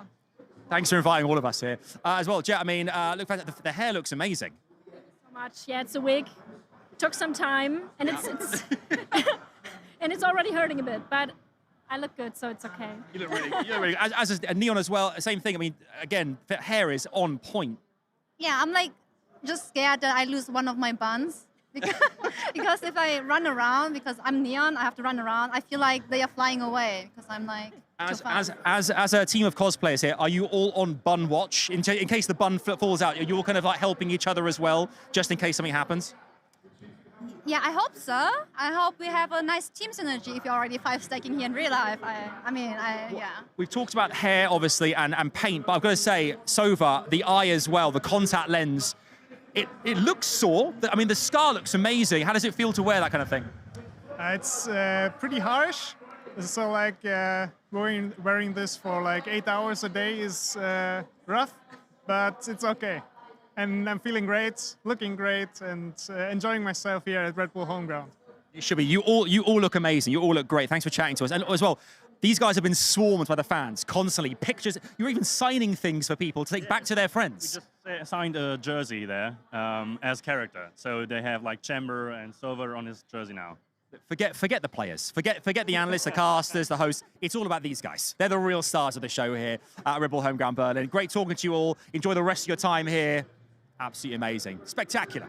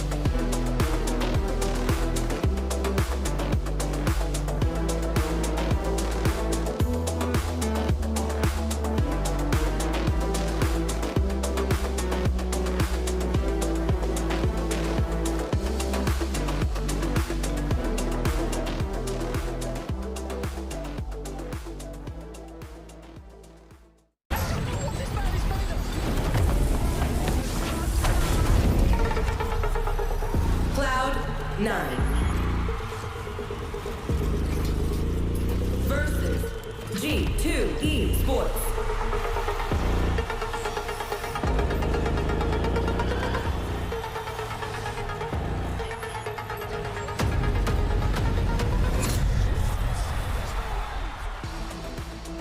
We are back live in Germany's capital with a cracking crowd, superb siege, some of the best Valorant players in the world, and Tom and Mitch. Sorry about the last bit. I saw that coming a mile off. Like, genuinely, I was like, yeah, he's building it up, and then the next thing is going to be, these guys suck. But it's okay. And I don't take it personally, because I think you're a fantastic host. Oh. And now he feels bad. Yeah, I do feel bad. I do feel bad. No, welcome, guys. It is good to be back together. Last time that us three were on a desk was Home Ground 2023 in Tokyo, Japan. It's good to What was the name of that arena? Where the arena? The Ryogoku Kokuki-kan Arena. Oh, what's the name of this one? Traptau Arena. Cool. Come on. Ian Chambers. Should we just first things first? Let's take a quick look at what's been going down. Because this is our first cut. What we've missed. Hey, look, you've missed a lot. I mean, as you can see, Team Heretics at the start of the day were meant to kick things off in our first quarterfinal, but they had an illness in the camp, which meant that Foot managed to just blitz right through into the semi-final. They'll take on T1 tomorrow. And then Fnatic, your boys, EMEAs. Are you telling me G2 beat Fnatic? G2 beat Fnatic. I could never believe that. 2-0. Didn't happen. Are you sad to see? On European soil? Yes. They probably didn't. To be honest, there's a part of me that's sad. Obviously, when I get to cast Fnatic a lot. Yeah. Like, in EMEA, it's something I get to do. Whereas I don't get to cast G2 that often, unless it's at an international event. And I really love this team, especially with the new player they brought in. I'm sure we'll talk about that a lot throughout the game. But I think this team is super exciting going into next year. They want to make sure they stay in that sort of partnership system. Yeah. So I think their roster looks incredible. What are you saying, Mitch? You feel bad? Do I feel bad? I mean, we've just seen an EMEA team eliminated. What kind of question is that? That's a loaded question. At least we've still got one foot floating along like we saw. They'll be able to compete a little bit later on. Thank you very much. You knew you needed something. I do. I need a little bit of a pick-me-up because honestly, it sucks to see Fnatic, the kings of our region, going out, but I'm confident Foot will carry that flag. Yeah, you still got Foot. EMEA's greatest hope now, and you think they'll do well? For sure. I think the new boy of Zeus has looked very, very good. A youngster coming onto the scene, playing one of his first proper Tier 1 tournaments, all the way through the qualifier as well. They took the long route. So I'm very excited to see more of that team tomorrow. And T1, you've got yourself that Korean super team. Yeah. Meteor is slotting right in. And they're just waiting there. Yeah, they're waiting. chilling. Like the vibing. Kings. Yeah, vibing. Twitch drops are active. Exclamation mark. Drops. Get your penguins. You want to get the penguins. You've been going on about these penguins all day. I have already got the penguins. I sat watching the entire stream yesterday, making sure I got the penguins, because who doesn't love penguins? Yeah, surely you love penguins. They're all right. I'm more of a wingman guy myself. Yeah. Okay. I'm more of a semi-final guy. Should we get this going? Yeah, we should probably move on to the game. Today? Yeah, absolutely. Let's get into C9 versus G2. Now, this will be the first time that we've seen Cloud9 in action today, of course. They were already there. Their performances warranted the fact that they get to lock in that semi-final spot, skip the quarters, but G2 seriously had to earn that, and we just saw that as we see some Cloud9 fans on screen right now. Now, the only negative statistic about C9 is we've seen them in the grand finals twice, Tom, never won it. That's got to be a frustrating statistic. Yeah, it's a good and a bad one. It means you're consistently getting there, but you're not quite getting the job done in the end. I remember that final last year versus Fnatic. It was a Fnatic who came off like an unbelievable year and looked to like put that cherry on top of the icing, on top of the cake. And they took them all the way. They took them the distance. So I think this is a squad that always had potential. I don't think really showed it last year, at least in the VCT scene. But again, looking to sort of kick off their campaign with a new roster, and so far, so good. I think arguably this is going to be the biggest challenge that they've faced. You look at the path that they've had here, and realistically, they're facing a Fnatic who just being knocked out in not a very pretty fashion. Question their power level, and then you look further into some of the conversations about Heretics. They have got Weber standing in, and although we've seen them perform well before, I just think that this matchup here, this is going to really test what C9 have got to bring to the table. Well, let's take a look at this new look roster for C9. I know that Tom's super excited about them. In particular, Rossi came in from T1. How do you think he'll slot into this? And will he have to adapt to the playstyle a little bit? Well, that's the thing. He's taken over the leadership role. So he is someone that is looking to almost maybe change their style a little bit, rebuild from the ground up. We've seen them lean into Abyss, which is obviously the newest new map within the pool, and they seem to be happy to sort of go in that direction. So I don't know. I think that clearly he's been coming in with some new ideas, and I think individually he's always been solid. That was just the thing. I don't think the T1 roster ever really clicked. It had a lot of sort of different nationalities and pieces that had to go together. Now he's back in the US, looking to take Americas by storm, and I do think he could be the player to sort of lead them to victory here. Yeah, I think that's a valid argument. I mean, we're looking at some of the highlights coming through from C9 as well. Like I say, you might want to question some of their rivals and what they were bringing to the table, but it's uncontested that they've got the individual skill to take this across the line. It is really just a question of gelling as a unit and if they can manage to match up against some pretty severe competition. Yeah, so if you were, I mean, it seems like you've already answered the question here, but if you're comparing this roster to last year in Tokyo, Japan, you think they've leveled up? It's difficult to say. It's very, very early doors. I'd say the players that they brought in, you've got Vic coming in from the Tier 2, definitely looked decent, finished third in that sort of Ascension run, and all of his team has pretty much been picked apart, like Koi getting Flyer as well. So it was a team that people pounced on the second it sort of broke up. So I think that they've definitely picked up pieces that you go, oh, I understand why you've got him, and I understand why you've got him. It's not like, where did they get that idea from? So I think it's a solid roster. It's just the guys on the other side, they've built on what was already a top 8 champions roster with a champions winner. Well, the dangerous G2. Let's take a further look at this roster that we've already seen in action on this main stage in what was a well-documented dominant performance against Fnatic. These guys are cooking. Yeah, it's a statement victory, not just taking Haven off that squad, but a Haven where Alpha Yair was on fire on that ISO, winning 8 out of the 12 opening duels that he was going for, being able to constantly reset into those late battles, using that kill contract efficiently again and again, and even despite that, they had everything going their way in that series. Then you move to second map, and it ended before it began. We get to the second half, and it's GG. And with a roster like that coming in, and you hear in the interview afterwards from Jogamo, he's not quite sure if it's all about him, but he's going to make it all about him. And he's certainly looking to make a name for himself here in this matchup, taking down regional rivals as well after dropping Fnatic. This could be a huge legitimizing game for them. Yeah. I think this team now has legitimately a scary amount of firepower. Yeah. Like, you already had a very good core. Like, I think there aren't many teams where you go, okay, we get top 8 at champs as a team that recently came up through the Ascension system. You then go, no, we need more. Like, we need more. And getting Jorgamo was one of the only players that I think you could go, okay, this is actually a improvement. Like, no offense to Icy. I think he's going straight to another VCT team. He's a great player. Yeah. Jorgamo just hits different. And I think you then add that to Trent, who has been a hot prospect within Americas for years now, even though he's still a youngster. And IGL like Valen, who I think could very easily become like, oh, he's one of the best in the world. It's a terrifying team to play against. It's a terrifying team, and it seems like they've got the perfect mix of players at the moment. And one thing that suggests that as well, and we heard it from Jorgamo, is that they've got the chemistry, they've got the vibes. Like he's saying that he loves being around that team. He even said that his IGL, Valen, that he has it, sort of has him on a leash. Yeah. You can't put the dog on a leash, can you? You can't put the dogamo on a leash, I suppose. Well, I mean, it depends. You know, if he sees that's the best way to play the game, fair play for being able to step into line. But all I'll say is that is a long leash. I've seen this guy go around the map, zoom in at full speed. It's like, is it just one of those ones that goes on forever? Yeah, but they click it. Oh, you didn't come back. Everyone on the other team said. Snapped. Let's get into picks and bans, shall we, for this semi-final. It's hard to believe we're already here. It is semi-finals time, and picks and bans are coming through right now, Tom and Mitch. Yeah, I think this is going to be an interesting one because we've already heard G2 speak. Oh, there you go. Speak about the idea of Pearl. In the last series, it was the third map. This time, it's come up one sooner, and it's one that C9 have been happy to play. So clearly leaning into a choice of their own that they go, okay, this is a map that we've taken down Heretics, we've taken down Fnatic. Why wouldn't we go for this? Sunset on the other side, again, you have that dog coming in on the Neon. He has been disgustingly good. So yeah, lean into that. Pick a map where it's incredibly strong. And I think the matchup that's going to be super exciting for me is him versus Oxy. Yeah. Because I don't think we've seen the best from Oxy in this tournament yet. Last year, I loved him last year. He was insane. In Tokyo, and I think that we saw that throughout the year, that this guy can put up crazy numbers. Thus far, I don't think he's had the absolute peak of what he can do. I think in this series, he might need to. Yeah, well, his work's going to be cut out for him if we go all the way to bind. I mean, I don't know if you remember what just happened. If you blinked, you might have missed the whole last match, but 13-2 for G2. I can't imagine this is going to be a win for C9 unless it's a 2-0.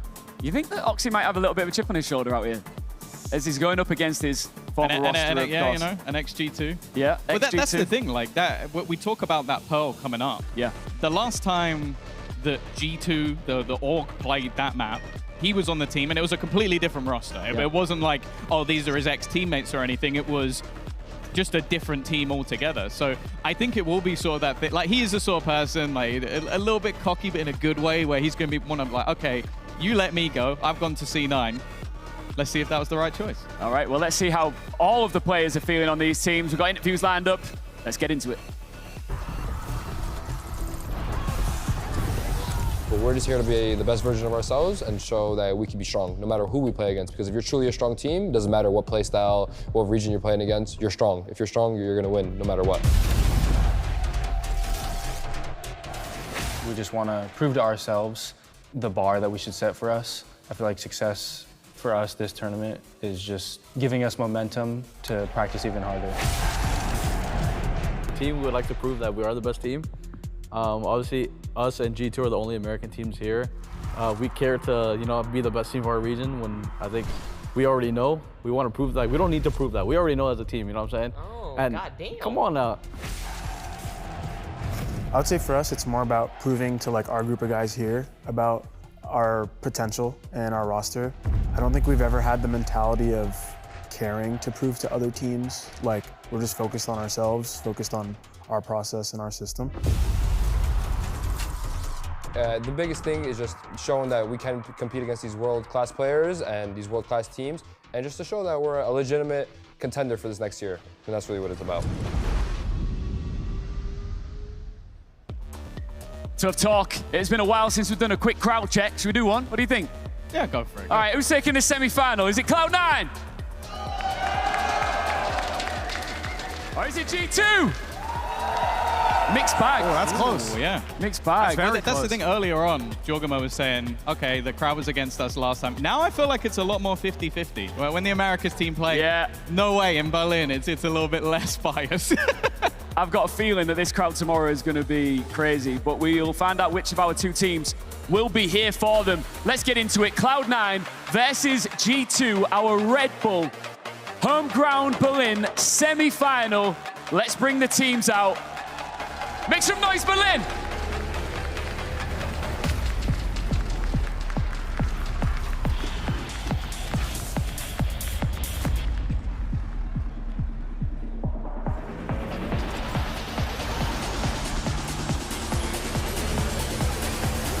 Cloud9.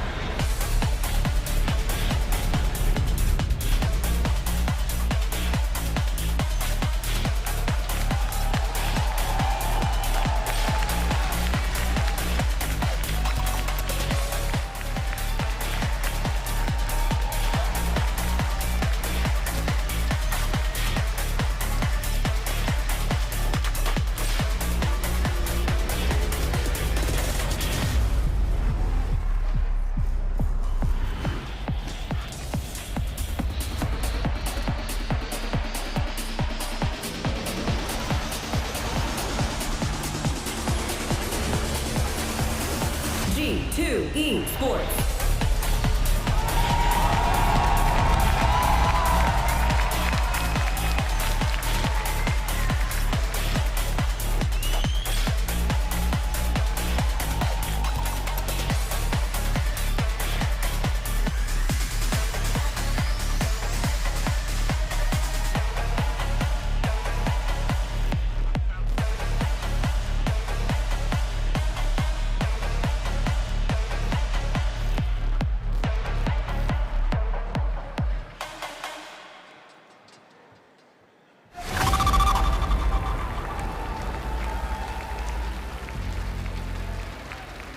I'm seeing serious faces here, guys. I'm seeing these guys absolutely well and truly dialed in. Well, I mean, it's going to be hard not to get in the zone with intros like that. It's crazy, right? Walking out on the stage. Why were we fist fist bump? Wow.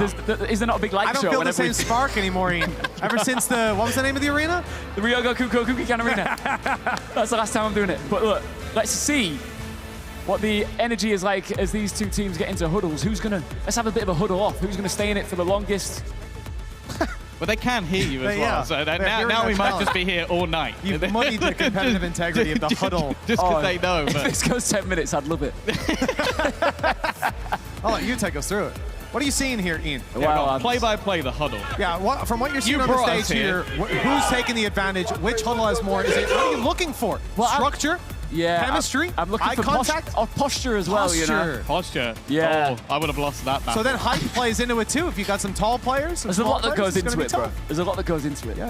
I never knew. We'll have to have a breakdown for the finals. Well, the good thing is, G2 have already had some practice up there, which brings me to my next point. This is the second time they've made their way out onto the stage in such a short period of time. It's an obvious question. We always ask it in these sort of scenarios, Mitch, but is that an advantage or a disadvantage? I mean, it depends on the team. We had conversations about, obviously, one of the semis is played today, the other tomorrow, and some teams were actually saying they would prefer to play a BO3 into a BO5, which is counterintuitive. Usually you'd think that you would want to space those games out, have more time to prep for that grand final, but I think it very much depends on the team. Yeah, I think it's going to be interesting as well. I think for G2, the good thing is the fact that they won it in a pacey manner. Yeah. Like if that had been a long drawn out best of 3 that went all the way and then they have to go and try and reset and be ready for the next team, that's really difficult to do.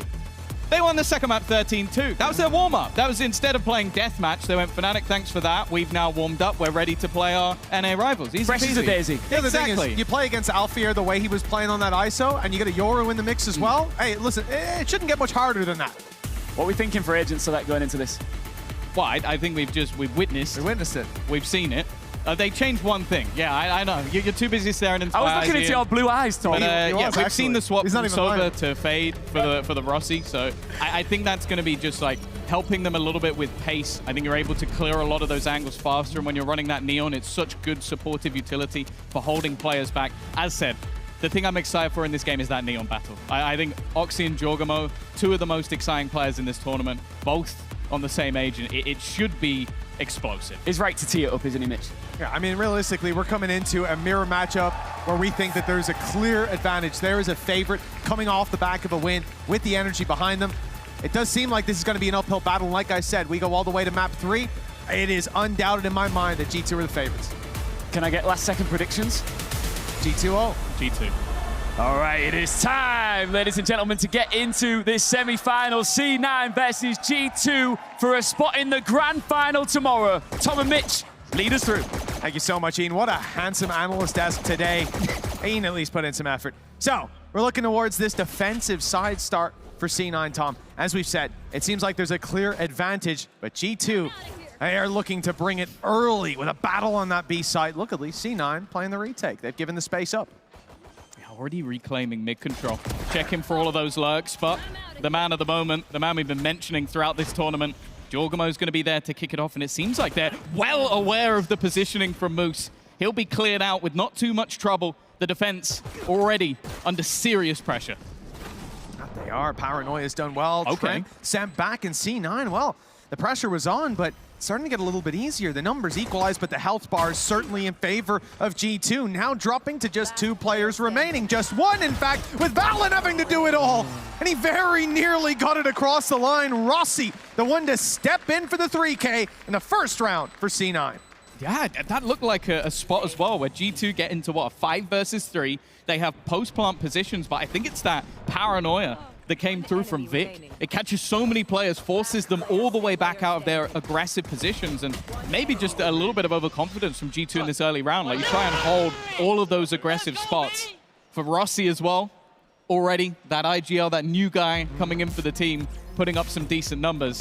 I think they're going to be pretty happy with that. Yeah, taking a lot of those last duels on low HP as well, but it didn't seem to matter, not to this man. And with a 1-0 start, oh, I guess C9 won't be happy with that. A little bit of an interrupt to the momentum for them. As we're going to see a little tech pause earlier. Get it out the way. It's right a battle of the teams and the battle of the yeah. signs. Get in there. No, you got to actually fist fight it. I want to. No. We can't encourage that. We don't condone that. No, I'm kidding. Please, the insurance is ringing. We're not happy. We're getting a letter after that one. It was some gentle sign battle, but well, it seems like just a short tech pause. We will be getting right back in. Yes. A small investment coming through from the side of G2. I'm seeing Jorgamo with that Sheriff in hand, always able to do damage in these sort of rounds, especially with just, again, the pace that he's going to look to hit into some of these positions. So you can already see, though, I feel like the defense are fairly prepared, like some fairly passive positions that they're holding. Yeah, well, similar to what we saw in that pistol, content to play the retake on B, at least off rip, and focusing a lot around that mid control, taking the battles later on in the round, or having those players quick to rotate. Paranoia buys some time here, and that time is used to rotate Oxy into position. He's here alongside Rossi, capable of taking the fights if they do emerge from that smoke. G2, well, they've pumped the brakes, but the intention is still the same. They'll walk right into Vic, doing a lot of damage. Vic on 3 HP, falls back, and the pressure is most certainly on. An attack on all sides, but they've managed to quell this aggression for a moment. Yeah, very fast rotations from that defensive side. Having that Cypher set up again to hold on to the B site. And then the rest of the players have stacked up. You can see already a push down from Moose, which is just locking them in. He'll hear any steps on that rotation, and it means that, well, this should be as safe as a round could possibly be. You know exactly where they are. You have 4 players on the site, and you have a guy waiting for the rotations. If G2 get anything from this round, I'll be impressed. And you can see the impact even of Vic. 3 HP, he's not going to want to take any fights. You're going to want to carry that weapon through to the next round, but those smokes have been making it difficult now. An attacker smoke to give them an alleyway out. And it's Valorant who sneaks his way onto the site, grabs one on Oxy, but falls immediately, and all the damage was really the question, and not much will be obtained. Just a stinger lost as Moose recovers a Guardian.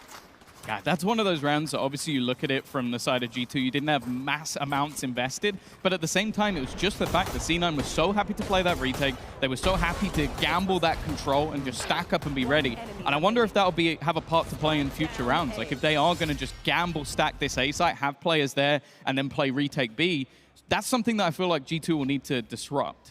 And especially now as the ult economy starts to build up, it's not unreasonable that in the buy round, Rossi will have an ultimate online. And look, the Nightfall's going to help a lot in clearing the space that you would be giving up. Moose very nearly lost that setup that is so important.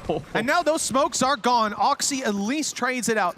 An initiator gone, but we saw the impact those smokes had up against pistols, slowing them down. Here with rifles, it would have been invaluable, and with damage done to Oxy and Moose, this is going to be a difficult round. Okay. To drop weapons in, well, they've certainly done well. Yeah, they're re-aggressing. Pushing into Jorgamo, ready and waiting on the angle, but he doesn't expect another player to be that close to stun. It's perfect as well. And now Trent is all that's remaining. But this man in clutch situations has built her name for herself already. A 1 versus 3, turn 2, spike down, and they've repositioned completely. They've given up that spike control, and well, from his perspective, you'd somewhat expect that someone would be around this corner. You're going to be cautious. You're going to be slow. I like that they've grouped up on C9. This is a round they shouldn't have been in with that much of a chance of winning. Really, damage was the question again. It's how they usually go. Round 3 should fall to G2, and there has to be Trent to clutch it out. He's got to read. He's read it perfectly, but the shots don't land. Zeppa tagged to 10 HP, but C9 with a 3-0 start here on Sunset. G2's map pick. That read was disgusting, though. Just at the last second, it was like the Spidey senses started to tingle, and he just turned back around. There was a moment where I was like, I actually believe he's now going to win this, but it was just a quick shot landed by Zeppa that made all the difference. 140, man, that's got to hurt. But that's a huge round. Again, you see Moose, even though it's only a singular kill, the impact that it had, and I love the way that C9 are currently playing the map. They are re-aggressing as a unit. It's something I don't necessarily know if they'll keep going if they, again, have full buys or throughout future rounds where they don't have a few weaknesses, but even still, so far, it's been incredibly impressive. G2 about to take a risk straight through the smoke. Yeah, Jogamo gonna use that Neon as intended, stuns up, slides in the corner, but Oxy's wise to his tricks. He knew that he was there and will stick around for a little bit more. Picking up only the 2. Valen's able to upset him, but tagged up, and, well, they're certainly aware of his position. His impact should be limited. Leaf, just a Sheriff on the other side, now stands as the only man. Not for too much longer. 4-0 start for C9. This is a dream for this squad.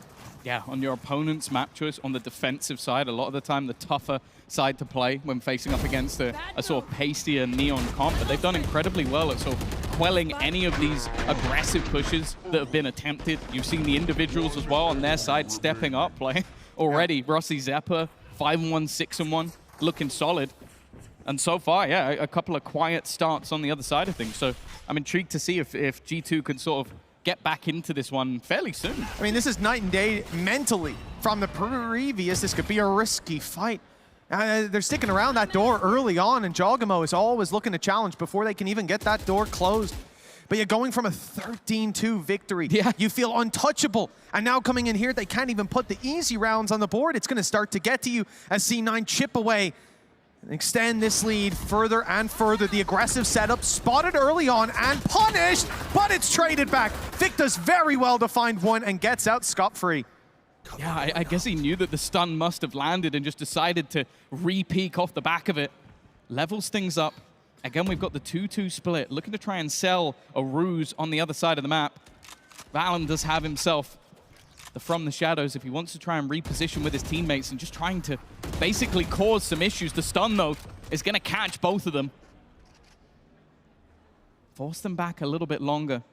And in fact, they're going to go for a full rotation back into the site, maybe expecting it only to be Moose here. And well, now they're correct. Had to chip away it a little bit first. In goes the Nightfall. 30 seconds Space conceded by Moose. He'll let them onto the site. The plan now looks undeniable. I see some spams, though. That Phantom being put to use. No tracers, but, well, he steps out a little bit too wide. Not expecting Trent to be quite that close already. Now this becomes a much more difficult affair. Neural Theft revealing the position of these players. Vic on 10 HP. And an ult for Rossi that I think will be saved for the next round. Finally, it seems like G2 have been able to disrupt C9's winning ways. Yeah, and it was somewhat a gamble, like splitting across the map, basically doubling up their support for Leaf, who'd basically been playing that lurker role for a lot of this map, and just giving him the support of Valen to actually be able to do some damage. But ultimately, it still came down to some of those firefights for the side of C9. Okay, maybe it would have been nice to hold on to an extra weapon, but financially, it's not going to cause them any issues. They will be getting another buy onto the board. And for G2, well, they finally got themselves around. A much needed one. 4-1, not a damning scoreline, anything but. They've got runway, but the problem is C9 have really got the runway. They have paved it with credits, able to buy up into this one, and already I'm going to be drawn towards Oxy, putting all the credits on the line. We might get an operator battle from that defensive side right off rip. A different flavor to round number 6 than what we've seen previously. No more retakes on that B site, but instead Oxy getting aggressive in B main and giving them guaranteed information. No more mid fights being sought after. Instead, it's the A site that C9 are currently stacked up on. Yeah, I'm looking at the side for G2 though. It's having that overdrive. I feel like a lot of the time, those are the rounds where you get those pacier hits from people like Jorgamo leading the way, supportive utility from Jonah P as well. So with 4 of them stacked up on that side of the map, my only worry really is dependent on where Leaf goes, if he might get caught out by that aggressive operator, because you can see it's currently setting up in towards B main. For now, at least, it seems like C9 having a great time doing some stretches. Well, some of the players doing some stretches. The other have already, you know, limbered up throughout the day. They didn't really need it. Yeah, I could see they were doing a little, I don't even know what that position's called. Lateral stretches? Is that what that is? Those are your laterals? You're asking me. Yeah, I don't know where I'm going Do with I that look one. like I've ever done a Where's stretch? Ian Chambers when you need him? I reckon I feel like that's what you need Adam for. That's true. Adam looks like a guy who spends like at least 9 hours a day in the gym. On the upside, Adam's got his questions sorted. When we go to the interviews afterwards, if we end up with C9, we can have him talk us through the whole tech timeout warm-up routine. I like it. No, he is. He is someone who obviously is an instructor as well. He does a lot of yoga. So Yes. to be honest, just go up and ask him about it. If you see him around, just ask him to teach you some yoga poses. Yep. That's something that Adam absolutely loves people doing in this arena. I've seen him do it all over the floor. Just be careful. Look down when you're walking around. Adam may be down there. You may trip over him. He's a long gentleman, let me tell you. But yeah, for C9, I'm excited to see it. I think Oxy getting aggressive with the op could be very fun to see.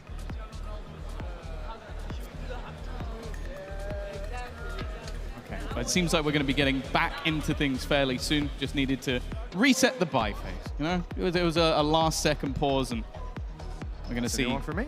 everybody getting back into the server relatively soon. And again, we can talk about what's coming up in this round. Both teams having that overdrive. We've seen just the ability to move and dance around the map. Many people calling for a nerf, and I can understand why.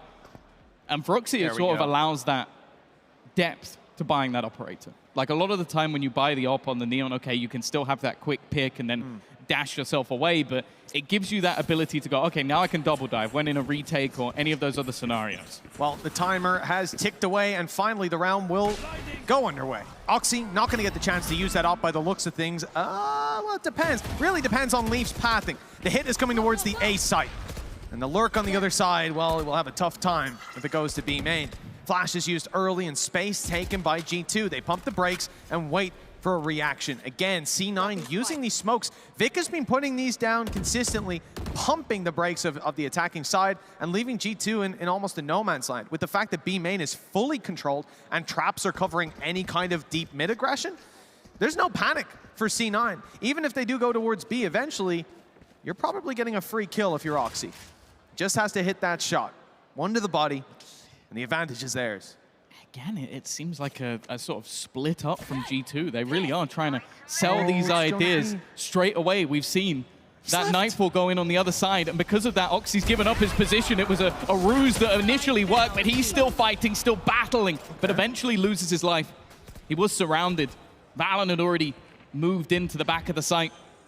Had to try and take those aggressive positions, but that was a misread from C9. They used an ult over on the other side of the map, believing that it was a play in towards A because of the paranoia that was used by Valen, and then he's the one that takes the space as well. Great take from G2. Yeah, cerebral play from that attacking side, and the fact that Oxy pulled off that angle meant that Jonah P now late in the round has the rolling thunder. He would have been the first to be picked off. He would have been taken down. Trent even playing the late lurk. Rolling Thunder is being used to again delay that defensive side, and they are just running into this meat grinder. No information, playing it blind and hoping the stun comes in, and they just about make it out. Jonah P holding his ground though. This man could have been dead to rights to that op. Instead, he's running the clock lower, and even though they take him down, the round is too far gone. G2 with a beautiful round on this B site. They have played the game, and C9 were left in the dust. Honestly, these are the sort of rounds where you really do get the value from someone like Valen. Like, just the way that they played that. He sets it up so that they're holding the entirety of the map.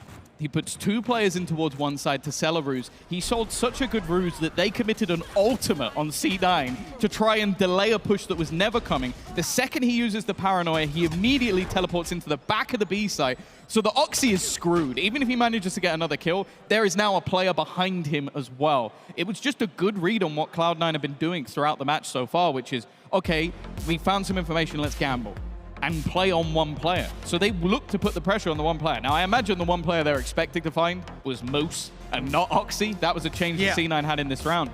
But that was just brilliant calling from G2, and basically exactly what they wanted to happen happened. I mean, if Oxy waits there, couple extra seconds, it's a whole different game. The thing is, Valen would still be behind him with the TP. He was surrounded no matter what. No matter what happens. And it really, the other thing about it is, you know, Jonah P, we saw this, the idea of the round was to send it towards A, grab him an ult orb, go back to B, grab the ult orb or the plant, whichever one came first or came easiest. And from there, Rolling Thunder post plant B site, it is just too difficult to fight against that. Getting rid of that op danger early on, and because of that big investment from C9, look what they're left with. A pistol in the hands of Oxy. If he played a rifle last round, it would look a little prettier. But this is a punishing position to be in. From 4-0 up, C9 will now feel very quickly G2 hot on their heels. This is a bonus. They're investing what they can on the defensive side. It looks like G2 are seeking to challenge that Cypher setup, at least in the early round. They've got some pieces missing here. So this time having the read early is going to be important, and it's a complete change of pace from G2. They sold the ruses in the last. Nice. It's a really good trip, though. A sneaky one in the backlines, and actually Oxy's still going. A lot of damage being done by the side of C9. What? In fact, even a knife kill coming through. Valen's the one to hit the deck. His counter IGL has done the work. And while Leaf now set to fight versus 5, it would have to be severe errors from this point for C9 to lose the round. Oh, I mean, I guess Oxy wanted an orb, and I think he ended up with 2, so better than he could have bargained for, I suppose. Leaf trying his best to get those spams out so he can fire right back with the Phantom, but being sent to the corner. The spike down in the open. He has to just run into this setup. Still a trap to his left if he tucks into the little cubby. And it's actually been repositioned just now to right inside of main, so Leaf, no way in there. And with 20 seconds on the clock and a 1v4 economy, it's in a dicey enough position. Jogamo probably raring for a drop. I think he's making the right call to pump brakes and carry this weapon through to the next. A very good disruption from C9. It looked like G2 were right back into the game, but well, I didn't expect on a couple players low bot and even a knife being used would be what bailed them out. Well, that is the thing in this one from C9, is like I said, they had to have themselves the right players in the right place at the right time, and they absolutely did. I think the initial setup that came in from Moose was just gross. The fact that he was catching so many players with just awkward trips that gave them the openers, but then you just have Oxy. Like, this is what I talk about when I say that this guy, I don't think we've seen the very best from him so far this tournament. He's still been exceptional. It's just that his level can be on a different level to most other players in this tournament. You know, Rossi's feeling it when in the middle of a site push, when it's not like they've already got the round guaranteed. Valen TPs onto the site and he goes, oh, I know what to do. Pulls out his knife and jumps in, stabbing at his head. It is an ambitious play, to say the least, and if it goes wrong, we're not going to stop talking about it. But it doesn't. Instead, I think he's 8-3. Vic has a bit of a challenge, but again, able to get out of that space and, you know, oh! See you later. Well, that was a bold play. A bold play indeed. Oh, impressive stuff again. I think that the aggression that we've seen from C9 has revolved around having a get out of jail free. So using that paranoia, using the C's just to halt any of this aggression, something that, as mentioned, when you see Jogamo on that Neon, you expect him to just be running around, destroying anybody in his path, but that hasn't been the case in this map. He gets caught by a paranoia, caught by a C's, and is immediately dead. For G2, they're going to try and switch things back up, immediately caught out by the trip. The information is there for Moose, but they have already lost themselves Zephyr. Spike planted. One man down, the paranoia pumping the brakes on any sort of aggression from that defensive side. G2 feeling out the space. Looks like Trent wants to step forward. Leaf has caught them inside the market. The space seized by Trent, right? Boom! Behind that smoke. Rossi taking the words out of my mouth. Got ahead of the problem. Oxy, though, dancing around, closes this one out. Another 3-piece for Rossi. This guy is, he is certainly playing one hell of a game right now. A knife killed the round before, countless 3Ks, and a 6-2 start. I'd feel pretty silly if I was a person who said this would be a G2-0 easy peasy. But the thing is as well, like we talk about Rossi as someone who went over to Pacific, was looking to lead. I think even at a point they made Excura in-game leader. Is definitely a very weird dynamic within that team that I just don't think worked out for him. It looks like coming back to Americas might have revitalized not just maybe him as an individual or his IGL, but just his fragging power. 11-3 right now. It looked like the best player in a server that has so many talented players in it. And these aren't just like, oh yeah, he's had a few eco kills here and there. These have been rounds where he's on eco, or in the pistol round in a retake, or in the last round where he just like mowed them down. Like, he's been having a fantastic game so far. And I sort of mentioned Oxy as the man that I think needs to have like a standout performance if they're going to beat G2. Yeah. Or maybe it was Rossi all along. You thought it was going to be Oxy against Jogamo, and you know what? I was right there with you, but this is Rossi against G2 at the moment. My man is putting up numbers. And G2, look, they had a really nice play for that B site take, but the disruption now really put to an end. 2 in a row for C9, economy building up, ults on their side. G2 with basically no credits to invest. It's going to be a scrappy buy. And especially considering this is G2's map pick. Yeah, this really flips the narrative completely. And the question is, are G2 going to course correct? Are we going to see a big change? Well, certainly a change. A mid push right down into their spawn. 3 players, and the timing almost perfect for Rossi. A great read, just a second too late. Oxy in the corner, doing the damage on one. The stun is good, but Jogamo's caught him. The blitz around from spawn has netted them 1 kill, and upgrade as well available. But this is it's another round where Oxy's isolated, and they managed to find him on his own. Like, left him in a position where there wasn't really any chance. It was also another time where he's used his ult, and it's only managed to net them 1 kill. The thing is, though, C9 have been excellent in these retake scenarios, but look at where G2 are. They're looking to get in the faces, still have some weaker weapons, need to get up close if they're going to do damage, but they've been able to quell C9 for now. They know what they're up against. That off in the hands of Leaf is the real danger. If he's posted on a line, the stun kept him back for a moment. It bought time, and Zeppa capitalized with the kill. But now they have to step into that crosshair. They have to clear those angles, and it misses the first shot. And then Leaf goes down. Rossi with the punish. Trent, panicking, has to get around here and stop that defuse, and Rossi stands in his way once more! C9 with barely any time, scrape out the win, and it's Rossi, the highlight of the round once more, the savior of C9. 0.06. It does not get closer than that for a defuse. A single bullet on a low HP diffuser, and Trent's able to clutch another one for the collection, but not this time.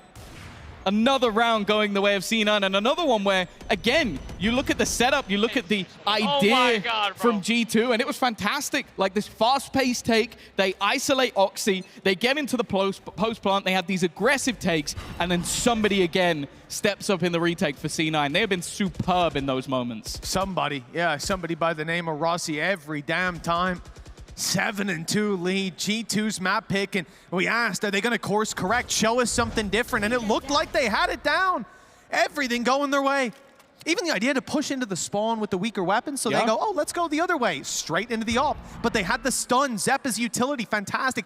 Zeppa's timing as well to say, we're going to lose this unless I stick right now. I know Rossi's got my back. Full faith, and with the game he's been playing, you better have faith in him. Another mid push, that's what G2 are after, but Oxy's ready this time. The stun though, sends him the other way. Jogamo chasing him down, wants that kill, he's hungry, but Moose is there, trading it out as Valen. 2 quick kills, and the spike is on the site.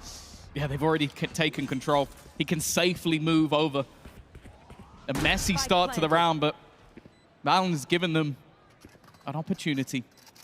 The post plant in main definitely not as strong as it used to be, and again we have to talk about these retakes, but you can look at that ultimate being online for Rossi. You can't play aggressively, you can't play forward, otherwise you're going to get caught. The attempted TP back, but now they are isolated in main. Oh, Valen's at least going to heal up some of that decayed away health. Still down to 26, but he's good for a 3rd kill. The defuse underway. They might not realize they think they got the diffuser, but they realize just in time that something wasn't quite right. If that round went to C9 like that, I call it a day. But G2 with a lifeline, keeping it close. A gap of 4 rounds, still recoverable to a 7-5 half. I'm just happy they checked. That was the shorty. Like, I'm just happy they checked. Oh, yeah. Because that's the thing, like, in that defuse, you've already killed a guy through the smoke. You go, okay, that has to be the guy that was defusing. The fact that they just decide right at the last second to check if there's a second person, I guess because there wasn't any sound anywhere else, you had to kind of have the idea. 7-3, though. Again, is this the start of a comeback or just another blip on the C9 radar? Once more, you talk about that seize from Rossi. It's an agent he's picked up, but Jorgamo combines with Trent. And that's the A site open for business. That it is. Spike dropped over to Jonah P, just one orb away from the Rolling Thunder. They've been spotted, and C9 are ready. Oxy's going through this. He is hungry. He always is aggressive, and straight in onto Jonah P. He's got his ult now, one way or another. The round may still fall to G2. Quick kills by Valen secure the site.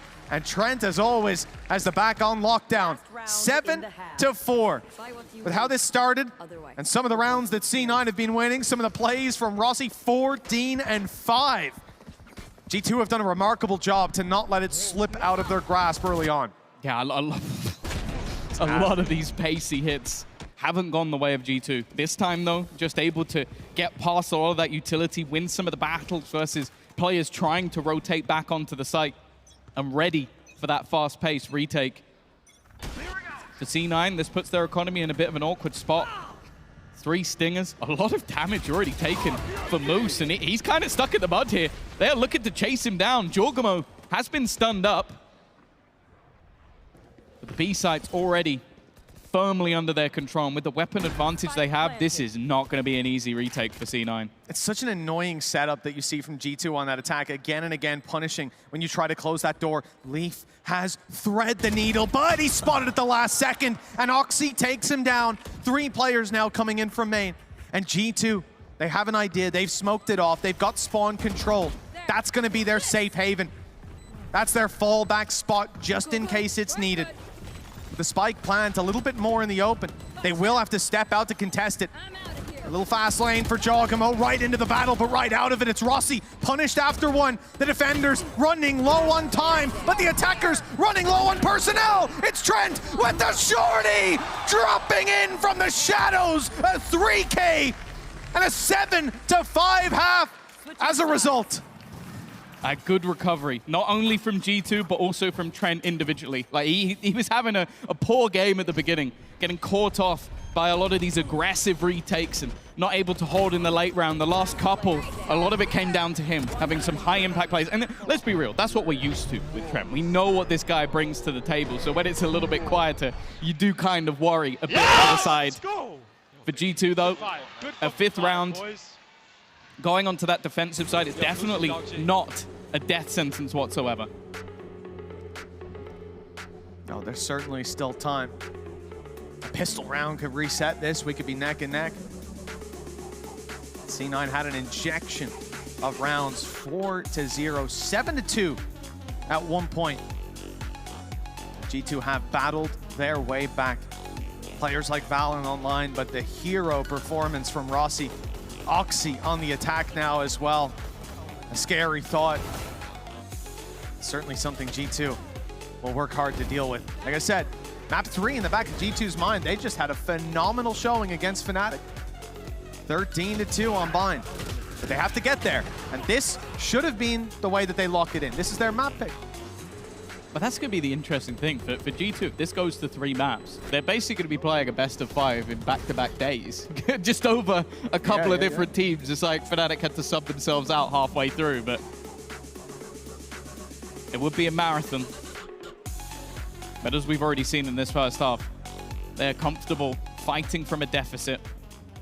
A pistol round, as you mentioned, could easily bring them back into contention without too much of a problem. From that 7-2 position. Oxy, though, already looking to get up in their face. Certainly aggressive. The shots weren't landing to start. It bought a little bit of space, a little bit of time. Jorgamo, he's got the frenzy, and they know exactly where he is, but they have to take the fight on his terms. Zeppa, although he grabs one, drops right after. Leaf putting up a bit of a battle, 74 HP. Manages to slip behind the boxes. His teammate on the other side, though, is being isolated, being focused, and being dropped, but in he comes! Leaf, one hell of a try. Almost holds that site by himself. But again, The man that brings it across the line is Rossi, and in this pistol round of all, another injection of rounds could end the game.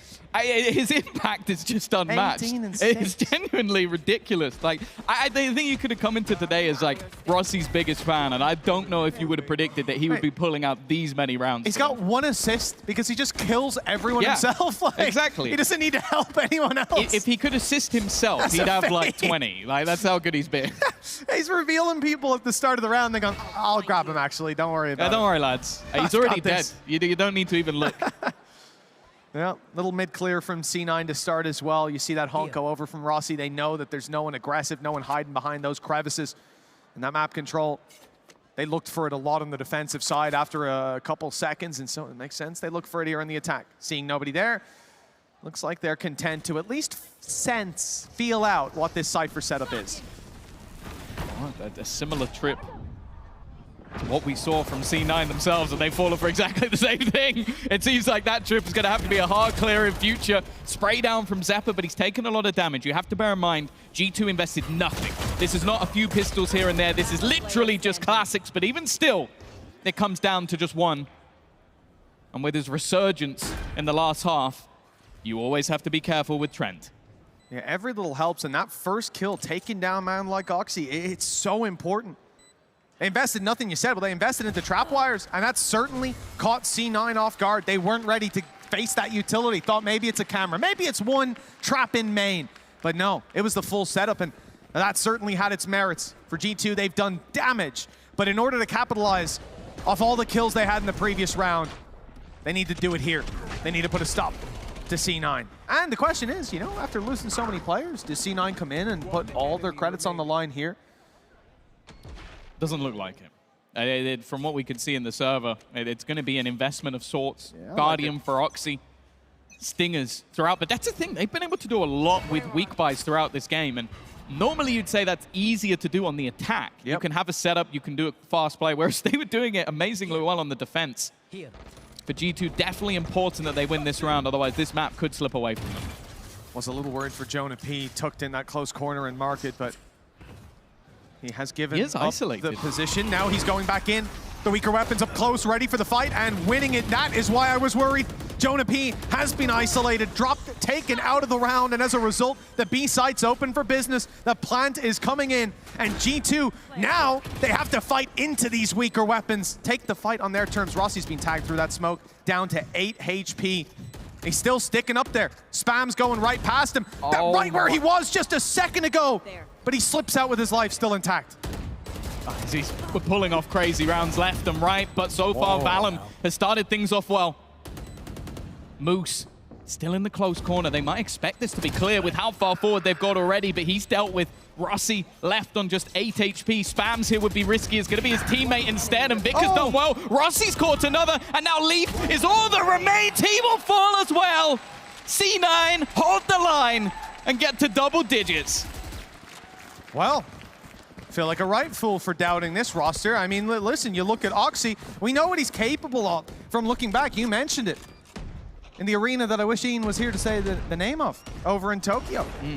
Sumo Arena. The Sumo Arena, exactly. Yeah. And Oxy was phenomenal there. We remember shouting his name many a time. Rossi, we've heard great things from. No reason to doubt him, but certainly reason to doubt that he should have this level of a performance. You could doubt that from almost anyone. 21-7. The Fade seemingly just doing all the work for himself. 10-5. C9 on G2's map pick. After G2 just squashed Fnatic. Yeah. And they run straight into this beast. A team that, I will say plainly at this stage, I was underestimating. You could easily say, oh, Fnatic and Heretics with a sub and whatever. No, this is a team that's here to play. Looking to make another finals appearance. Looking to be the first team there. Taking down the other hope of Americas and starting this round off. Well, no! Giacomo's gone walking straight past Zephyr. He would have been caught with a stun out. Instead, he takes them all down. Adds another triple to the tally. We can build a frag movie of triples alone for C9. Most of them will be Rossi's, but hey, a few other players make the cut. Have I ever said that Trent likes clutching? I feel like I've said that a lot. He's been the last man alive. Oh, you want to sell that one this time? So many 1v5 yeah, with the Sheriff? 1v5 with the Sheriff. It will go down in the history books. I think Imi will, I was going to say lose his hair. That beard. Grow his hair back. I mean, he's got the beard. He can lose that, but it doesn't matter. Not today. Clean round, flawless round. 4K from Zeppa. It's going to put another ult in the round as well, because that's the other thing. That may have been a low buy. You go, okay, yeah, G2 coming in with a buy. But they're up against a Nightfall, Rolling Thunder, and Overdrive. Now, you might think, Overdrive, it's a good ult. But you combine it with those two, guys can't move, can't see, low HP, and it becomes incredibly difficult to survive in those sort of moments. And if they win this round, they're on 12. I wouldn't even mind if we see C9 just ult dump. And okay, sure, there's counters on the other side. I wouldn't be surprised if as you can already see, one side is being left open, expecting those ults to be used, and the other is being heavily fought for the side of G2. But already they're being forced back.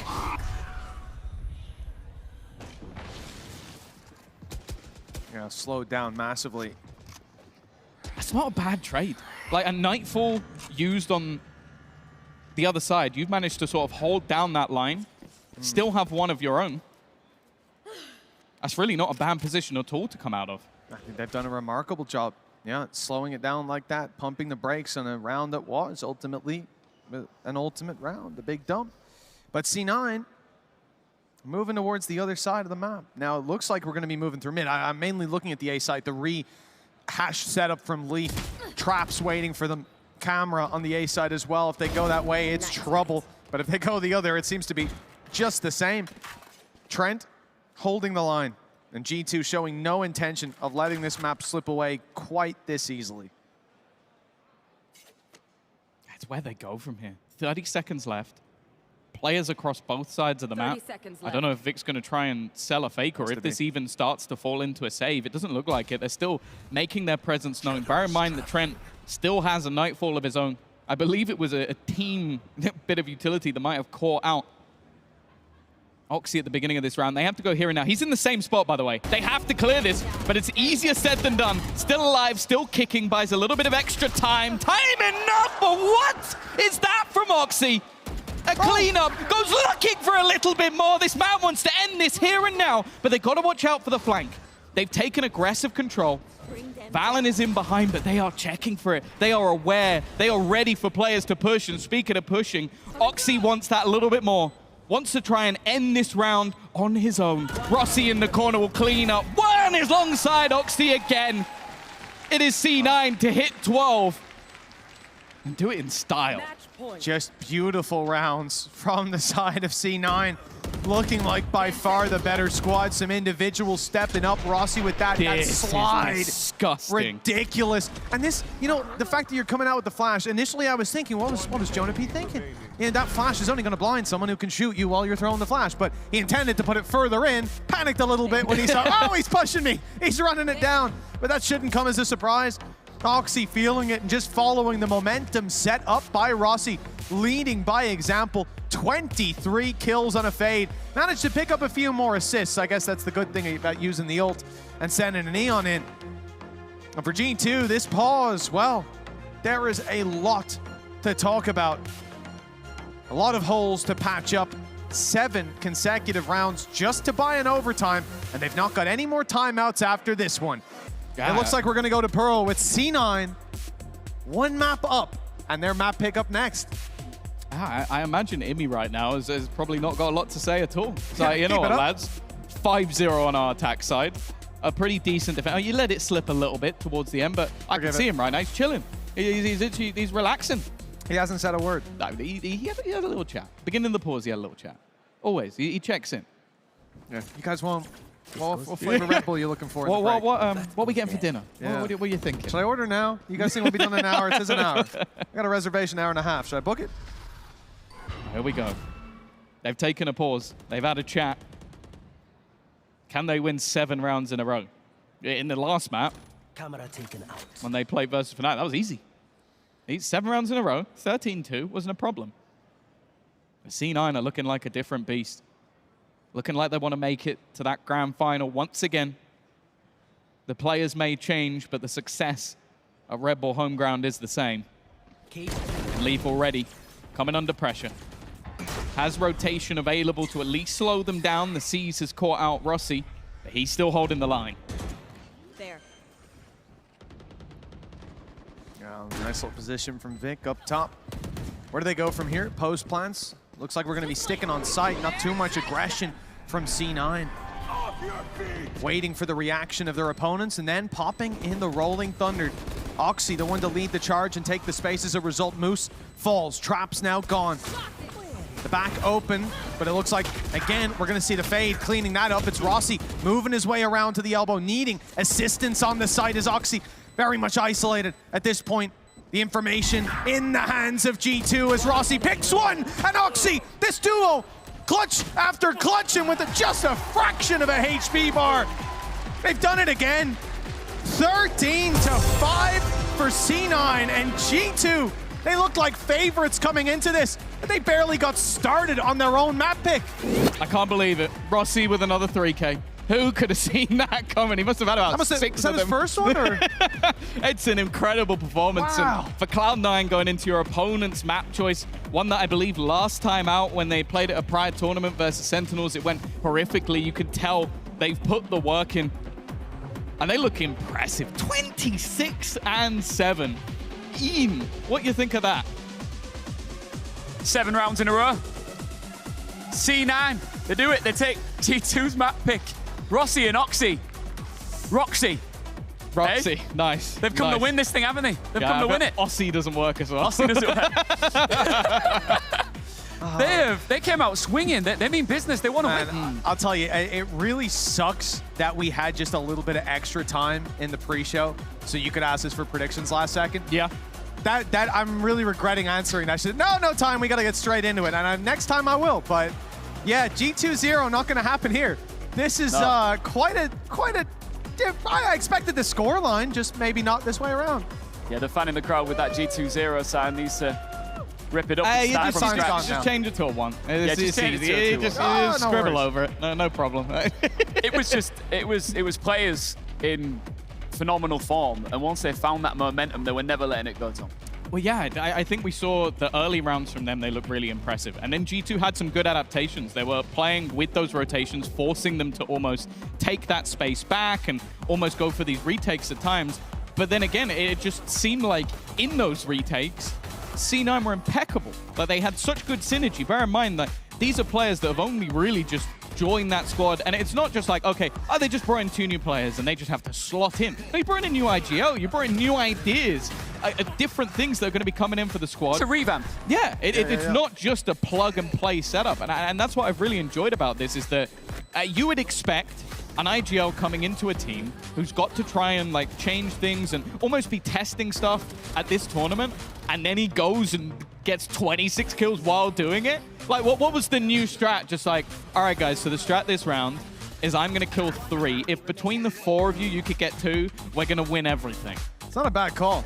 Yeah, it's not a bad call unless you're anyone else, because it won't work. And you know, it really felt like, okay, we get that 4-0 start, but then there's a little bit of an interruption. And round 6, when this big investment, Oxy pulls out the operator, they've got that early control, and the round seems to play perfectly into their favor. Initially, they don't go anywhere near the op, but then we see G2 shift back over in the other direction, walk right into the operator, but the fake works perfectly. And a TP in, they take Oxy down, they drop the op, they ruin the economy, they start to get the ball rolling. And from there, nothing really happened. No, that was the second half. That was the second round G2 got, and they finished with 5. So, like, that felt like it could have been the turning point, but immediately C9 were back on the horse in the next round. You think G2 will be a little bit shell-shocked right now? They went from a 13-2 to a 5-13. I think so. Yeah, I think especially a map that they've looked incredibly sort of like clean on so far. And also my worry as well is I don't think, at least in the recent history of Jorgemar on this team, he's had a bad map. In this tournament, he definitely hasn't. Like, this is by far, I think, the worst performance he's had so far individually.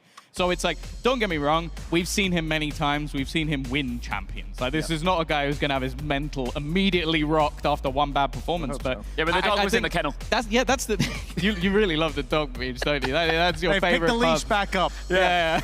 The other team has it. They've timed him around the pole. No. The point is, though, it's like he now has to immediately rebound. And more importantly, going into Pearl, this is a map that we don't have on record for. In fact, Oxy was on G2 the last time G2 played this map. It was something we brought up earlier. Crazy. Because, it was July last year that he played for G2? Yeah, that was when he left. Yeah, and then he left, and then he went, he joined September. He joined September. C9, yeah. It's crazy. And then played a Rebel Homeground. So, yeah. What a story. Yeah. If Roxy pop off again in this second map, it's over. It took me a second, but Roxy, you're now yeah, calling like, them Roxy. This is not GC. I'm trying to make it a thing. Look, I don't get to do Valorant much. I just want one thing. This is your thing. Okay, we'll follow it. No, but I mean, honestly, it's just about Rossi, man. Like, guys pulling out a knife kill in what, round 6 or 7, I think it might have been. Like, the game was not determined. The round was not even determined, and he went, I've got a clip here, haven't I? Like, that's crazy to have that level of confidence, and that's exactly it. He's having fun. And we talk about synergy. We talked about all these things, chemistry. Yeah. That has literally leading by example. Once this guy's pulling that sort of play out, everyone on the roster just laugh, and the energy changed on that stage immediately. Yeah, it's their miracle players back to back, I guess, that can just completely change an atmosphere. 0.06 of a second. Like, that's just one that you just go, oh. You see that come up at the top and you go, and if I'm not mistaken, was that even the round after they lost the op and everything like that? So it looked like, we're about to topple them. Guy comes in with a sheriff, 2 kills, and they clutch it out in the last second. Oh, it's devastating. Some really cool Cypher utility as well. Like, that's the thing. Like, you can look at Rossi and go, like, individually, stats-wise, it was insane. But the whole team had their moments. Zeppa looked really good. Oxy towards the end was just styling. And he's one of those guys that is like you said, with the vibes. When they are good, when everyone's positive, he pops off. And it looked like every time we cut to his cam, he was smiling, he was having a laugh, he was enjoying himself. That's really scary for G2, especially going into the next map, because I think that, again, Pearl is one where they've been happy to, like, at least attempt it a couple of times. I don't think it's been the greatest, but I think they're still pretty comfortable overall. Yeah, well, up until just now, G2 have only really experienced success until they just literally suffered what was a really tough defeat. So it's going to be interesting to see how quickly they can saddle back up and try and regain some of that momentum on Pearl. It's next. Don't go anywhere. Cloud9 versus G2 Esports.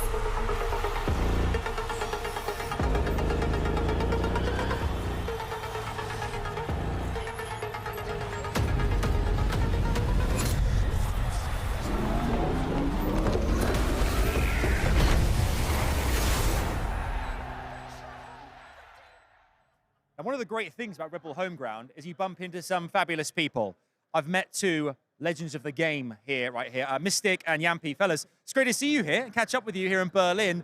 Experiences so far, how has the weekend played out for you thus far, seeing all the action and meeting all these people too?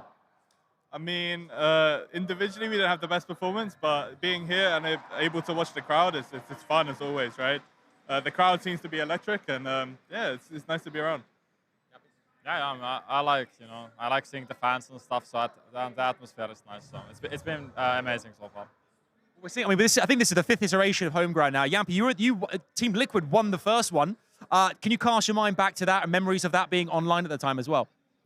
Yeah, on the quarterfinal we played against Fnatic, and there was some easy enemies back there. So that was pretty. No, it was good memories. It was a good momentum build to the rest of the season. So it's like these off-season events are for the remaining of the season or for the next season, a good confidence boost. So it's important. Events like this as well with Homeground, you get to see so many previous players that you're kind of you can see are kind of dominating and kind of doing so well right now in different rosters. Is it great to have that kind of community feel to these kind of events too? You get a chance to really kind of see everybody in person at these in-person events. Yeah, I mean, it's a lot of familiar faces, right? It's definitely nice to see everyone and obviously and meet the fans as well, right? They're always super friendly, and just being able to watch a good Valorant on stage is like what I'm here for, right? And great atmosphere, really. I've seen some fans that are dripped out as well. We're talking like wearing kind of like almost like lanterns of team. I mean, it's crazy. Yeah. Well, the cosplayers, and I've seen like so many Fnatic jerseys. A lot of Fnatic fans, so we'd like to see that. And we've even got like previous fans from like Liquid, and they bring in the plushies and stuff like that. So yeah, it's like I said, familiar faces, and yeah, that's what we're here for. It's all about the events, right? Everyone's here to enjoy it. It is. I mean, Yampy, same question for you. Being in these in-person events as well and being around the community and kind of meeting those fans, It must be exciting for you guys too to be here. We mentioned online, you won the kind of the initial home ground. It's good to be back here in the flesh. Yeah, definitely. And I mean, fans are the motivation and the key, you know, that these tournaments are even possible. You know, if there was no fans, these tournaments wouldn't be possible. So it's always great to see them, and also, of course, the other people and the players and stuff. So, yeah. Last question I've got to ask you guys. Currently, right now, playing in the background, you guys might be able to hear this at home here. We got ourselves a North American derby, okay, right now. Who do you think is going to go through Cloud9, G2? What is going to happen? Who is going to go through to that final? Predictions? Mystic, kick us off. I think it's going to be a swift G2-0. A G2-0, okay, I like it. Yampy? Yeah, I think Cloud9 is going to win this 2-1. 2-1 to who? Cloud9? Cloud9, yeah, Cloud9. Yeah, Cloud9. As you can see, it's divisive for all of us. Who will go through? We'll find out very shortly. Fellas, enjoy the rest of home ground. Great to talk to you. And legends of the game right here.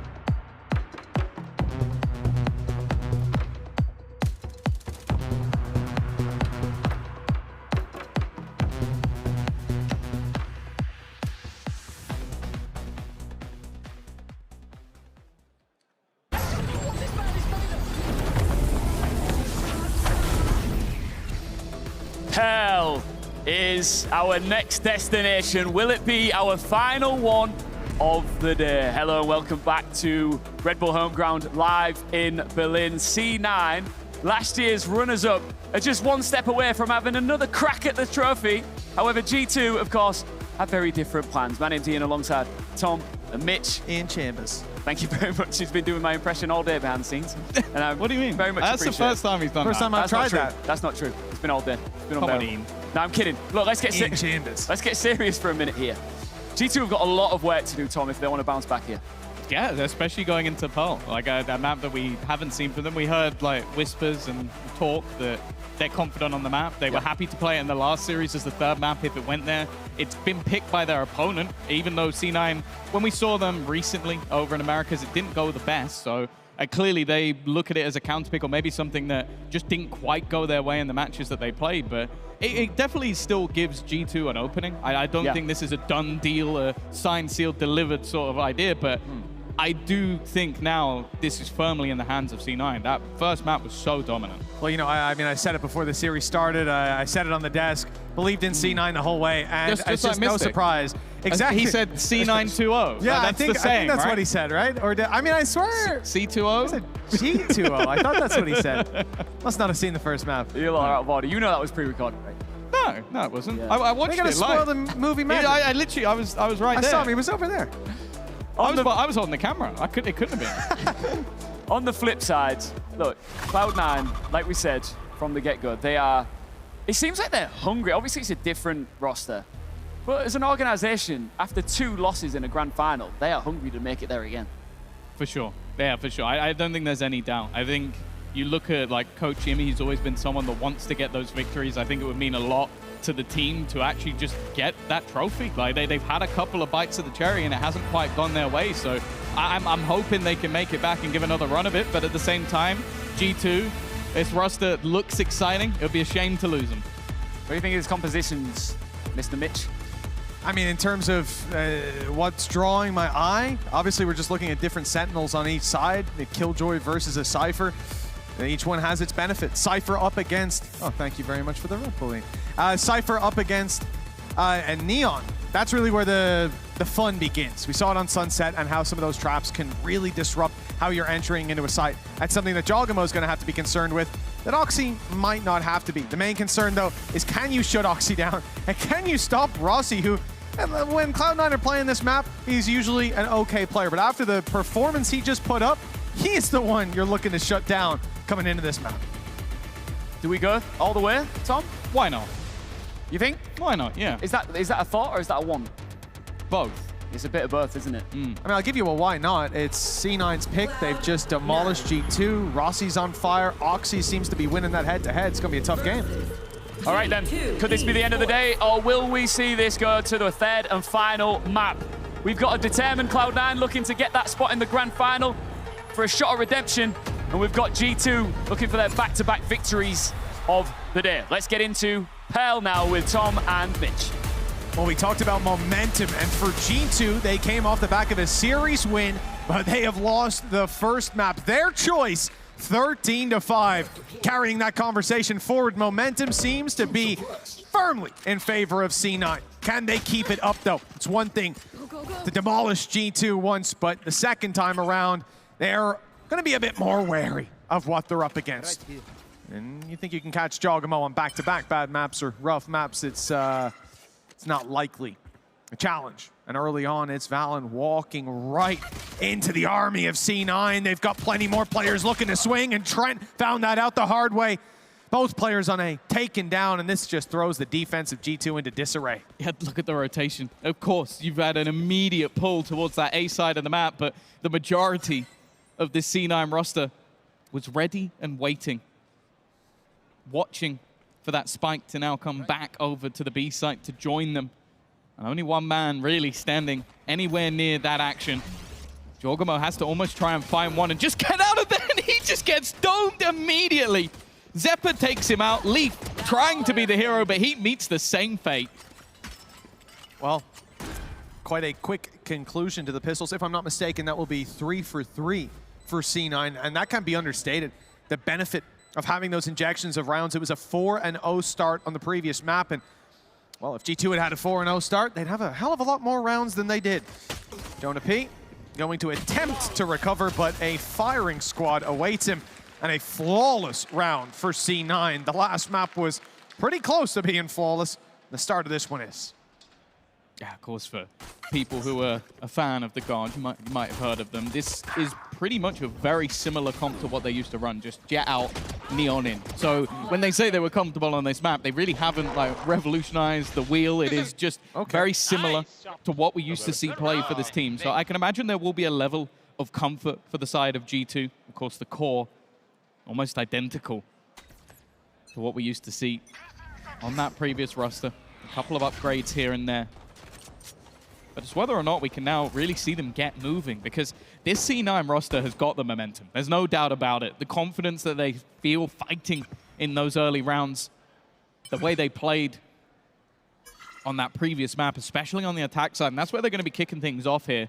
And once again, for G2, this is a moment of let's just try and do as much damage as we can with very, very little. Of Clásicos. As we saw in Sunset, look, there were rounds where massive damage was done, but this was players firing themselves into Cypher setups on tight corners that had plenty of numbers on the other side. This is a much more open map. Go through middle, sure, you're gonna give them chances. Through Art, could be just the same. The A site, few spots to hide behind, but getting the same value over on B is tough, and that's C9's logic. I'll take it. Towards this side of the map and clean up a couple kills, 3 in fact, under their belt. For G2, they've managed to drop 1, but in order to get damage, they'll need a few more. It's one of those rounds where if you can't remove the rifles, the rest doesn't really matter that much. You can invest back into a Stinger, you can put a pistol there with it. Decent position for Fallon, but well, luckily for Zeppa, Oxy is there to save the day. And in terms of the orbs, that's not bad at all. Oxy's going to find himself halfway to his ult. Zeppa as well, just a couple away. That's where you can kind of hope to pad the gap a little bit when it comes to this sort of round, where you're definitely coming in with weaker weaponry. And for G2, after the last map, this is kind of where you hope they get off to a slightly better start. Well, there was just no need for that. That was just cruel from our EVS team. Couple of missed shots. Well, more than a couple, a magazine full of missed shots. A clip, but not in the way that he wanted it to be. 2-0 start for C9. They went 4-0 to begin the previous map, and this was the round that toppled the dominoes. G2 come in with rifles, and they're up against weaknesses, but still plenty that C9 can use to take these brawls. And if you think Oxy is going to be limited by the weapon that's in play, this is dangerous. No. Drone up close. They know there's a player there. Stun goes in immediately. Here's the utility, and there's the Stinger. Oxy traded out. And Valen has to give up that position as he steps back in. He finds out just why they should have conceded control. C9 in a 4 versus 3, and G2 again on the back foot in the buy round. This is the ult as well for Zeppa. That plant's going to get all that utility gone from the side of G2. Yeah, why not? You're playing a bonus round. Sure, now you have the rifles to play with, but you disallow Jorgamo going for those pacey takes. You remove any flashes, although he has managed to drop the KO. That will eventually become evening up of the scoreline, but you can already see how passive this post plant has become. Nice. Finally, Zeppa will drop, but there's so much more still to find already. Using the grab well to pull them out of position. A push through to try and deny. It's a nice shot from Jorgamo, but still nobody left on that defusal, and it won't be enough. Another triple to add to the collection for Rossi. A Moose to deal the final blow. This is utterly unbelievable. For back-to-back maps with this kind of a start, upsetting the rhythm of G2 before they can even get started. Can't even hear the beat. A C9 control everything. Oxy's initial fight buys space, that flash sending Valen back, and he goes out. Little greedy for the fight, wants to take it, but C9 have been quick on the trigger time and time again. And even this little tap onto the defuse to try to draw them out, there's no panic. C9 know the utility, they've got the Gravwell, the nades, everything to work with, slowing down the round and allowing the flank to come through. Art, full control for the attacking side. Now, a much more direct early round approach. Leaf sees one, but really not going to get a lot done with a Stinger in that position. Looks like G2 have the idea of potentially trying to pincer, maybe catch someone off guard with 4 players in these aggressive spots. The thing is, getting through this choke is not going to be easy. Already a lot of damage done. A second player waiting, but Oxy is clean. He's even going to dance his way around while Zeppa does the job. It's a kill at least for Jonah P, but the B site completely under Cloud9's control. And that's the thing, I've been so impressed with, more so than anything, Cloud9's synergy. Like, this is a roster that, again, you've had a couple of players join. A lot of teams take it a bit easier in the offseason. I don't think they've ever been one of them. They want to get well drilled, get things started early. They like to play through these tournaments. As I said, we've already been in the final twice before. And with the way they're playing, who's to doubt them doing that once again? Cycle of utility for Rossi just came back online. He's used his drone, his recon came through as well, even on low HP. His impact here should be huge. The information that they'll get on the back of this, and indeed it draws the eye of Jogamo as Oxy steps in for the battle, knocks over the final dominoes, and a repeat of Sunset. C9 4-0 on their map pick. The 2-0 looking more and more doable by the second. I wonder if this is where we might see Josh RT come in with a pause. I obviously, going into the next round is where they have themselves to buy. It will be a slower start again. But also, again, you mentioned that dart in the moment. It revealed every single player. Yeah, like, that is basically a moment where Oxy goes, oh, I know exactly where everybody I'm about to fight will be. Never really doubt it. And not just that, but Jogamo, one of the guys who's putting up a couple of the numbers, he is, I guess, not forced. You could have relied on a teammate, but heat of the moment, he turns to try and destroy the dart. Out in the middle of the open, Oxy's like, oh, you're revealed? You're not looking at me? That's pretty free. And the rest of the kills just come as easy as can be. G2 with a pause early on. This is very, very, very much needed.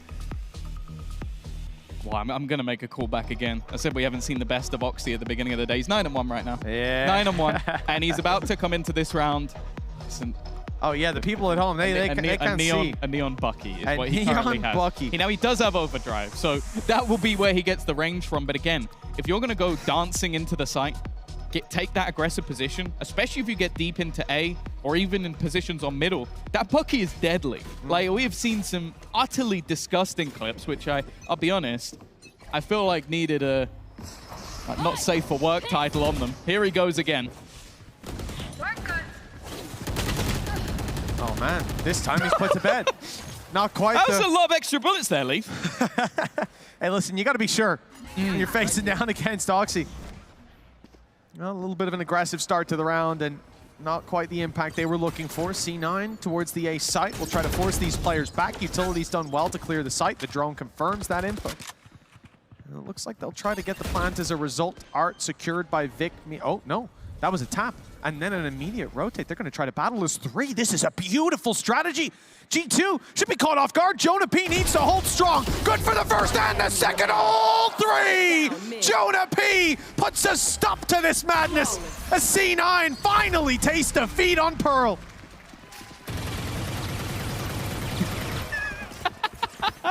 Oh, Leaf is definitely trying to make sure that his opponents know. That was a big round, a big adaptation as well from Jonah P. As you said, like, there was the tap and attempted bait. They wanted players to be pulled into that position, try and get them to reaggress, and I think the call was made, whether it was Jonah P or somebody else, just saying they have not planted, they are not on this site.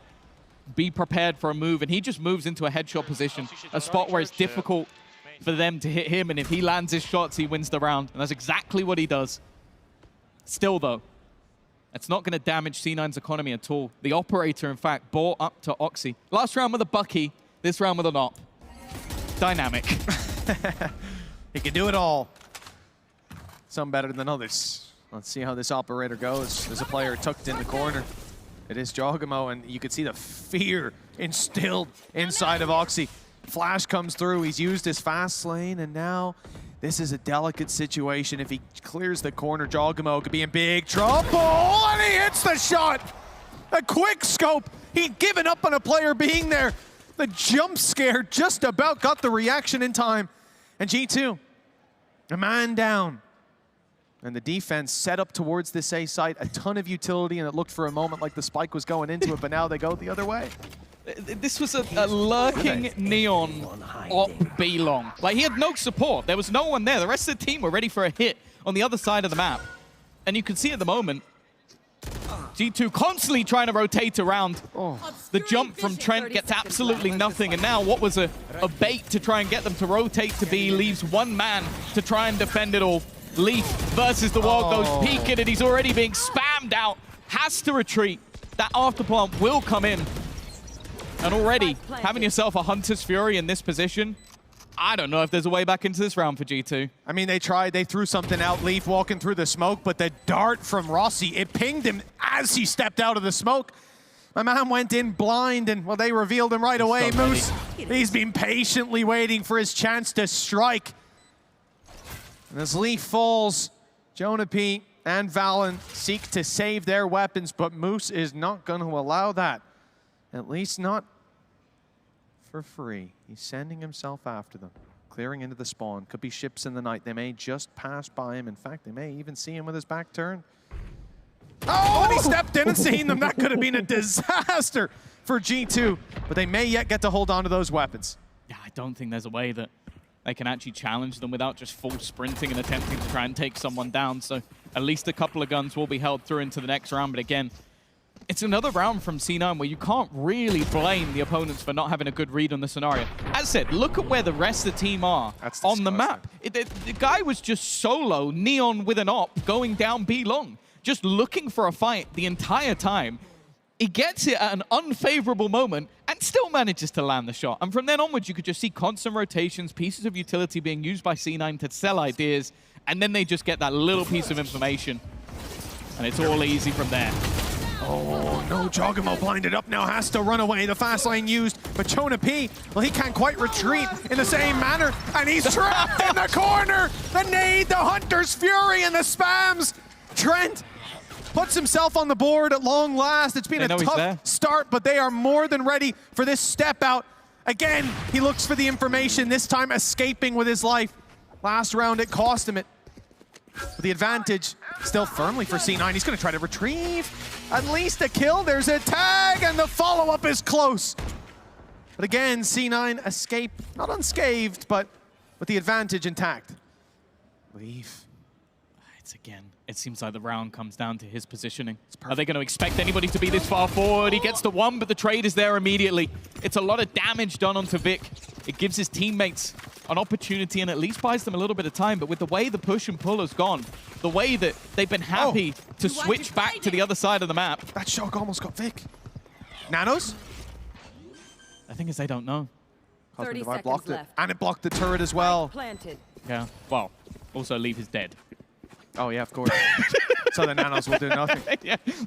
Unlucky. If he was alive, I saw the 10 HP, I saw the map, I got excited. Shock dart was damn close, though. Trent's read on the timing of that round was almost impeccable. Yeah, but unfortunately now they have to sit up against this passive post plant. Always been difficult, especially when fighting up against that Astra.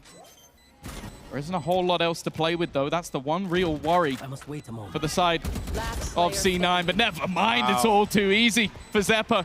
Peeks out and does it on his own. 6-1. C9 again on this attack side, just absolutely running away with it. And although there's still some spare cash here and there because of the couple of guns that were saved in prior rounds, it is not going to be a pretty picture for G2 in this round. Shy of maybe Leaf activating his utility from the grave. There's not really a lot that could have If you could do that, it'd be great. Yeah, but he still wouldn't have had the read on the timing to do it. Are you just leaking future Killjoy buffs? Oh, I mean, at this stage, maybe. Maybe Clove can activate teammates' utility. Oh, that would be interesting. That would be broken as hell. That would be terrible in every rank game. No, why'd you use my nano? Sorry, misclick. Oh, Trent, that's a beautiful pick-off rip. That's what they need. A little bit more early aggression. And it's with the weaker weapons, but that's even more valuable. Yeah, they put a couple into this. As I said, the bonus cash has been spent in order to give them a hope in hell in this round. Trent, well, Moose almost caught sleeping. And the defense are not just sitting pretty. They've taken control of B. It means that these ruses that have been done by C9, so pushing and pulling the map, catching them off guard, now aren't really possible. The only gap is in middle. Valen is at least keeping a close eye. But that's sort of the only way they could get into the B site. Instead, C9 looked to build up outside of A. No ultimates online, but once again, Zephyr is just one kill off having that null command and removing all the utility, including that lockdown. I think maybe we'll see the lockdown used before 30 seconds left. They have the orb in hand. The turret's already spotted them. They know that the push is coming in, but look how aggressive this spot is from Oxy. Right up, ready to battle, and there's the ultimate. No lockdown to play with anymore, and for G2, sending those players back and forcing them into the flank would have been huge. But instead, these weaker weapons have to make it work. Jonah P down, and the movement from Jogamo, not quite enough. All pistols taken down. Bar Trent, who's landing a quick shot with the Sheriff. Low HP on Zephyr too, but well, the bullet doesn't land. And with that, Valen, rifle in hand, seeks to save this for another chance at putting a second round on the board. G2 with just one round as we're about to step into round 9. We need to see the brakes pumped by this attack side, or this series maybe just as quick as the Fnatic one, if not quicker. You could just see the confidence that's being played with. Again, there were crunch moments in this round. As you said, I thought maybe they'd be willing to try and commit that lockdown, but they allow Zipper to get the plant. It denies any further utility, and then Moose still has quite a lot to play around. Just having that rifle catches Jorgamo still with utility in hand. He's been having a great map, Oxy as well, but that's the thing. We're seeing the depth in this Cloud9 roster, and unfortunately, some of those heroes, we mentioned it throughout the tournament, Jorgamo has been insane. Well, he's been a bit quiet in this matchup so far. Obviously, very early days for him in this roster. I'm sure there's still more to come, but for their tournament life, something needs to change. This half is already lost, but it's whether they can at least make a compelling argument for the second. Well, that's it. The foundations have to be laid, or this will quickly crumble into a 2-0 for the squad that I think most people would consider to be the underdogs in this matchup. G2 on fire, defeating Fnatic. C9 facing weaker opposition, struggling against Fnatic, where G2 stomped them. Again, struggling against Heretics with the coach in play. Again, this tournament's all been about questioning power levels. C9 seem to have set themselves up as a more dominant squad. Second lurk up from Vic, and it's caught them, Valen. It's taken smokes out, and Jonah P, isolated in the open, leaves the advantage towards C9. They're still going, and that, well, is a lifeline for G2. Yeah, that's not a bad position at all. Lockdown available, but on this B site, it can be awkward to find a spot. It always leaves gaps. You can see the back of the B site is problematic. Oxy's looking to try and play ahead of it. Right ahead of it. In fact, the timing's going to be everything. Now just needs to escape to a safe spot, has his teammates waiting patiently. They can't clear him from this position. Rossi is going to have to try and defend his teammate just about long enough. Gun back in hand for Oxy. Now he can swim back out. Now they can look to work together. Just enough time has been bought, and his teammate's still sitting passively, still ready for that tap to be made. It leaves Oxy to do it all, and even while being caught by a lockdown, he had support. This guy is, oh, and he barely survives. He just used his ult. Oh, he popped it at the end. He just used his ult by accident. That's one thing. 8-1 up, you know, I can see by the camera he was surprised. Please get me a replay of his face. Oh.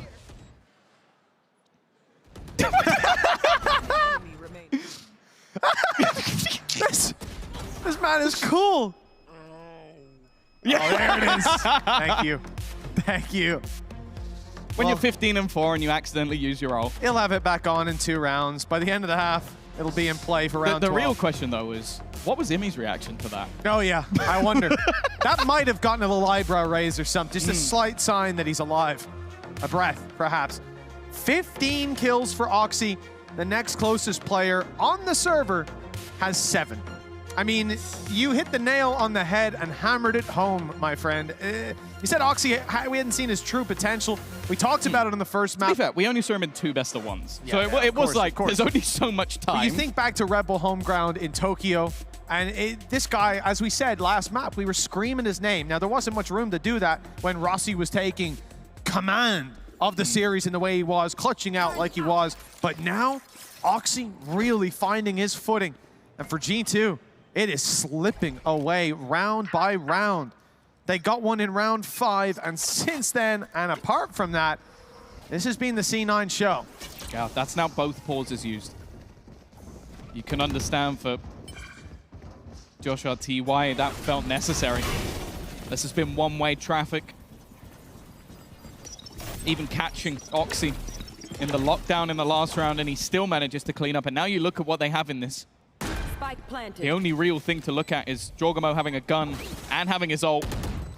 That's not a bad start. Already catching out onto one. In fact, he takes down 3! We're talking about him being a bit quiet. This could be the exact step up they need. Maybe the coach saying, remember who you are already. 3 to his name.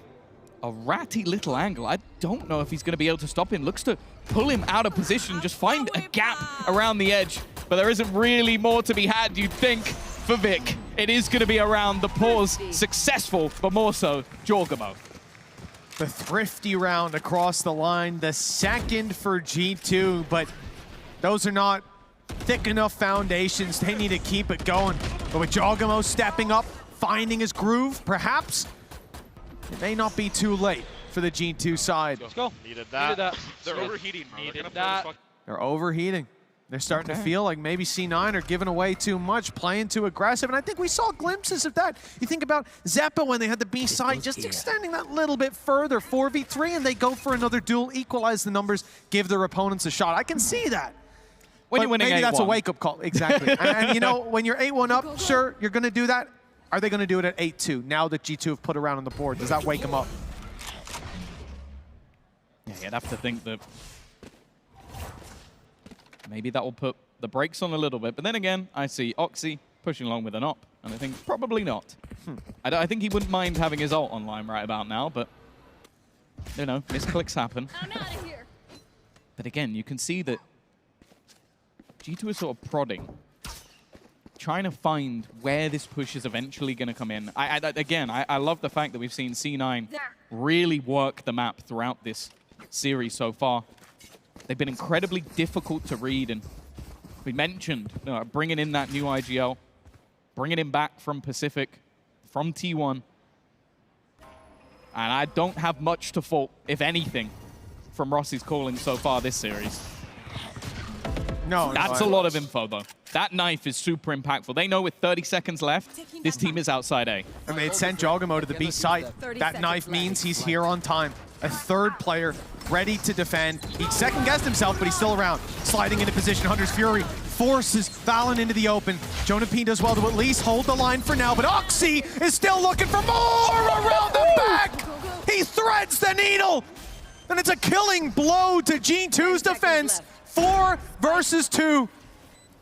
An exit to Red Bull home ground at this stage. After a battle like that, they're not happy with it. They've taken down Fnatic.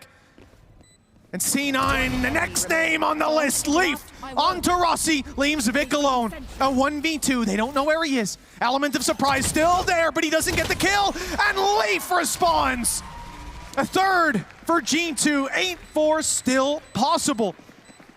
This game, not quite over yet. Well, you talk about Valen's powers of prediction. What did he say at the end of the last round? Overheating, and I think that's exactly what that was. A 4v2 scenario. Look to close it out just that little bit too fast, and they get caught for it. Because the way this round kicked off, you're talking about Oxy just having an absolute field day. There is nothing that Jonah P can do about that. But then a couple of quick kills leaves Vic. And that's the thing, his spot was a surprise, but when it gets into those sort of positions, it's like, okay, how much can he get from that corner? A big round for G2. Similarly to the last map, coming alive in the late rounds of the first half. They're looking to make it a different story, though. 9-3. You look back at this map in the past, Teams could put a lot of attack rounds. I don't know if that will necessarily be the same here, but 4 rounds, it might just be possible for G2. Oh, Giacomo, I thought he looked away at the wrong moment, but he glanced back just in time. Moose down and out of the round. And the traps that were securing your back now no longer in play. No info, and on the other side for G2, they've got all the info. Hunter's Fury put in, nice tag, and the prediction was decent. But Oxy can quickly evade that Hunter's Fury, so damage done, but no more players removed. Still, the advantage sits with the defenders. To be honest, removing that dash from Oxy might not be a bad thing. I don't think that's a bad trade, honestly. Okay, I've had to use a Hunter's Fury, but he can't slide into the site anymore. Well, one more time. Yeah. Can't slide on me twice.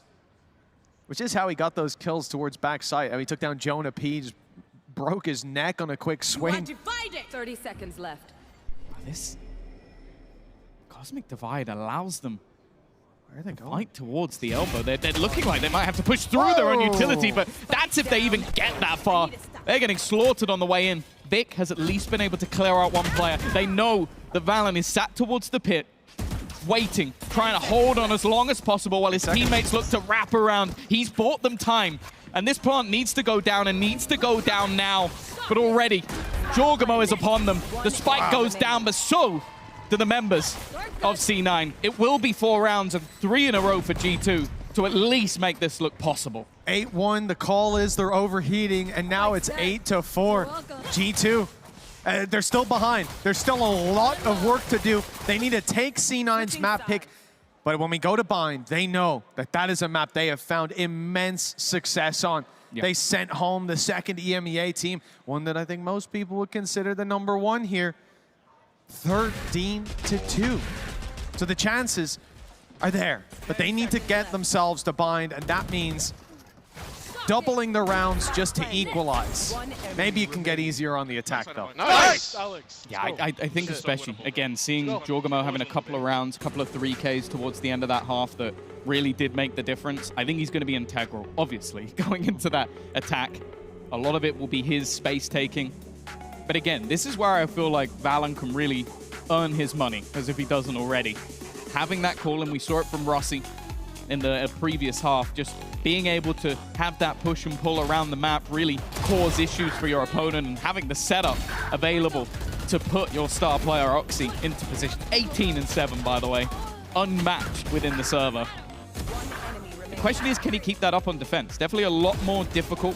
Potential to see that operator in his hand again, although I do think G2 did an excellent job in the previous map to sort of isolate him when he had that off. He wasn't able to get too much done with it. So if that's going to be their game plan, it might be a little bit tougher for him. They did, but thinking back, a lot of it came down to, even in particular, the breach utility. It felt like pretty consistently it was either the relay bolt or that fault line coming through to push those that operator back out of position to stop him from being able to getting involved when they were taking the pushes. It won't quite be as easy with this composition. Jonah P straight in the doors. And Zeppa closed that one on his nose. 5 versus 4. And Oxy has decided to keep playing the attack side. He is right up behind them, and with Spike drop, they will take that space and hold on tight. I can understand from the perspective of G2, like you don't expect someone to continue to push that, but now they have to go back. That's such an important kill for Jorgamo to get it, but then the wraparound again. That is 2 players caught in the back for the side of G2. The positioning from C9 is absurd. They've got a player in the spawn right now, but they still have Moose sat with his util and Vic there on the site. They have them completely trapped in. Zeppa's here to help in Art with a flash, primed and ready. Low HP as a ghost to spam. Vic's gone down, but there's the trade. And then the flash pops, and the swing. Moose not facing a blinded opponent, but with low HP, Jorgamo wasn't going anywhere. Another pistol round. 4 out of 4 for the side of C9. And we talk about this all the time in the MEA. It's so difficult to win a game when you're losing both pistols. Maybe if you can upset them in round 2. But the reality is, Tom, they've not just been losing pistols, they've been losing the 2nd, the 3rd, and the 4th round as well. This is a disaster for G2, and it's not a matter of waking up later. They need to wake up, maybe not this round, but the round after. First given opportunity. or C9 are running away with it. All I'll say is that the Lion, the Witch, and the audacity of this Oxy. That guy to just walk straight through and assume that nobody's still holding that. You can see he is having an absolute whale of a time, and yeah, that's a slightly heavier investment than what we've seen from G2 in the past. Normally it was literally just straight classics. They've got some space here. Again, though, we've seen this in the last map. C9 very happy to play retake. Mooks normally pretty good in position to just delay, try and hold on to some ground. He's got to be careful. They've taken a lot of control in middle and potential for him to be overwhelmed. Obviously only having a Stinger here, but now with those weak weapons, those classics, those other pistols, there's a chance to try and play aggressively. Musto has been watching. He is waiting. The expectation's there, but the Stinger will be grasped. It's not quite the right weapon for the job. Overwhelmed by the numbers. C9, damage done onto Valorant. And he's up close looking for the fight, doing damage back. A nice kill, the element of surprise and the Stinger. Leaf drops Oxy on the back. He just hit in the corner, the trigger discipline. No hold way. on, it's all falling apart. Leaf, 30 HP, and it's a shock dart from Rossi. He might go down to the utility of Leaf.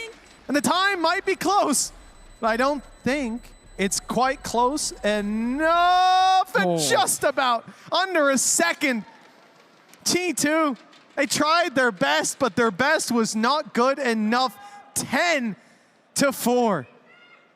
Rossi is cheating, man. Like Vic is literally, he's the one that gets the defuse, by the way, at the end, Vic. The guy who was in his astral form being shot and still managed to survive because his teammate just headshots the opponent through the box and then gets the last guy with a shock dart. You also think as well, if he survives, that's GG. That's round over. Also, if he goes into astral form, just one step to the right, that Nano takes him down. Yeah. So like, we could have had a double kill from a Nano to close out the round from the grave.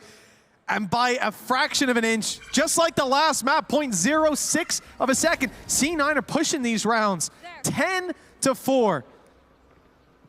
But that wasn't the round that G2 needed to win. This one is. Well, yeah, you look at the buy. If they lose this one, we can just call it there. We just end the map here because you're looking at Stingers, a Sheriff, and a solo Guardian. That's not a bad start, though. Vic is a survivor. I'm getting scared. Luck, the only silver lining is the fact that that gun is not retrievable, at least now. It is stuck in middle. Pushing that spot would be a huge gamble from the players of C9, honestly. With how they've been in these low buy rounds, I don't even think they need to push. Nope. I think pretty capable. There's a player like Vic with that weaker weapon in hand, and well, he'll be playing in the back lines, just using his utility at this point. And he's only got the 1 star left. There could be some refreshing at the moment, though. So we see stars come down from G2. The A site, clearly the intention. Oxy's got a good weapon to work with. They push into that smoke. They are not going to have a good time. There's even a chance that he pushes out of it. No real utility here, but we're just seeing Zeppa arrive. No flashes, though. So Oxy just has to do it on individual skill, and that doesn't seem to be too bad for the first, at least. He's seen another. The spams, the classic comes out, and the trades from his teammate, keeping it doable. Leaf down to 36, doing his best up against 2, dodging the shock darts, but not the bullets. This is a death blow from C9. As G2 looks set to exit Red Bull home ground after besting Fnatic. They are now 11-4 down. This could be a quicker series than the one they dished out earlier. That's the thing. Yeah, we spoke about G2, the fact that they managed to quickly dispatch a Fnatic in that previous best of 3. Said, okay, maybe now doing 2 in 1 day is possible. They've used that as a warm-up. They go up against North American compatriots and look to try and take them down as well, but it seems like that was just too much to try and attempt in 1 day. A team that last year, the previous iteration of G2, okay, it was only 1 player difference. They brought in a champions winner, but before they were able to beat C9 twice in the VCT. Now C9 look not only to find their revenge, but also make their way straight towards the grand final, be the first team there with either T1 or Foot to join them, unless G2 can pull off a miraculous recovery. little shock dart from Trent at the start of this round to try to remove the camera that was in play towards the doors. And as a result, they push into it, but they see that the camera was still there. The information is given away. And as a result, the reposition from Moose. I love this. They're keeping G2 on their toes. Out they go. Taking the space eventually. But the trap waiting for them might not be expected. If they go running into it, it could be a disaster. Now there's no one there to punish. Do they still expect Moose? Has to be cleared from this corner, and he's got the perfect timing. A clean kill, and the info as a result. But Jonah P punishes. That's such an important trade.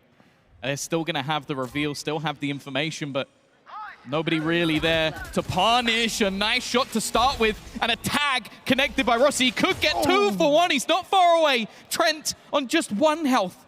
Stuck in the corner, 20 seconds. They got to retrieve the spike, and now it's left all onto Leaf. To get a plant here, it's going to be difficult, and you can see just how controlled Cloud9 are being. They were waiting for this player to try and make a move. Spam with utility. The stun even connects as well. It is perfection from C9. 12-4, an 8-round streak for G2 to survive in Berlin.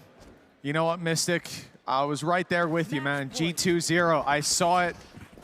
It seemed like it was the play, but man, you know he's bigger than you, right? We're going to need a hug after this one. I have to hug it out. What has occurred? 9 rounds in the series so far for G2. I had it all in my head. The reason that G2 beat Fnatic so strongly, they're a better team, they're going to stomp C9.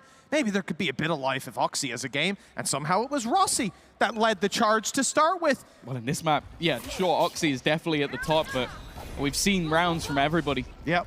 Solid utility, synergy, and already an aggressive start to this round. It is a direct take to try and bring things back, and already it is another nail in the coffin. A 3 versus 5, weaker weaponry. A lockdown put into play, and for the side of C9, you go, okay, I don't even need to fight this. There is no reason for us to overcommit, to overplay our hand, or to overheat, as it was so kindly put by Valen.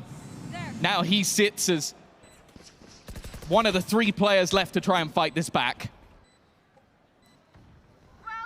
Seppa has a bit of timing, and he's tagged up, but the punish still not there. These are kills they need. These are kills they need! And G2 have Jogamo to try to recover. A desperate attempt, and he's making a beautiful display of it. Swinging out for one more, but he's stopped at the last hurdle. A dominant series for C9 as they book themselves a spot in the Red Bull home ground grand final. Their usuals there. Going all the way back, maybe this time they can lift the trophy. Playing like this, I wouldn't be surprised.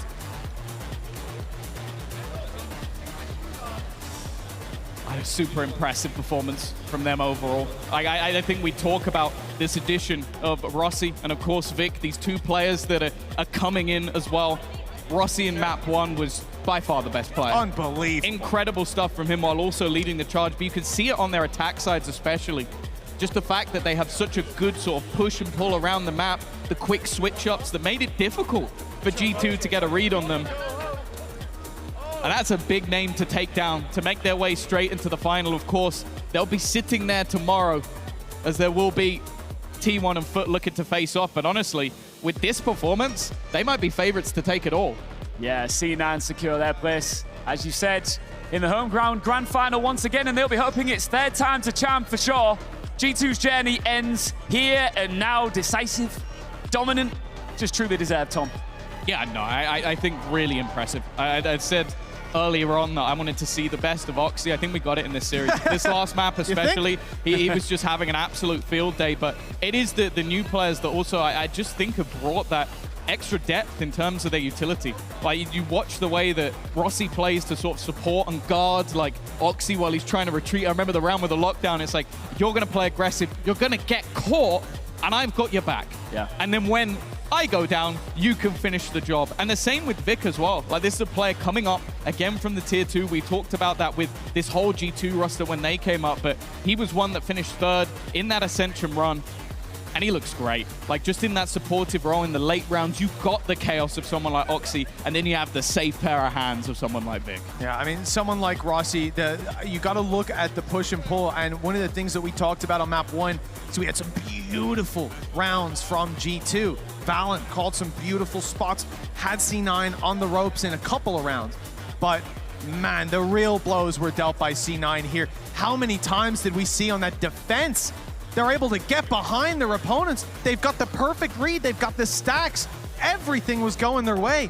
And honestly, I start to question maybe if this wasn't back-to-back games for G2, it could have been a little bit different. I don't know if the stamina is something that came into play here, but that didn't look like the same team we saw against Fnatic. It's also the prep aspect. I think they're a team that always come incredibly well prepared, and it is very difficult to do that when you play back-to-back games. Of course, we're going to have that caveat for them, and I don't think there's any doubt that when they go into the season next year, this is going to be a team to watch. They got champions last year. I would be gobsmacked if they're not on that run again. Yeah, Mitch, there's some serious positives we can take from G2 going into next year, but all eyes right now on C9. Securing that spot in the grand final, that semi-final, you're looking up at that next. You've got T1 versus FUT. Wait, the thing is, Rossi came from T1. Yep. There is a chance for a grudge Can you match. imagine?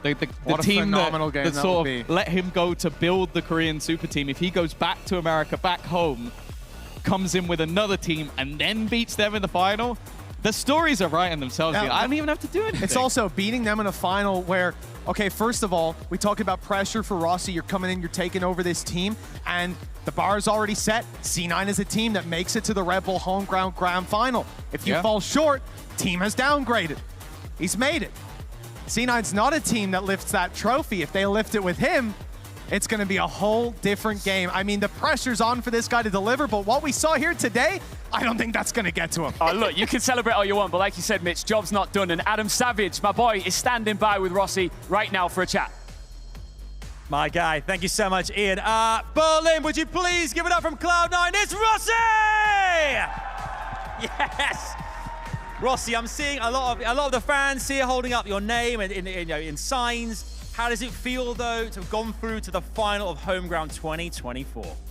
Honestly, it's like a great moment because I haven't won in like a long time. Even when before I left T1, it was a lot of losses. So it's good to like win now and win a little bit, even after we like lost in like the Sen Invitational. So I'm just very blessed and grateful to be here and winning. And my mom's in the crowd, so I give all the credit to her and God. Can we give a shout out to your mom? I don't know where's she? She's somewhere over there. She's somewhere. Where's Rossi's mom? Hey! Congratulations! He's in the final. Love it. Brilliant. In terms of like, the actual match itself, though, we heard from Mitch and Tom. They were saying about how it's a controlled performance from you guys. Did you feel the same way as all being in it too? Did you feel like you they only took, I think, 9 rounds across the 2 maps in the series. It seemed controlled. Did it feel that way? I mean, yeah, definitely it felt controlled. There were some times where it was chaotic. Oxy and is very, he's a very young guy, so sometimes he gets a little excited and the comms are a little hectic. But we learned a lot to like control that, and it's been just an overall learning experience. We're still a young team. I mean, I'm a young IGL. I'm only 21, so it's a lot of learning. But I give all the glory to God for that, and just my teammates and my coaches who've been helping us, and yeah, just improving us every day, the proper way, not just the band-aid fix or the fast way. We've been doing it the proper way, I'd say. So I mean, it's just we're reaping the rewards of our hard work. Absolutely. I mean, on the IGL thing as well, the last 3 IGLs for Cloud9 have each retired. We shouldn't get concerned, should we, now that you've assumed the role? I hope not. Okay. I hope not. Just making sure for everybody here, including your mum in the audience. Obviously, we can see some of the kind of the playbacks on the screen as well here. For you guys looking ahead to tomorrow and that grand final, how do you prepare personally as well? How does the team prepare now? How do you kind of, is it a bit of an R&R? Do you kind of go into like reviews? How do you guys prepare for a grand final in the likes of Red Bull Home Ground? I mean, this is just any other day, right? Like, it's a grand final, yes, it's a big moment and it's very important, but you have to understand like how to value something, right? And it's like to get here, we did what we had to do, right? So we're doing the same thing that we would do, like review, practice hard, make sure that we're like warming up properly and just putting a lot of hard work, and that's how you get here, right? It's simple as that. So as long as we keep doing that, then we should reap the rewards and win the grand final. Yeah, I mean, we've seen actually so many of other players out here, the fans, of course, friends and family here too as well. We actually mentioned your mum being in the crowd there. Oh, look who it is! Hey! There we go. Oh, I love that. But how great is it as well to have the support from everybody you can see here? You can really feel there's an energy here. Have you guys felt that too, being out there playing on stage? Of course, I think especially after G2 knocked out Fnatic, I feel like the home crowd, you know, we had to do it for the crowd to win against G2. But it's also kind of sucks because those are our NA family too. You know, those are our brothers right there, and it sucks to knock them out. But yeah, it feels the energy is great though, and I'm very appreciative of the fans. They've been nothing but great, and it's been a great crowd and just great country and great people all around. Totally agreed. And tomorrow is going to be a big day, obviously. We're looking ahead to T1 versus Foot as well. For you guys, any kind of predictions ahead of time who you think may get there in the final? You mentioned T1 earlier on and your familiarity with T1.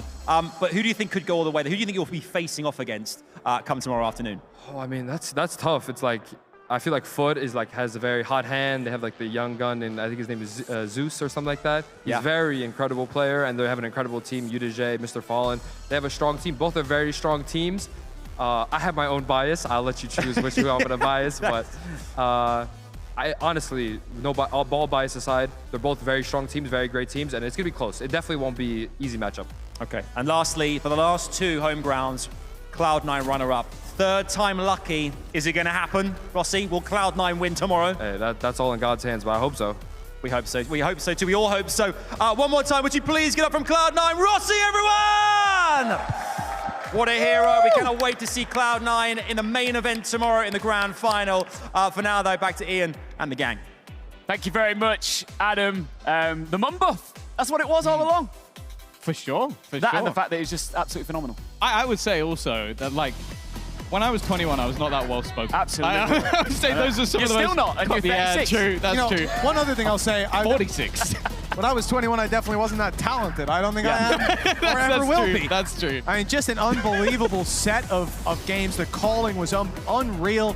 And what I loved about it the most, though, was really the respect you can see he has for his opponents. Not even the ones that he's playing here on the stage, which obviously he did, and he said it sucks to send them home as his fellow countrymen. But even knowing about Foot, their players, Zeus and think about the amount of people who it's like, I haven't really looked at the teams coming up. Like, I hear that like every like, time there's interview, it's like, oh yeah, I haven't looked at them at all yet, and he's going, only looking at the team I'm playing. Youngster Zeus, like he's so tuned in to what's coming up that again, I think this guy leading the team is just a great example. And again, he's given a shout out to the coaching staff. I think Imi behind the scenes, he looked chill, but I imagine he's got a bit of a smile now. Yeah, I mean, look, Rossi, very, very special individual indeed. And sometimes, you know, at these tournaments, we're very lucky when we get a player that really pops off and shines throughout a series, especially coming up clutch and locking. Or somebody who does it twice. Oh, yeah. We got two for the price of one here. Oxy and Rossi putting up numbers. What was it again? Roxy. Yeah, come on. You got to make it stick. Are you going to stick with it? Yeah, why not? But how lucky are we to have two of them going crazy? I'd say as well the fact that Oxy has come back after, like, it was probably a bit of an underwhelming year for Cloud9, but after last time he was here, Rebel home ground in Japan, he was insane. He's come back again. This might just be his tournament. Like, he's the guy that comes in for Rebel home ground and just performs fantastically well. And as I said, he just joined Cloud9. Now he's been with them a year.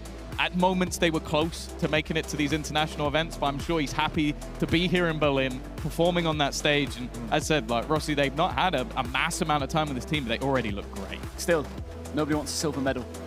No, That's true. no. I think C9 of all. Yeah, G2-0, right? Yeah, that's what Mystic said. That is what Mystic said. I was with C9 the whole That's way. what he said, live. I love that one. Live on air after playing live. No, leave him alone. Leave him alone. Let's take a look at the bracket. Let's take a look at the bracket. Let's have a gander. We've had a very interesting play day that started not ideally. We were supposed to have two quarterfinals today and a semi. Team Heretics having to give up their position. Foot get the bye straight into the semi-final because Team Heretics, of course, had an illness in the camp. And then Heretics got the bye because of that. Bye-bye. That is true. Okay. And then we saw Fnatic lose at the hands of G2.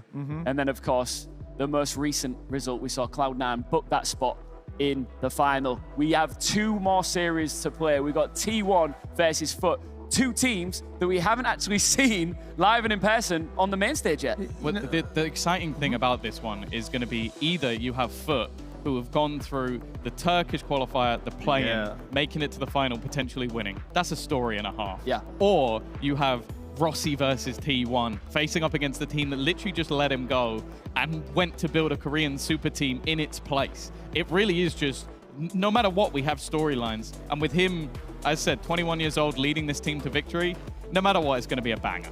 You know what? Obviously, massive thank you to you watching at home. But I'm going to be real right now, Mitch. I think it's going to be mega loud in here tomorrow. I think the atmosphere was phenomenal here today. This was a pleasure to cast in front of this crowd. And, you know, I think from watching it at home, you don't get the same kind of scale. It's got a beautiful setting. And I think looking at that final tomorrow, BO5, before that at BO3, one of the big questions, because I think we got to see an element of what happens in these long days with G2 here today. They had a phenomenal opening series, and I'm not going to say it's all because of they cooled off. C9 played a unbelievable game. They deserved this win. But if you imagine tomorrow you play that BO3, goes all 3 maps, it's a long one, 13-11, maybe OT's in there, and then you hit that BO5, that's going to be a grueling way to go about it. If you're playing that final tomorrow, that semifinal, you need to be winning it clean. You got to get that over with to keep the momentum rolling. So I don't think that's going to happen between those two teams. You heard it from Aussie. It's going to be a long one, so they better get that stamina up. All right, well, Mitch, Tom, it's been a pleasure being back alongside of you here on the desk at Red Bull Homeground. Big shout out to AOC, to Blacklight, and to Jeep, who are our partners this year. A big shout out to you. Make sure you are back here tomorrow, 1:30 p.m. or some other time, depending on where you live in the world. We will crown our Red Bull Homeground Champions 2024 when it's all said and done. See you tomorrow.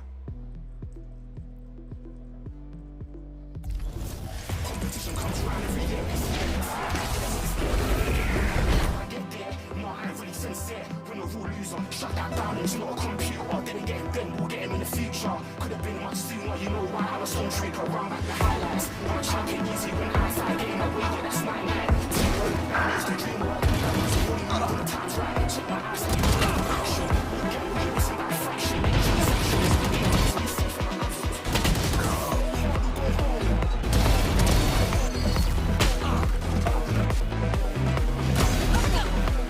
One enemy remaining. G2 take over on Fnatic's map pick. Last player standing.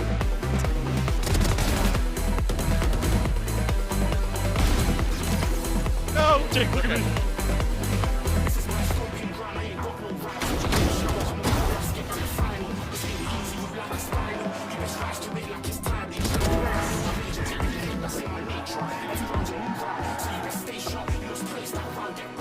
Berlin, do we think G2 could go all the way to the final?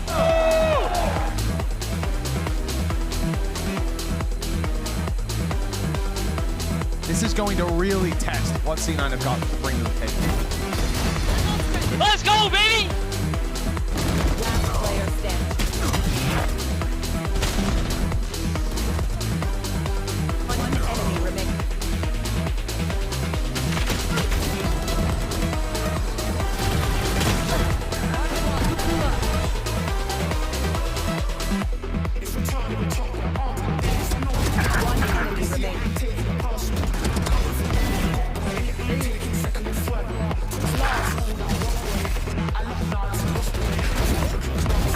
One enemy remaining.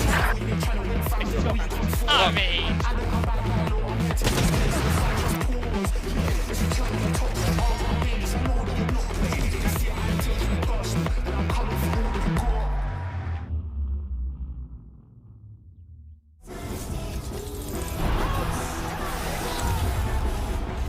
Taking out the OT!